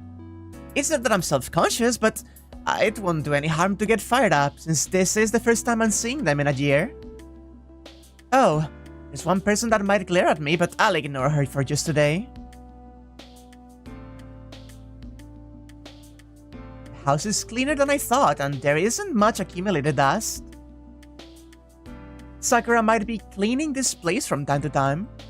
I'm thankful, I really am, but I hope she's not using this place for anything strange. I saw a bottle of shampoo I didn't recognize. Shampoo goes in the bath. You don't put shampoo in the study, kitchen, entrance, or the yard. No, it's nothing to worry about, but it's pretty suggestive. It's 3 already! Jeez, what was I doing for 2 hours? I dash to the door, try to put on some pumps to show off, keep up and change back into my boots and dash out again.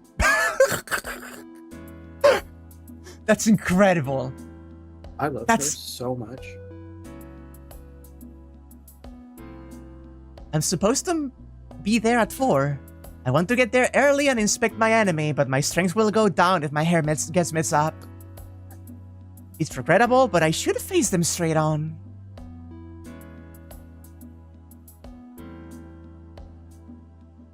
Oh, we're getting there, and the cherry blossoms are in bloom. Well, it's an emotional moment, but I just want to forget about everything and run, and now that I'm here. I go through the gate and up to the door. Well, let's ring the doorbell. After the ding-dong, the door opens.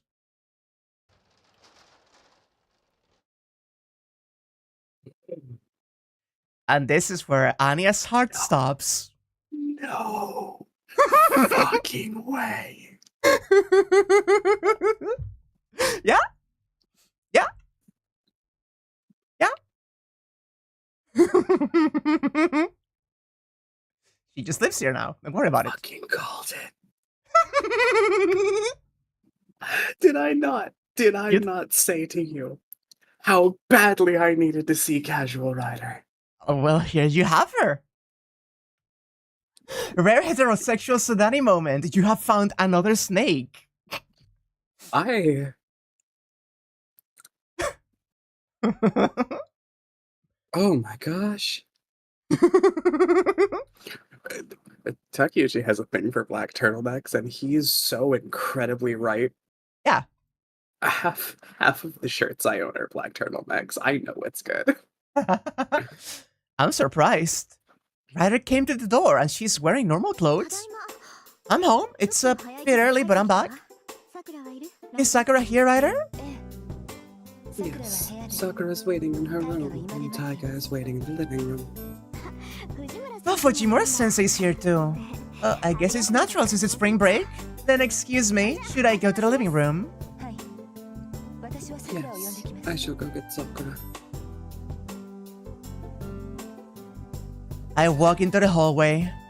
I glance at Ryder while we head into the living room. Could she be considered an ambush? She was beautiful before, but it stands out much more in her normal clothes. Ren. Gay. Oh my god, she's such a fucking bisexual disaster, it's not even funny. Also, yeah, the loose ponytail goes so fucking hard. To be blunt, she's really gorgeous. When a woman calls another woman gorgeous, you know it's true. I've seen many beautiful women over there, but I haven't seen anyone as beautiful as Ryder. Holy fucking shit. She's so gay. Well, she's superior to humans, so it's natural that she's extraordinary. She's a servant after all. The Magi in the spirit dispelling department would be unable to work for 3 days if they saw her. I bet they'd lock themselves up in their workshops for a month if they found out she's a familiar. Rin, do you need to talk to me? I guess. Well, thanks. Is everyone getting used to everything? Oh my gosh, she's just flirting with her now. It's just casual small talk with the pretty lady. Let me see. It has been stable compared to 2 years ago. There was some unsteadiness once you left, but it started to settle down about a month ago. It seems Sakura has grown used to it. I see. Well, I wasn't worried. Since the two of you have good chemistry, you're not drinking blood without telling her, are you? I asked her in a whisper. And, like, if you were, would you, like, do it to me? It's not that I'm blaming her, but if she is, I'm worried about whether she can follow through. There is no need to worry.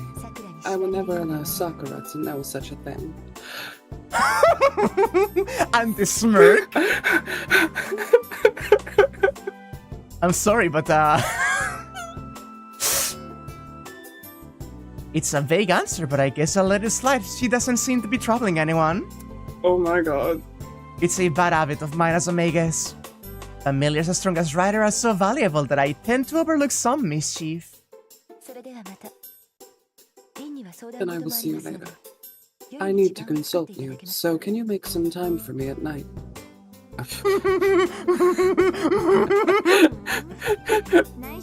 Oh, if you want to talk secretly, we can do it at my house instead. I'm spending the night here tonight, so can it wait until tomorrow night? Oh my god, they're so gonna fuck, oh my god. They're so gonna fuck. Holy fuck.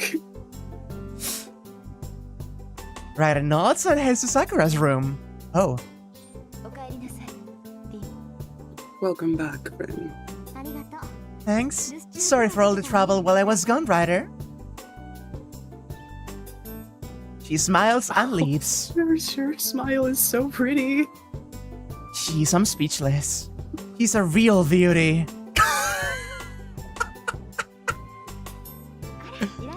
Oh, welcome to Zaka-san. I'm glad you look well. Yes, I'm glad you're still the same. And there are no club activities today? Oh, I skipped it because I heard you were coming today. Well, this year's captain is reliable and today's just a meeting to get more new members, so it's not a problem. His wife. New members? Are there fewer people in the archery club now? Oh, there's more, but you see, Sakura-chan was the captain last year, right? We got more boys, but we don't have enough girls. Oh, you wouldn't know since you graduated. The captain this year is a good-looking guy, so we'll get a lot of new members if we do the things right. Oh, who is this handsome man, huh? It's Mitsuzuri-san's younger brother. He's actually the opposite of his sister and is really timid. I bet he'll freeze on the spot if we put him in a stage during club introductions. Stop, don't, come on, that's really mean. She's awful. I think she's choosing the wrong person for the job. Well, archery has this strict image, so it might be good to appeal to the girls by showing how easy it is, but Yako's brother, huh? Never heard she had one. How's the living over there? Are you getting picked on because you're Japanese? See, people at the College of Arts make friends just by competition. That's just a stereotype, Fuji-sensei. Nobody who loves art has such a narrow view. That's such bullshit. Okay, I got scolded. I can't tell her all they care about is themselves. Making things worse, Fujimura-sensei's concerns are 100% correct at the department I'm in, but I'm going to keep quiet. Oh my god. Wait. Fujimura-sensei's looking at me and smiling. What is it, Fujimura-sensei? I'm just thinking how you got more beautiful. You look more mature now. Did you find someone good over there? Why does the conversation end up here when girls are talking? And she's sharp too. Oh, looks like I'm right! How is it? It's London, right? Don't tell me you guys were followed by some strange organization the instant you met him. Had to part ways around the burning London Bridge with 10 minutes left and just kiss and say goodbye! What movies have you been fucking reading? No, nothing like that happened. So nothing good happened? I can't say for sure. Well, there are people and there aren't. I can't help but give a vague answer. I have had no shortage of proposals, and I'd at least like to have a research partner. But I somehow can't get serious. Every time I go out with a guy, I can't concentrate because another idiot keeps popping up in my head. Oh. It's Ryder. No, it's fine. It's unbelievable, but I think every day that I might mean that I'm in love with them. No, can't be true. Oh, Sakura-chan! I straighten up at once. Sakura's confused by my reaction. Wow, she hasn't changed. She let her hair grow so long. Uh-huh, yeah. Oh my god, I love this. Oh my god, it's properly BB-sized now. I'm gonna cry, this is so cute. Hi, have you been doing well, Sakura? Sakura nods, and her happiness is written on her face, plain as day. Welcome back, Mason. I'm glad you look well. She congratulates my return with the biggest smile I've ever seen. An hour passed. We talk about what's happened during the year since I went overseas. I see, so you've graduated.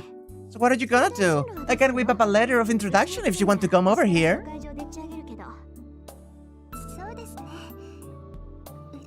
Let's see.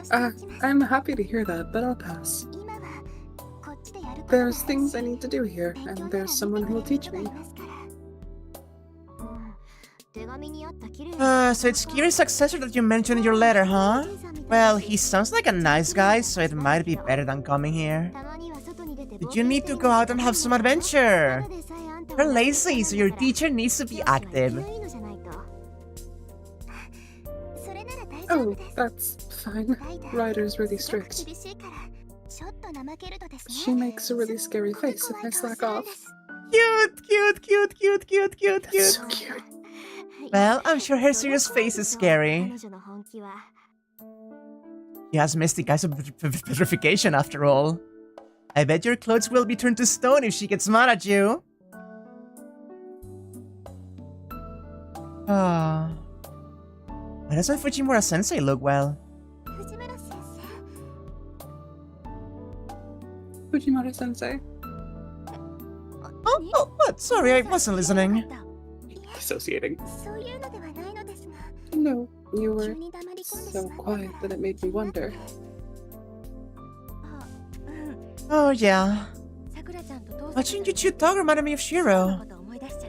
It would have been best for him to be here right now, but he's losing out when it counts the most. Man, Shirou's late. When is he coming home? Fujimura-sensei looks out the window with the cap in her hand. She's looking off into the distance. She's looking up at the clear blue sky. It's a bit awkward now. Is it my fault? That's not true. I'm glad you're talking about Senpai.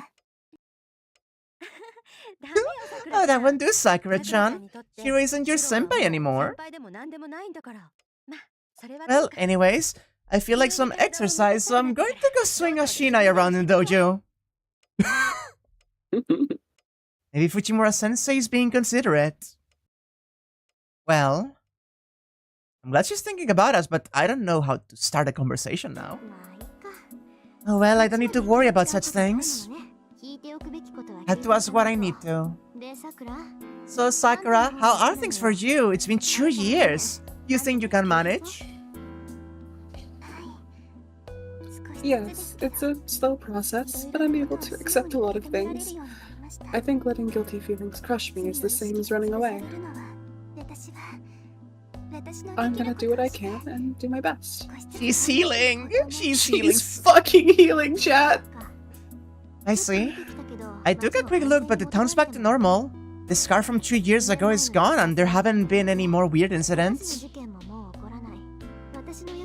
I dumped my responsibilities on you and went to the association, but I guess it turned out alright. Yeah, filling your shoes was hard work. I think I'm much stronger now thanks to that. You must mean mentally. Well, it just means people are better off moving around than sitting here and worrying. So what about you? I heard you were in a lot of trouble.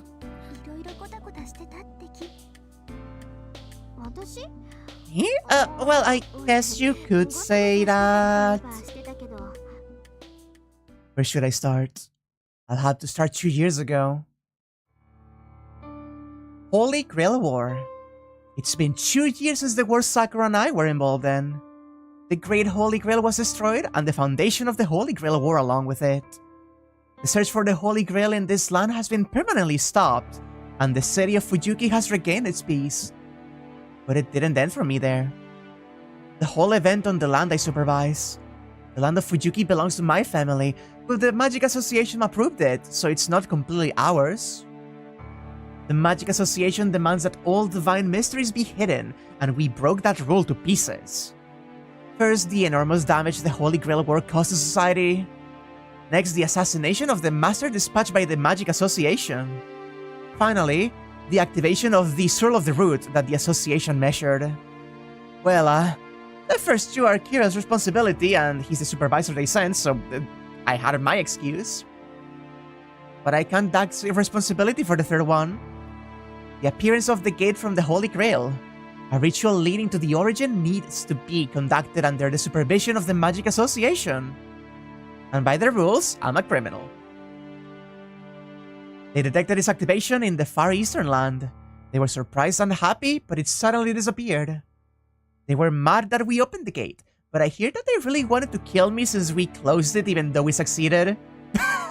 Of course. Even though I was busy dealing with the aftermath, I was taken to London's clock tower. And that's how the one-man court started in a meeting room that could hold 300 people. There were heads of every department, along with Magi who wanted the Tosaka family's rights once I'd been sentenced. It was more of a circus than a trial. Oh man, I guess this is it for me. I should run to the Middle East, where they are against the association, or fight until the very end in Japan. I was determined and was even making my escape plans, but there were people that wanted to save me while there were people who wanted to kill me. In the face of everyone's condemnation. So rich! Well, the carelessness of my apprentice is my responsibility. The old man, who slightly outranked all who were present, appeared and nullified all the charges against me. Fucking John Kaleidoscope himself. It's not that he took the blame in my place, it's give and take. Out of everything he could have done. Alright, then I shall take apprentices. I will teach up to 3 students. All the departments are to select prospects in a conference. He dropped a bombshell. I mean, a long missing magician appeared and said he'd take apprentices on top of it. The whole place became a riot. Completely forgetting about me, everyone ran to the departments, panicking over who should be selected. And he came to me, who was standing there, dumbfounded, and smiled. So an unremarkable parent produced a superior child. I expected the least out of Tosaka, but you managed to reach it in just 6 generations. And he said something ridiculous like that. What do you mean, Grandmaster? I played dumb, because I thought he'd kill me if he found out what went on. Magicians don't tell others about their magic. My instincts told me he'd kill anyone who followed in his footsteps without mercy. But my enemy's no ordinary person. He pats my head and praises me. Choose the people of the association. It's a stiff, conservative place, but they have the tools. As expected from the Great Master, the old man who traveled across many parallel worlds was a wholehearted guy. Yes. Truth is, I can recreate the gem sword. I comprehended the blueprint and the theory during that fight, so I can copy the magic if I had the needed material on time. Oh my god! Rin is capable of channeling the fucking third magic? I didn't know this! Rin's She can just so do this now! Fucking sick. Second magic, sorry. Third one is the Heaven's Seal. Well, I need a lot of money for it, so it's nothing I can accomplish in tens of years. Anyway, I got to walk away free. In addition, I got a free pass to the clock tower, so I named Sakura the supervisor of Fuyuki and left for London. It's been a year since then. Life at the tower knocked me around a bit, but like Sakura, I'm slowly expanding my territory. I see. So, Lisa, Emiya, Senpais. It's not a problem. I haven't told him about it, and Kiri reported that he's just an ordinary person who got himself killed by getting involved. I don't know if we should consider ourselves lucky, but we're the only ones that know about him. The air tenses up. After the incident, Sakura and I were carried to the surface and managed to survive.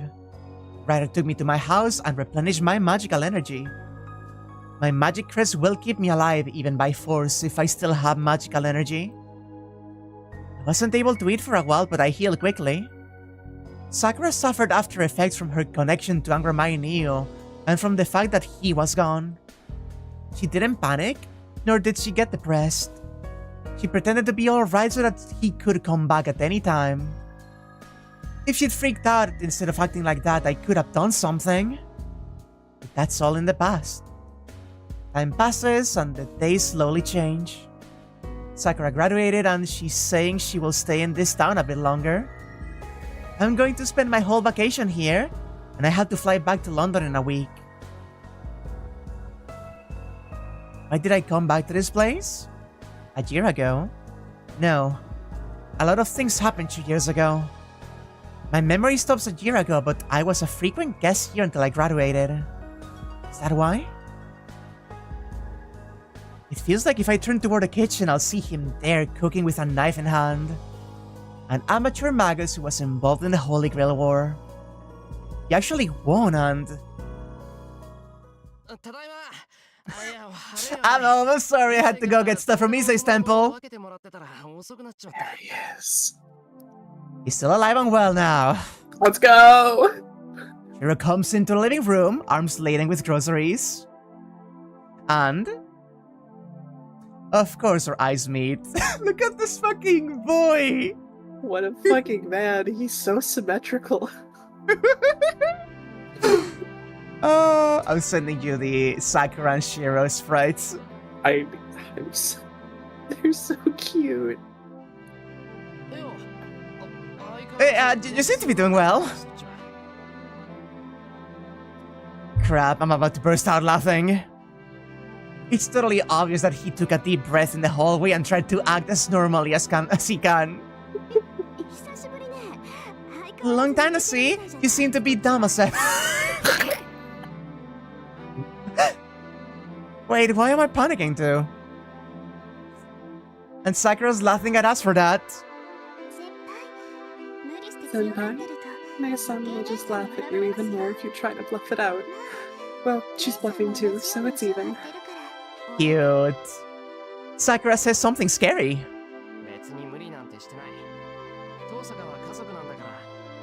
Who's bluffing? Tosaka's family, so it's natural that she'd be here. There's nothing special about it. But he slowed it down with groceries. Jeez. What are you going to do with that? We can't eat that much, you idiot. Yeah. It was a waste to get nervous. He hasn't changed at all. Right? Senpai hasn't changed at all. Oh god, Sakura's got confidence now. I'm so proud of her. Oh, that expression. He's got that familiar look where he wants to say something but can't. Whatever. More importantly, Tosaka, are you gonna be eating dinner here? Yeah, I'm already planning to sleep over. I see. And you can rest. You must be tired from the long trip. I'll make dinner so you can wait with Sakura. I'm sure you two have a lot to talk about. He goes into the kitchen and puts on his apron. This has been the scene here for a year. No, for half a year. Thanks. I'll accept your kind offer. Yeah. Oh, and welcome back, Tosaka. I wasn't worried, but I'm glad to know you're the same as always. Yeah. Back, Emiya-kun. I'm glad you haven't changed either. And the master of this house goes to make dinner for the freeloaders. Well, I look forward to finding out how much he got back to normal in the last year. He seems well. I wonder what happened, but I bet nobody could notice now. There's no problem with school? No? No. Oh, why did I speak as sir? You fool, you're getting too into it.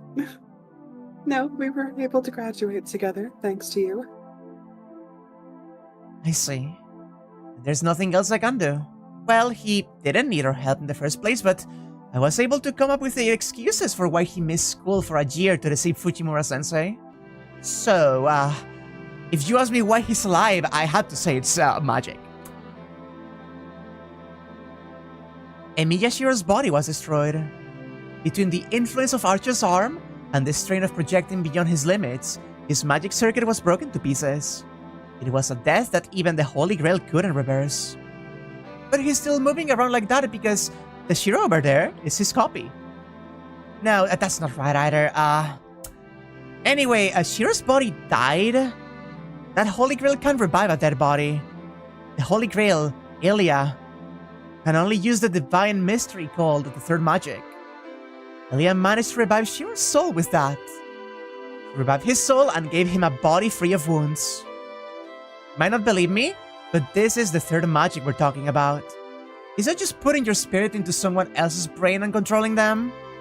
Once you give it a container or a body, the soul manifested by the third magic will take perfect form. It's the genes of the soul, not those of the body. Preserving Shirou's soul, Elia revived him by inserting it into a container. But it wasn't perfect. Maybe Elia's third magic didn't match the original. A few days after the cavern collapsed, the Shirou Rider found was just a bit different from the Shirou we knew. No, she didn't find him. She picked him up. No, it was more like she plucked him out.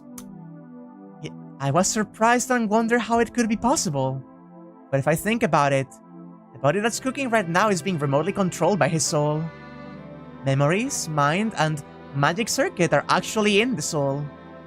So the body is only a terminal to move around, and the command structure is invincible in that world. Well, we experimented with a lot of things in the first half a year. It's not like he'd grow if we wanted him, and we weren't equipped to make a homunculus.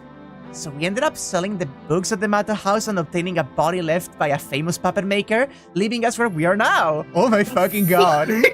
This is so much information at once. Wait, so he was stuck in what was basically a small vessel for a while and then they fucking put him in a puppet body? They had Shirou in the jar. He was all dependent. He was independent, right? That actually makes legitimate sense, yeah. Yeah. That could be the perfect vessel for him too. Oh, that's kind of beautiful. Don't take this the wrong way. Shirou's as human as the rest of us. He can go get surgery at hospitals, drink cold medicines, and die when he's killed. I can't believe you could say this, Ren. Souls can be put into bodies to give them life, but the souls will be fixed to the body in exchange. In short, he's like a servant that can operate without a master. The only difference is that he's living in this age. He will grow old and die of old age, and he cooks like he's doing now. He's the same as Shirou. But it's just good. I tried a few more good puppet makers, but I didn't find any better than the one right now. I thought about asking the person who made it, but I heard she was marked to be sealed and run away. I'm sure it will be a pain in the butt to find her. Wait, hold up, wait! Is that Toko? Is that the name? Toko? No, that's the Aozaki, right? The fucking... That's another Mahou, that's the kind of Joru fucking reference. Oh my fucking god. Yeah, Toko Aozaki, I believe. God fucking damn it. It's all connected.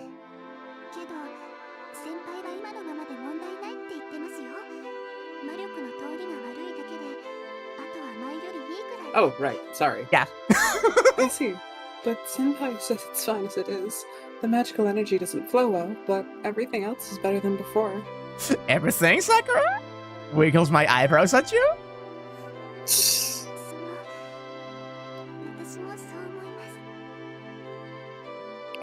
I think so too. Oh. The soul will override the body no matter how good the body is, so there may be places that aren't functioning properly, and I don't think it will get any better. Wait. Are you getting embarrassed? Sakura? Oh, gosh.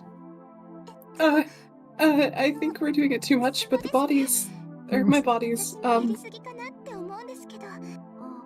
Oh. That's right. Sakura's body still has after effects from Angermai Neo. Even with the contract broken, she's still a Holy Grail. She was connected to Angermai Neo, so she's still connected to the other side. Vast amounts of magical energy are collecting in Sakura's body, and she has to periodically let it out. It's because of that magical energy that she can keep Rider, even after the Great Holy Grail's destruction. Ooh, I see. I love that. Ness and his tits are huge now, look at him! But she still can't use it all, so she must be giving the surplus to Shirou.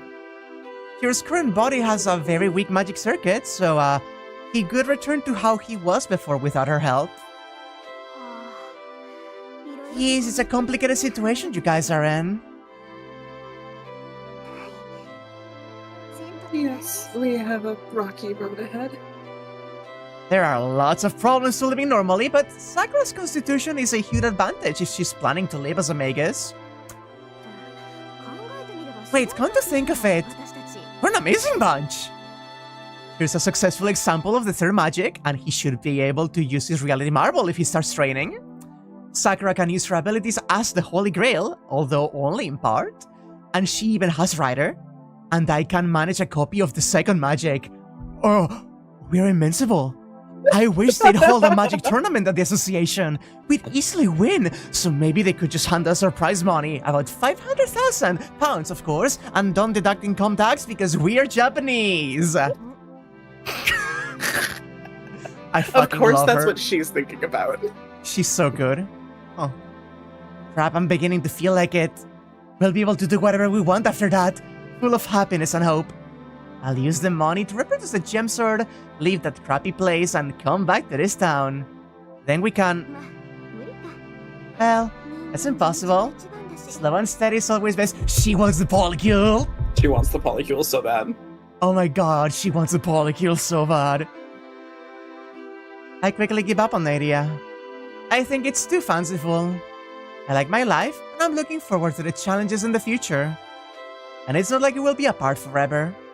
I'm sure they won't lead an ordinary life in this peaceful town with all the potential problems they have. Nessa, you had an evil smile. Oh, really? You're pretty perceptive, Sakura. I get up from the cushion. I can't take things slow. I can only stay here for 7 days after all. I can skip a single one of these dinners. Shirou, I'm helping, so let me use the gas burner. I'll show you the skills I got in England. Oh, great. I reject his protests. I'm smiling more than I really mean to as I put on the apron that's prepared for me. Well, I roll up my sleeves and head to the kitchen. Oh, before that, I remember the most important thing I need to verify. It's been 2 years. I turn back to my younger sister. Oh, look at her, though. Are you happy, Sakura? Oh, no, my heart. Yes. Her full smile is perfect. That made my whole trip worthwhile.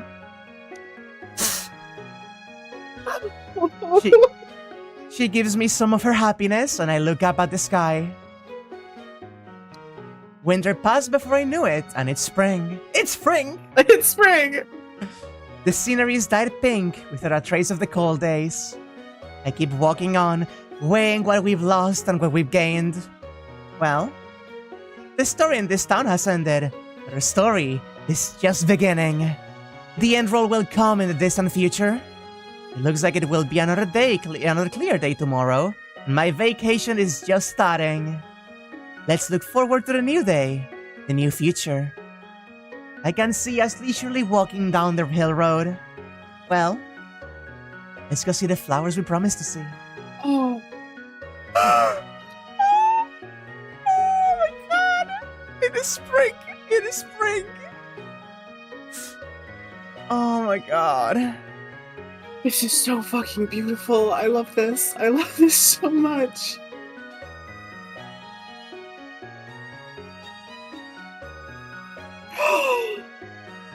Look at them! Look at all of them! All of them! Yeah! Oh my god. That's so good! So the winter went by and spring came along. Nature is in its full bloom and there's nothing left that reminds you of the hard cold days. Stash away both what you lost and gained, for life continues on. Now then, the story that unraveled in this town has reached a conclusion. New stages and people are waiting for us. Oh my gosh. Oh, the blossoms over the credits. A new ending song.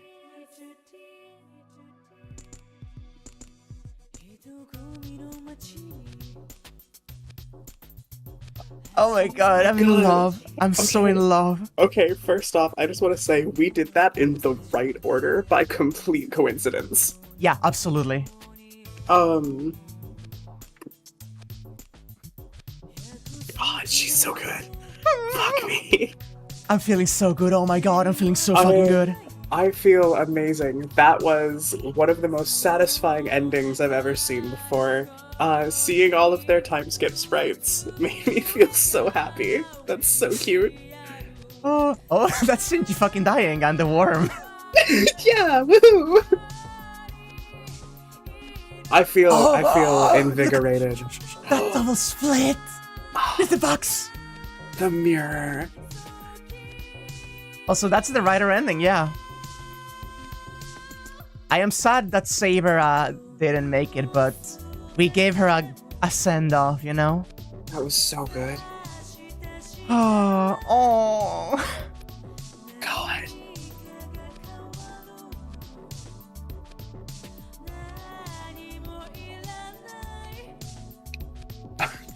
I couldn't mean it. You're still so horny for him. Fucking hell, I know. Extremely down bad. I need to find the full, the full scope of the sprite, of the, CG of his face in the last fight. Yeah, I agree. That was genuinely so good. I'm fucking... Oh my god. That was beautiful. Everything wrapped up so nicely. That was such a good ending. Oh my god. I'm clapping. Fucking standing ovation spiritually. That was beautiful. Genuinely. And so, every weekend of the last year and a half of our lives comes to a close. Oh. Hey, Anya, so, there's a last What? episode here. Oh my god, what? We're not gonna do it today, but Okay. there's a last episode here. We There's have unlocked. There's fucking more! So, God. there may be. Oh, look at them here. That... Okay. The true end is the most beautiful thing I've ever seen in my life. Oh my god, thank you, James. so I appreciate 4 tickets for the flower viewing. Thank you. Oh. God, that's pretty. Which means... So good. Oh, which means the next one is going to be a whole bunch of wrap up. Yeah. We're gonna have a long one. Yep, all of the bad ends. The reward you get for collecting all of the Tiger Dojo stamps. And then a last episode. And then after that, we can see about getting into Hollow Attraction together and we get more with these same characters. Yes. I can't tell you how excited I am and how grateful I am for you and all of chat and everything is so good. This has been such a fucking blast. I've been having literally so much fun going through this with you. It's been so incredibly inspirational. I love spending time with you. And that goes for chat as well. This has been an absolute blast, and the banter of everybody coming along with it has made it really, really special. Oh my god, my heart, everything. Oh my, the emotional, sad ending with Sakura into the hype as fucking bullshit with Kirei and a good end. I'm so incredibly glad that we did the one we did first. Oh my god. Like, that was by complete coincidence, and I would have been much less satisfied if we had done that one last. Yeah. Oh my god. Oh, that was so perfect. What the fuck do you mean Fate's Night still holds up? Of course it does. It's better than most things that come out now. Yeah. That's peak. It's just peak. It's just peak. Literally, this game was, from beginning to the end, one of the best experiences I've had with any piece of media in my goddamn life. That's a very good way to summarize it, Arukana. These two endings need each other. Yeah. They are complementary. That was just excellent. Let me get some music going for chat, actually, one moment. Keep them entertained. I gotta dangle the keys. Quick whack, put Subway Surfers on screen. If I had it ready, I absolutely fucking would. That would be so funny. So, we've reached the end. I understand there is still more, but we have completed all the routes. I don't understand how it can go up from here. I don't know if it will. This has set such an incredibly high bar that, like, respectfully, I don't know if it could be matched for me. So, like, I know people adore Kara no Kyokai specifically, and I've heard really good things about it. Hollow Attraction, I don't know anything about, so I couldn't tell you. People are about as insane about Fate Extra and Extra CCC in many regards, so that's gonna be a fun thing to experience. I just got the lightning bolt in my brain realizing that I have unlocked most Fate media. Right, because we still have like a little bit, but I think the risk of getting spoiled about the last episode is so minor that, yeah, no, you have just unlocked so much stuff. Oh my god, everything's changed. Don't worry, Crustacean. Giving headbutts. There's some stuff that's Holo Treasure related, but no, yeah, that's fine. Don't worry about it. I am so unbelievably excited.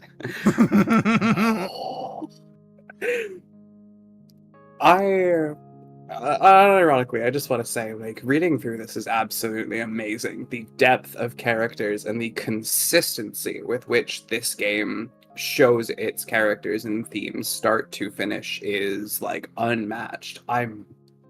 This shit's really great. I cannot believe that I slept on this as long as I did. Yeah, Go ahead. I was gonna say in general that I knew that you were going to like it, and that was a really fun thing, you know. Like you were so excited, you were so excited every time I brought up anything Fate related that it was a given that you would enjoy the rest of the series. But even I underestimated the breadth and extent to which I would love it. Even knowing that even having played FGO and having a knowledge of this and knowing that I would love it, I never imagined that I would get hit so fucking hard about this story. For real. Like, it was seeing how enraptured I was with it, and then seeing you exactly as excited, someone who was already familiar with the series, is just like, oh, we are reading something incredibly special. It's special, exactly. That's exactly what I was saying. Yeah! Goodbye, Sudani. Thank you for staying up so late. Good night, Sadani. Thank you for being along for this. You're always welcome. It is really interesting, right? About how Shirou was slowly losing everything, but in the end, the two names he remembered that that helped him push through were that of Sakura and that of his sister. Yeah. And both of them were the two people whose routes got combined into one, you know? Gosh. Like, it resonates. It resonates. I really, really loved this. I'm gonna have more to say, I'm sure. But this route was so much. Yeah. The other two routes were excellent, but we definitely read them, I think, in my opinion, personally, by increase of quality. I think UBW was the most coherent, which is to say, it was the most, like, it had something it wanted to say, and I think it said it the most clearly, in my opinion. It's never a mistake. Yeah, exactly. But Heaven's Feel tackled, I think, the broadest network of topics and still somehow didn't feel like it lost any kind of thematic cohesion. Everything was still interconnected and was still presented wholly throughout the text, but it was asking and saying a lot of interesting things. Yeah. And I've mentioned this before, but there is... I just really like that going... Oh my god, please stop sending me money. I appreciate it, but please stop sending money. What was I saying? God, I got distracted by that. The people love you, Wak. I was gonna say that, that it's a real shame that, like, I know it's weird to say, but it's such a shame that these two routes are so good, because I love Fate. I love the Fate route as well. I love Saber, I love the Fate route, but compared to the other two... It's like the Fate route has been done a disservice by being put in the same game, because comparing them almost seems unfair, and the Fate route is still beautiful. Like, it is excellent. The Fate route was wonderful, but by having it be alongside Unlimited Blade Works, and then the whammy that is Heaven's Feel, it's killer. It's just death. Not to mention, I already forgot what I was going to say. I'm so sorry. Well, I will say that even though you can say that it's a disservice to it because of how good the other ones are, the other ones also couldn't be as good without Fate as the base to build up from. Absolutely. Like Absolutely. we're not saying like it's dissonant to have it because it's extremely important. It sets the stage for so much of what will happen later and all of the themes and topics that the game tackles. And it's very important. I think what Sidani just said really well is saying it's a 9 out of 10 next to two 10 out of 10s. Yeah. Saber getting captured by Caster and Saber altered do not land without Fate. Yeah. I think if you read them in any other order, you're missing out. Yeah. And of course, doing the other two routes sets up Caster's sword as like a very big threat that then is fucking used by Shirou at the end. If you don't read Heaven's Feel last, I can't imagine it working as well as it does. It would still work, but just so much of Heaven's Feel felt like callbacks to the other two routes. Yeah, it is. Especially because so much of the other routes is literally spoiled by Heaven's Feels at the very beginning. Literally. Yeah, it is the intended, like, by all means, this is 100% the intended order. The game doesn't let you read them out of order. I only say this because I know some people who have read them out of order, or been exposed to them out of order. People go into the, Unlimited Blade Works anime, you know, and there's not a decent Fate and Route anime, so people miss on that initial exposure. And then there's the Heaven Feels movies, which some people... Imagine going to see the Heaven Feels movies without watching Unlimited Blade Works or having knowledge. Could not. Oh. I am thrilled that we've done this, and I think the fact that there is more to come is the most exciting thing in the world. This is excellent. This is perfect. It's wonderful. I am so happy that I got to do this with you. Me too. I'm going to have so much to talk to you about later, and I'll definitely have more to say to wrap up more thoughts for the next stream. We will be missing next Friday, unfortunately, because I will be busy. But I think that will be fine, though, because it gives us time to decompress and assimilate everything. Absolutely. So when are we starting the Anya roll fund for FGO? Steve, I've come to beg you for gotcha money. You know, you can actually start FGO now without any risk of spoilers. Okay, so I need you to know that I did open up the App Store and download it today in anticipation of finishing. That's incredible.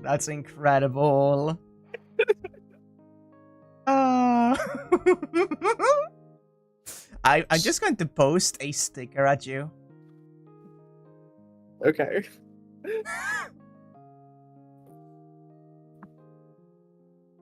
But yeah, no, my mind is so full of joy right now.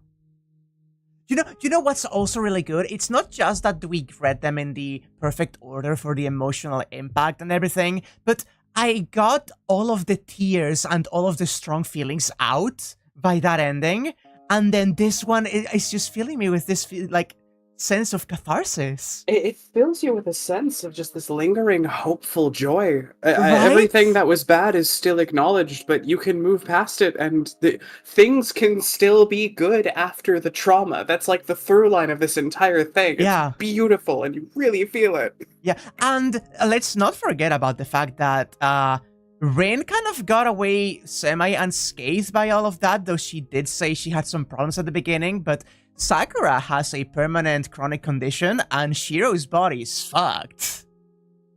Both of them are not just like survivors of trauma that are helping each other keep living, but they are also people who have physical sequels after everything is said and done, and are trying their best to live with it and adapt to it and be happy together, you know? Yeah. And it's so good. It's beautiful. I love Fate so fucking much. I should probably be stepping out here, and I mean, so Yeah. should you. It's quite late, but thank you everybody so much for watching along. Thank you for all the kind words, the excellent discussion, everything. This has been an absolute blast, and I'm so excited for more. I'm so excited too, but by all means, son, please decompress and enjoy yourself. I will be chatting with you after the stream as usual. I've got to go step out and think about this for the next rest of my life or so. Yeah. I'll catch you later, Wag. Take care. Bye-bye, hon. Bye.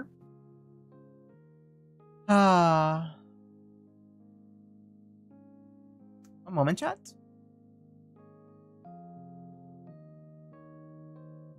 Did they ever actually say that Ilya is Kiritsugo's daughter before then?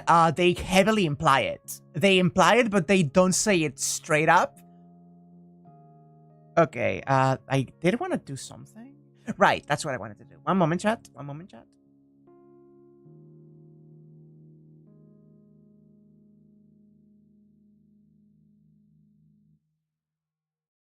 Do not panic. This is a calculated thing I'm doing. Okay. So, because we were getting to a very serious spot, and Joel wanted to support the stream, and I'm so extremely, incredibly, genuinely, insanely grateful for all the support you have all been showing. But the thing is, I did end up turning off the item throwing, and there has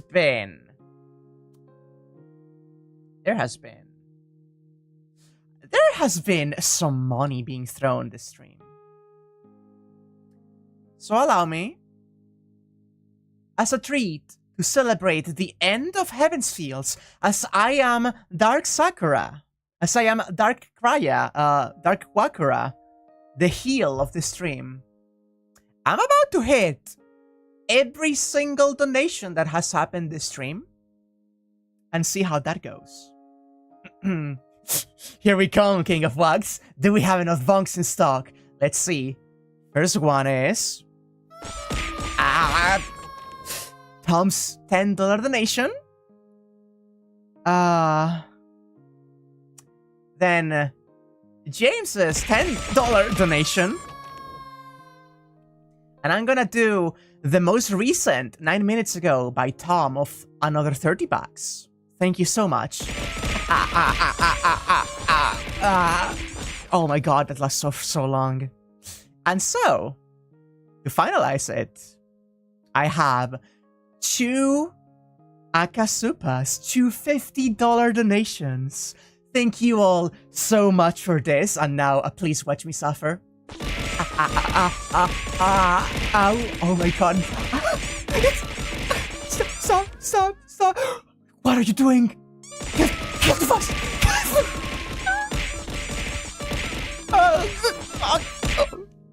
Oh my god. Oh my god, thank you so much. I appreciate it. And one final one. I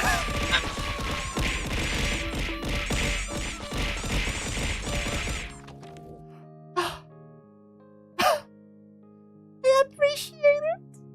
You have no idea how much I appreciate it. But oh my god, please save your money. That's so much money. That's so much money, please. I appreciate it, but please.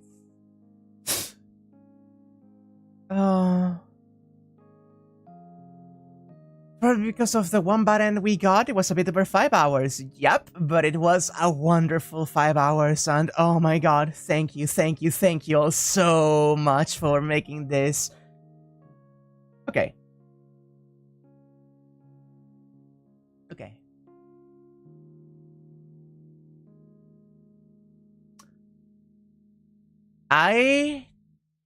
Listen, I don't wanna get super sappy about it or anything, but I don't do much, right? I don't do much other than, like, my art and my streams, and I really should. I really gotta do something eventually. So, like, this is, like, kinda showing a little bit that I that I don't have much in the way of social experience, and I don't really have any like in-person friends around my area. So when I say that these streams have been genuinely some of like the best social experiences I've ever had in my life, I'm not lying, and it may be a little bit telling about myself, but I'm genuinely grateful about all of you being here and having made all of these streams such a wonderful time together. Big hugs! So genuinely, from the bottom of my heart, thank you all so much for being here. And we'll just keep going. This may have been the finale of Heaven's Fields, but it is not the finale of Fate's Stay Night. We have so much more going on, and after this, we're just going to be rolling into Hollow Ataraxia, so it is never over. The Nasu train just keeps on rolling, and I can't wait to keep experiencing more with all of you. Thank you all so much. Thank you all so much. And I am happy that we could share some of that joy with all of you. I love all of you, and I'll be heading out for now and resting because Lord knows I need some rest after 5 hours of stream at night. Kills Waku Waku Splash. I don't think that will happen on episode 1 unless I'm misjudging how wacky Hollow Ataraxia gets early on. But I'll be seeing you next time. Bye-bye! Wait. One moment. I'll hit you one last time with the, with the evil lighting in the background, don't worry about it. Bye. Bye-bye.